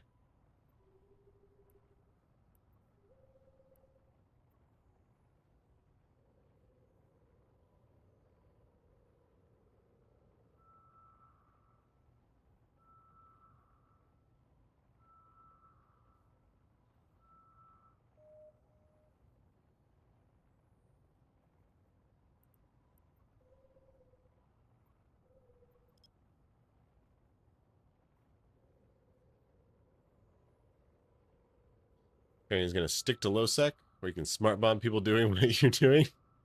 Nice. You like doing 2 destroyers for abyssals? Yeah, the double jackdaw. A level 3 relic site, probably useless, but maybe not.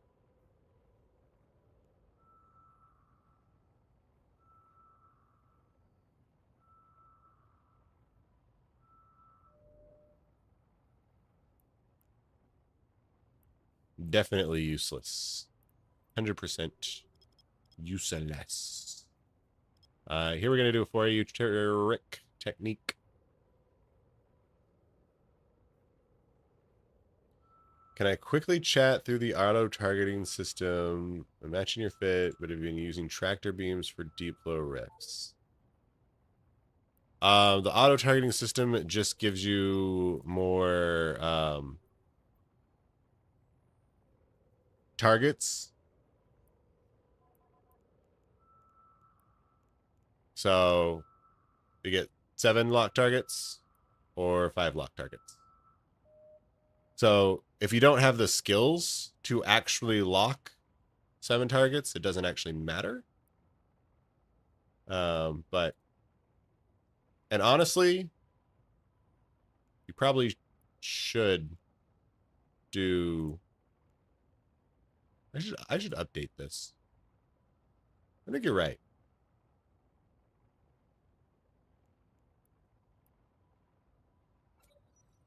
Oh, you can only have 1. Still.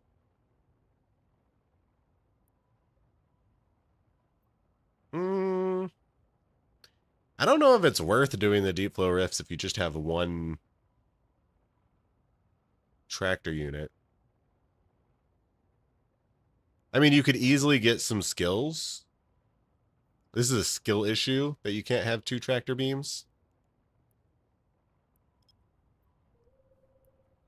And doing deep flow rifts with 2 tractor beams is probably worth.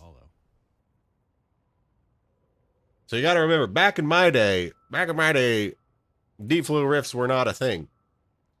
And when they were a thing, we thought they were a limited event timed thing. And then they came back, and then they never left. And now they're just part of the fabric of the universe now. Fishing minigame has been fully integrated.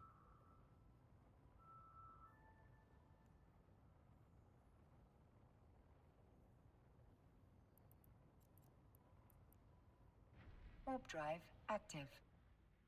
Reason you didn't join any nullsec groups, you didn't want to be yelled at by someone half your age, and I get to shoot all of them equally. That's pretty good. That's pretty good.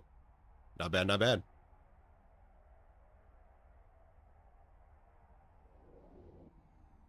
That's right. CCP's very, very lucky to have all of us. All right. So this is a K-space hole. And it looks like Oh, this one's, it's not every shore. So, okay, get this. This really grinds my gears. Really grumps my rumps. You can see all 4 major empire nebulas here, right? So wherever we are, we must be pretty close to all of the empires. One might even think that a little place called Every Shore? Do you think Every Shore might be able to see all of the different nebulas of the major empires? Well, I'm here to tell you that they can't. This is not Every Shore. Not Every Shore.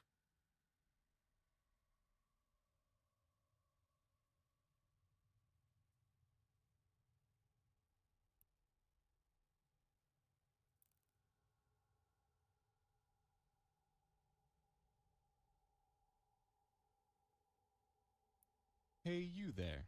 It's Thank Verge you for Vendor. the follow. If you're curious what it was. Or is it Essence? Now I forget. Wait, no, it's Singleton. Yeah, it's Singleton. All I know is that it's not Every Shore. It's one of these 3.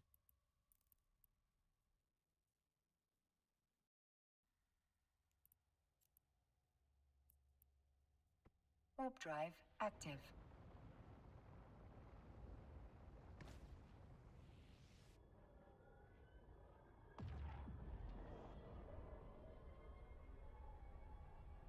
So the Drifter sites, the Vigilant points also stayed in Pockfin? Yeah, they did. I kind of want to go do those again.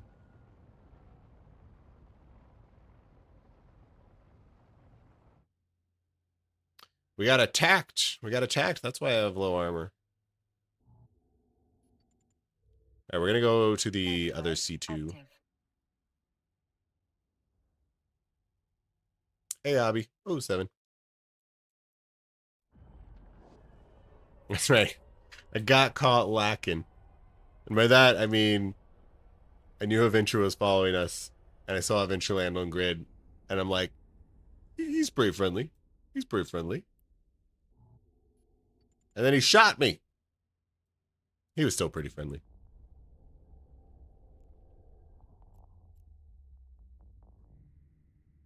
Oh, chat fucked up. Let me Warp catch up drive on it. active.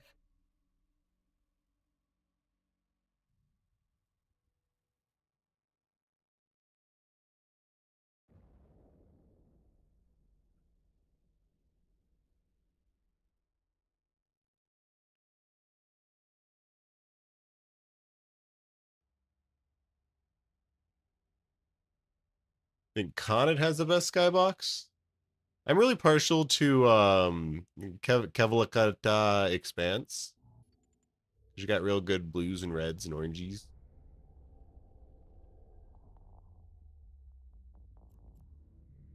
That's true. I should have just went in the hole, huh? I should just went in the hole. There's no reason I couldn't have. Now you'll never know. I'll leave it up for what do you say? An exercise for the viewer.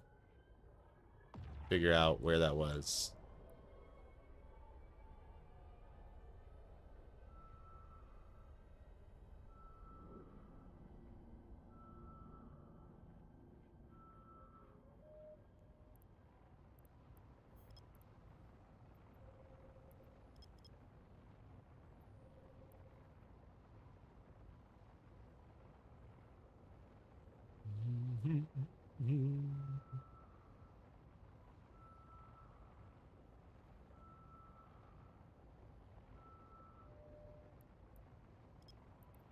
Oh my goodness. It's a level 1 relic site.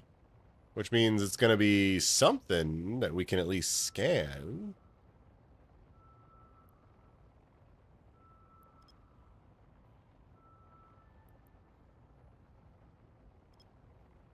Ruined Angel.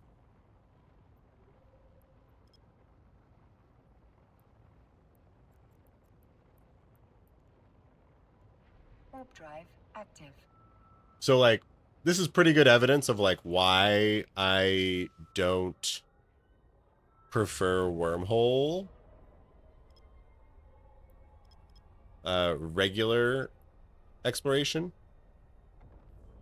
It's because we've been at this for a little while. And this is the very first relic site that we've come across. And I mean, immediately we haven't been like targeting them.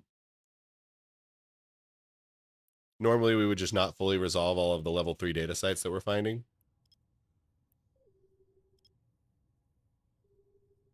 Because like, yes, you can get the Covert Ghost site. Is it actually like worth your time though? I don't know. It's very rare.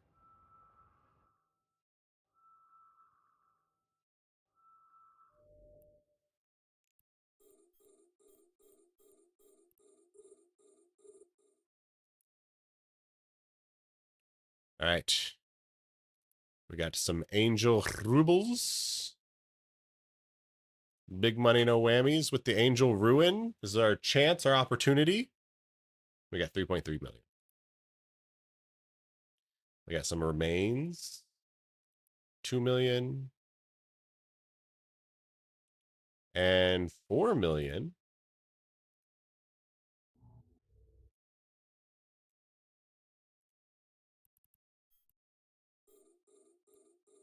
And let's see what's in this last remains. 1.4 million. All right.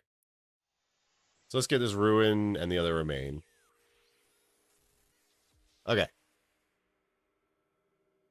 Maybe I should just hack all these so I can show you guys how to like hack more appropriately.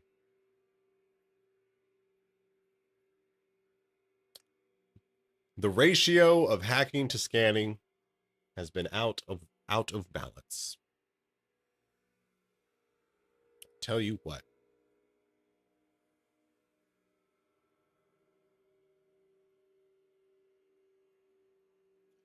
Okay. So here we spawn in the bottom left-hand corner. And so we're going to be looking at kind of the top right / far right, maybe all the way top. There's a lot of different places that the core could spawn. We're going to look at like the area, the rule of 6 areas, looking pretty good up here in this northern area. So we're going to kind of head up on there and see what we can see. So again, the first 2 nodes are always guaranteed to be safe. We see a number 5, which is not exactly what you want to see, but it is what it is. So we're just gonna go up this way. Hope that we don't run into anything. All right, we ran into something. So we're going to see. That's also bad. So now we're gonna just have to kill this.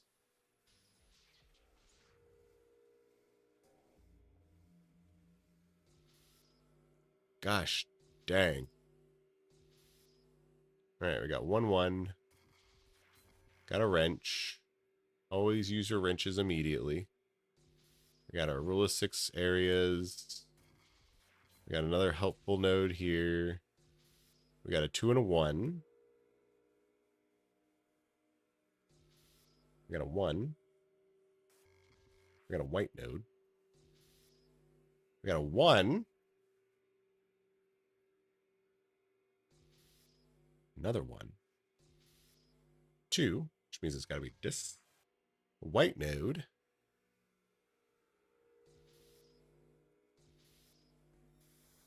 Hey, I think did it. If we bring it down to 45, yeah, we did it. All right. So we can use a kernel rot. Okay. So all we got to do is do that level, that difficulty of a hack on the covert ghost site.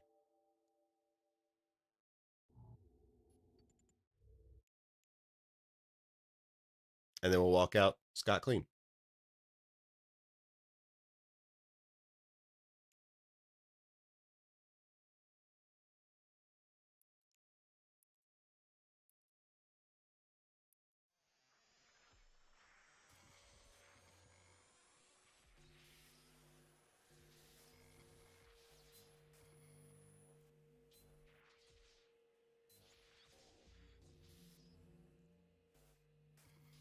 I kind of just autopiloted this one. Whoopsies. There it is, though.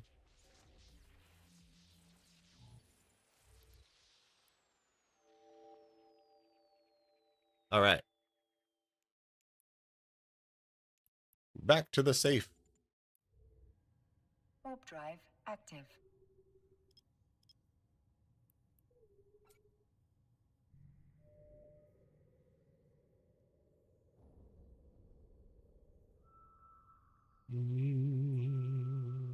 How long have we been scanning? For a little under 4. A little under 4 hours.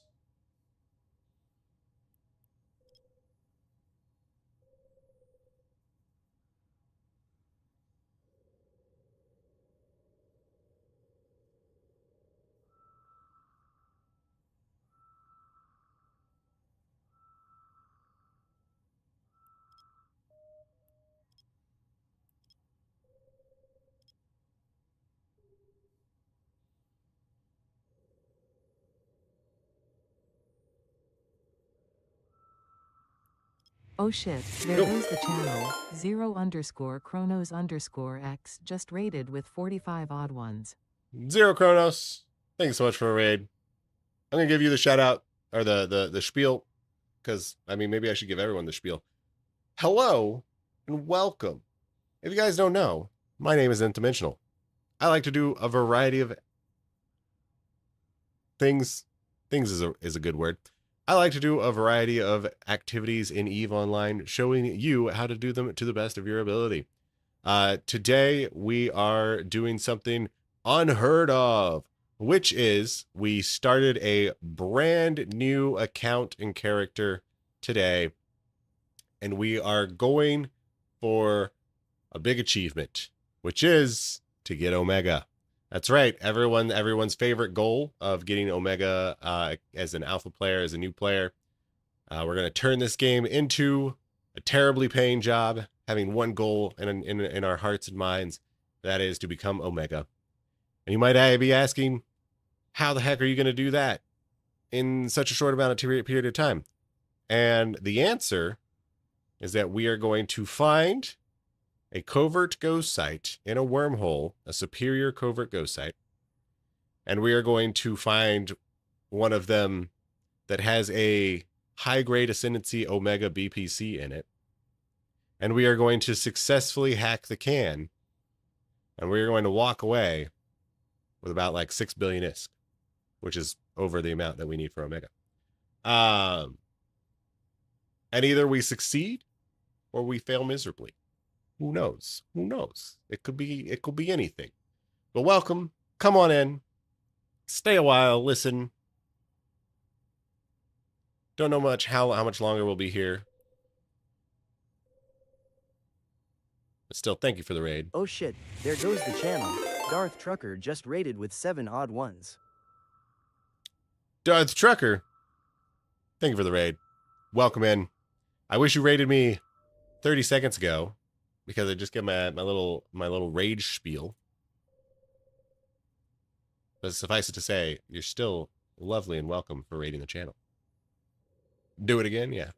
Welcome in. My name's Nth-Dimensional. I like to showcase various aspects of EVE Online, showing you how to do them to the best of your ability. Right now, we are doing wormhole exploration, looking for a covert ghost site.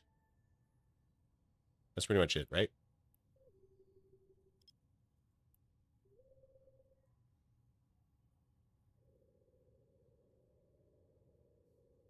If you're interested, I also have a YouTube channel. Let me go ahead and link that in the chat for you. Go check out the YouTube channel where we have a lot of really good, interesting, cool videos for you to learn a thing or two about this game we call EVE Online. with tips and tricks and relevant recent patch content.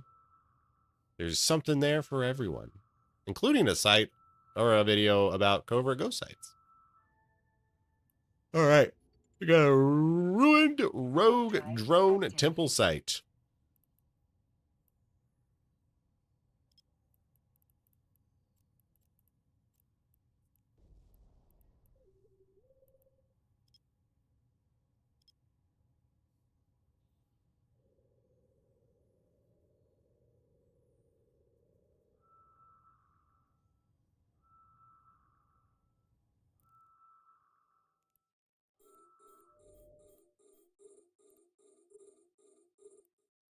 Go ahead and give this a big old scanarooski.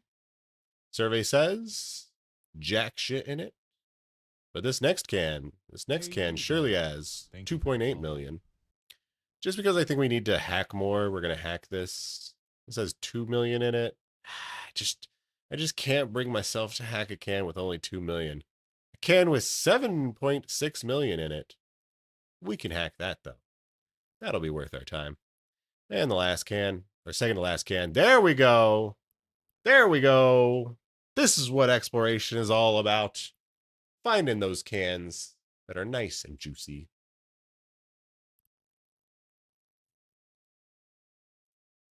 A 19 million ISKI can. And let's go ahead and scan the last one. And it had literally, well, not literally, but basically nothing in it.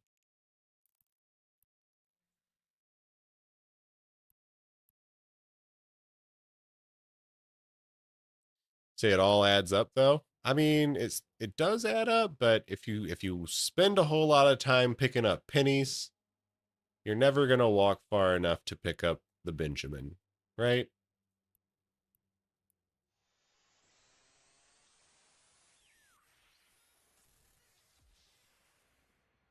All right. So here we're looking at what I would call a hardboard, not to be confused with cardboard, because we spawn in the bottom left-hand corner, and there's not a lot of rule of 6 areas. And so we're just gonna try and go and avoid the bad things. Sound good? So let's just 5, 4, 4. There's a bad thing. 3, 2, 2, 3, 2, 2, 2, 1. This could be it. It's a white node. I'm gonna leave this be. Another white node. It could be here, but we're gonna leave it alone. 3, 3. Bad thing. 2, 1. 1. Helpful thing. Rule of 6 area. 1. 2. Which means this is it. Helpful. We always use wrenches immediately. We go to the right. 1. Okay, hear me out. Hear me out. Uh-oh. Uh-oh. Warp drive active. Oh, we're fucked. We're fucked. Shit. Give him the GF in local.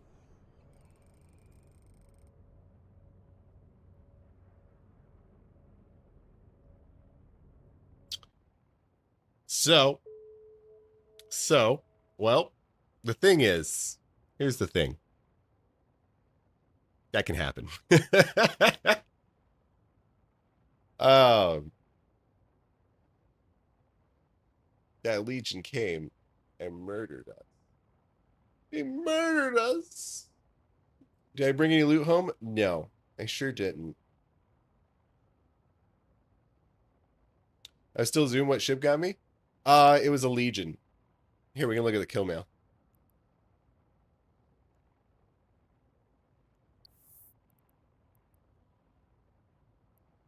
Wingspan. The good old Captain Cookies.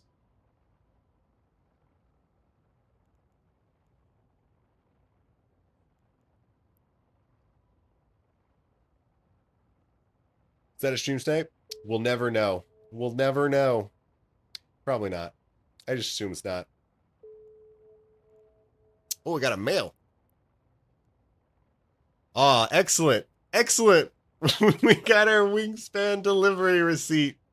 Let's go. Dear valued customers, we at Wingspan Delivery Services would like to thank you for your order. It's not every day that we get to cater to customers with such unique taste in ammunition, but customer service is our top priority. We hope that our delivery service in J215431 met your expectations. Please find a copy of the invoice below in case you need it for future reference. By Capsule and Heron. We take pride in the quality of our ammunition choices, which are specifically designed to meet your covert op needs. Drone party boats.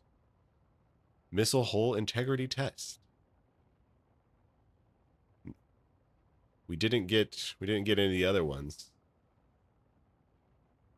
I guess he launched drones? I didn't even see the drones. We understand that you value the little extras, so we included the following services. Deep space hull inspection, warp core recalibration services, cargo hold cleaning and fluid replacement, scrap metal recycling, and wing doorbell camera footage. If you or someone you know is in need of future munitions, feel free to use our delivery order form. If you have any issues or concerns, please fill out our official complaint form and make sure to take part in the Wingspan class action lawsuit. We also encourage you to complete our customer satisfaction survey. We also have a loyalty program stamp for your tributes. Each stamp goes towards rewards, with the final reward being your next delivery is free. We have a customer service number. Dial 172 Torps for you. That's 172 Torps for you. Also, it's not 172. Wait. Oh, yeah. 1725. They ruined it with the 5. 172 Torps for you. 2 you rhyme. Right? So they ruined it with the 5. And leave a voicemail telling us what you thought about our services. Sincerely, Captain Cookies. Wonderful. You'll love to see it. It's a real website, email, and phone number for recording messages. Oh, excellent. Excellent. This is wormhole life. Yeah. What is our customer satisfaction survey? Oh, it's just a Google form.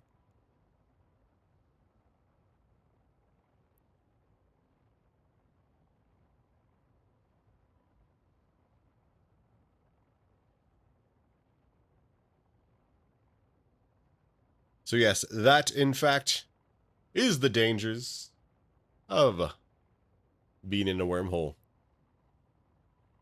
Is that because you cannot see local, you do not know who is around you. And it could be a legion. Could be a wingspan legion. It could be Vinegar Duché. That's right. We're not happy until your content. Which is, yeah, it's just another reason why I prefer nullsec exploration, is because you can see who's in local, and like if there's only a few people in local and you don't have a lot of iskies, then like you could risk it for the biscuit. But then also like when you do have more iskies, you could just go to systems that don't have anyone in it, and then you're like guaranteed for it to be pretty much safe. Unless they're doing like next level shit, but generally they're not. And like even at the end of the day, it's a fucking heron, whatever. Even if it's not a heron, even if it's a buzzard, it's whatever your exploration ship is. The fact of the matter is that exploration ships are cheap, or should be cheap, and the amount of iskies that you can make out of them is way more. So like, don't even worry about dying. It happens. It's going to keep happening. Just keep going at it. All right. That said, we are past time. But I think today went pretty well. I enjoyed today. Yeah. We will be live here on the CCP channel again. Come, how do I want to say this? 0000 Thursday UTC time. So if you're of the more American variety, it's going to be Wednesday night. So in like 2 days. Hey, what's up, Shotgun? Well, I don't have a Caldari beret, so this is what you get.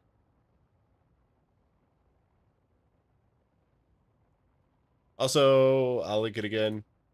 If you want to come chill in my regular streams, streaming Monday and Wednesday, pretty much around this time, maybe a little bit earlier than this time. Yeah.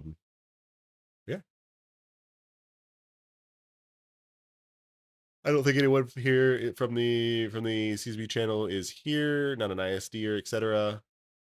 They told me that they're all going to go to sleep, so I don't think I can raid y'all out.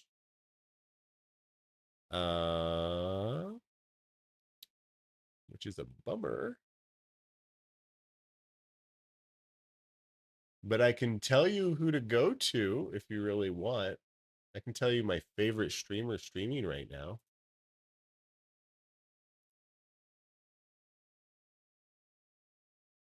If I were to raid someone. Hey, you there. Thank you for the follow. We got Cyber Nomad. Cyber Nomad is going hard. Long stream hours. Oh wait. Damn. My personal thank everyone who's watching my personal channel at the same time as well. We got a lot of viewers on the personal channel. So I can raid that out.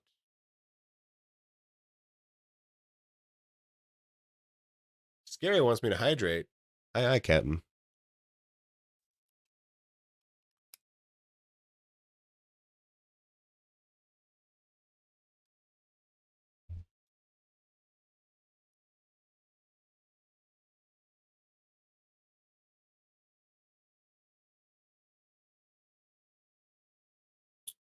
There's basically no Eve streamers streaming right now.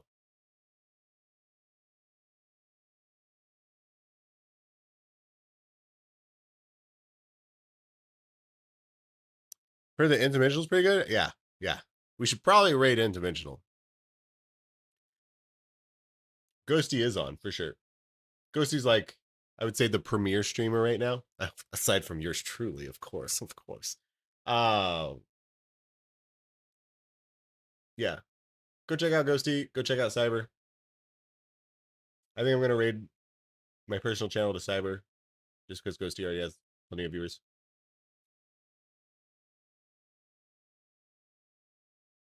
But yeah, thanks so much everyone who was watching, coming down for the CCP drops, etc.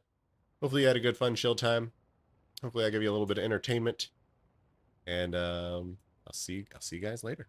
Keep on flying interestingly. And then we'll get it. We'll get it. I think we will probably continue this quest on Wednesday. We might do something different, though. Because I gotta admit, we did a lot of scanning. And I kind of would want to do more hacking. Or we might do... We'll figure something out.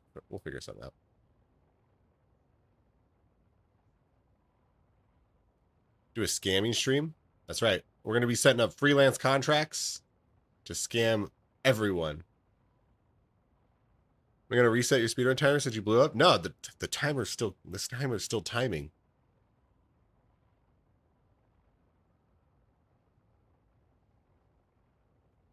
Ugh, okay.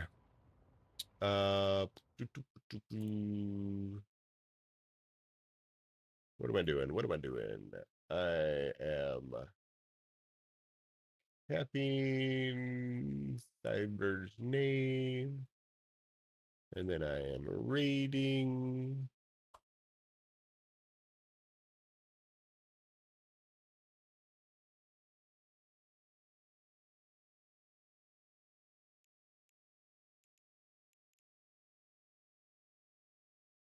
All right.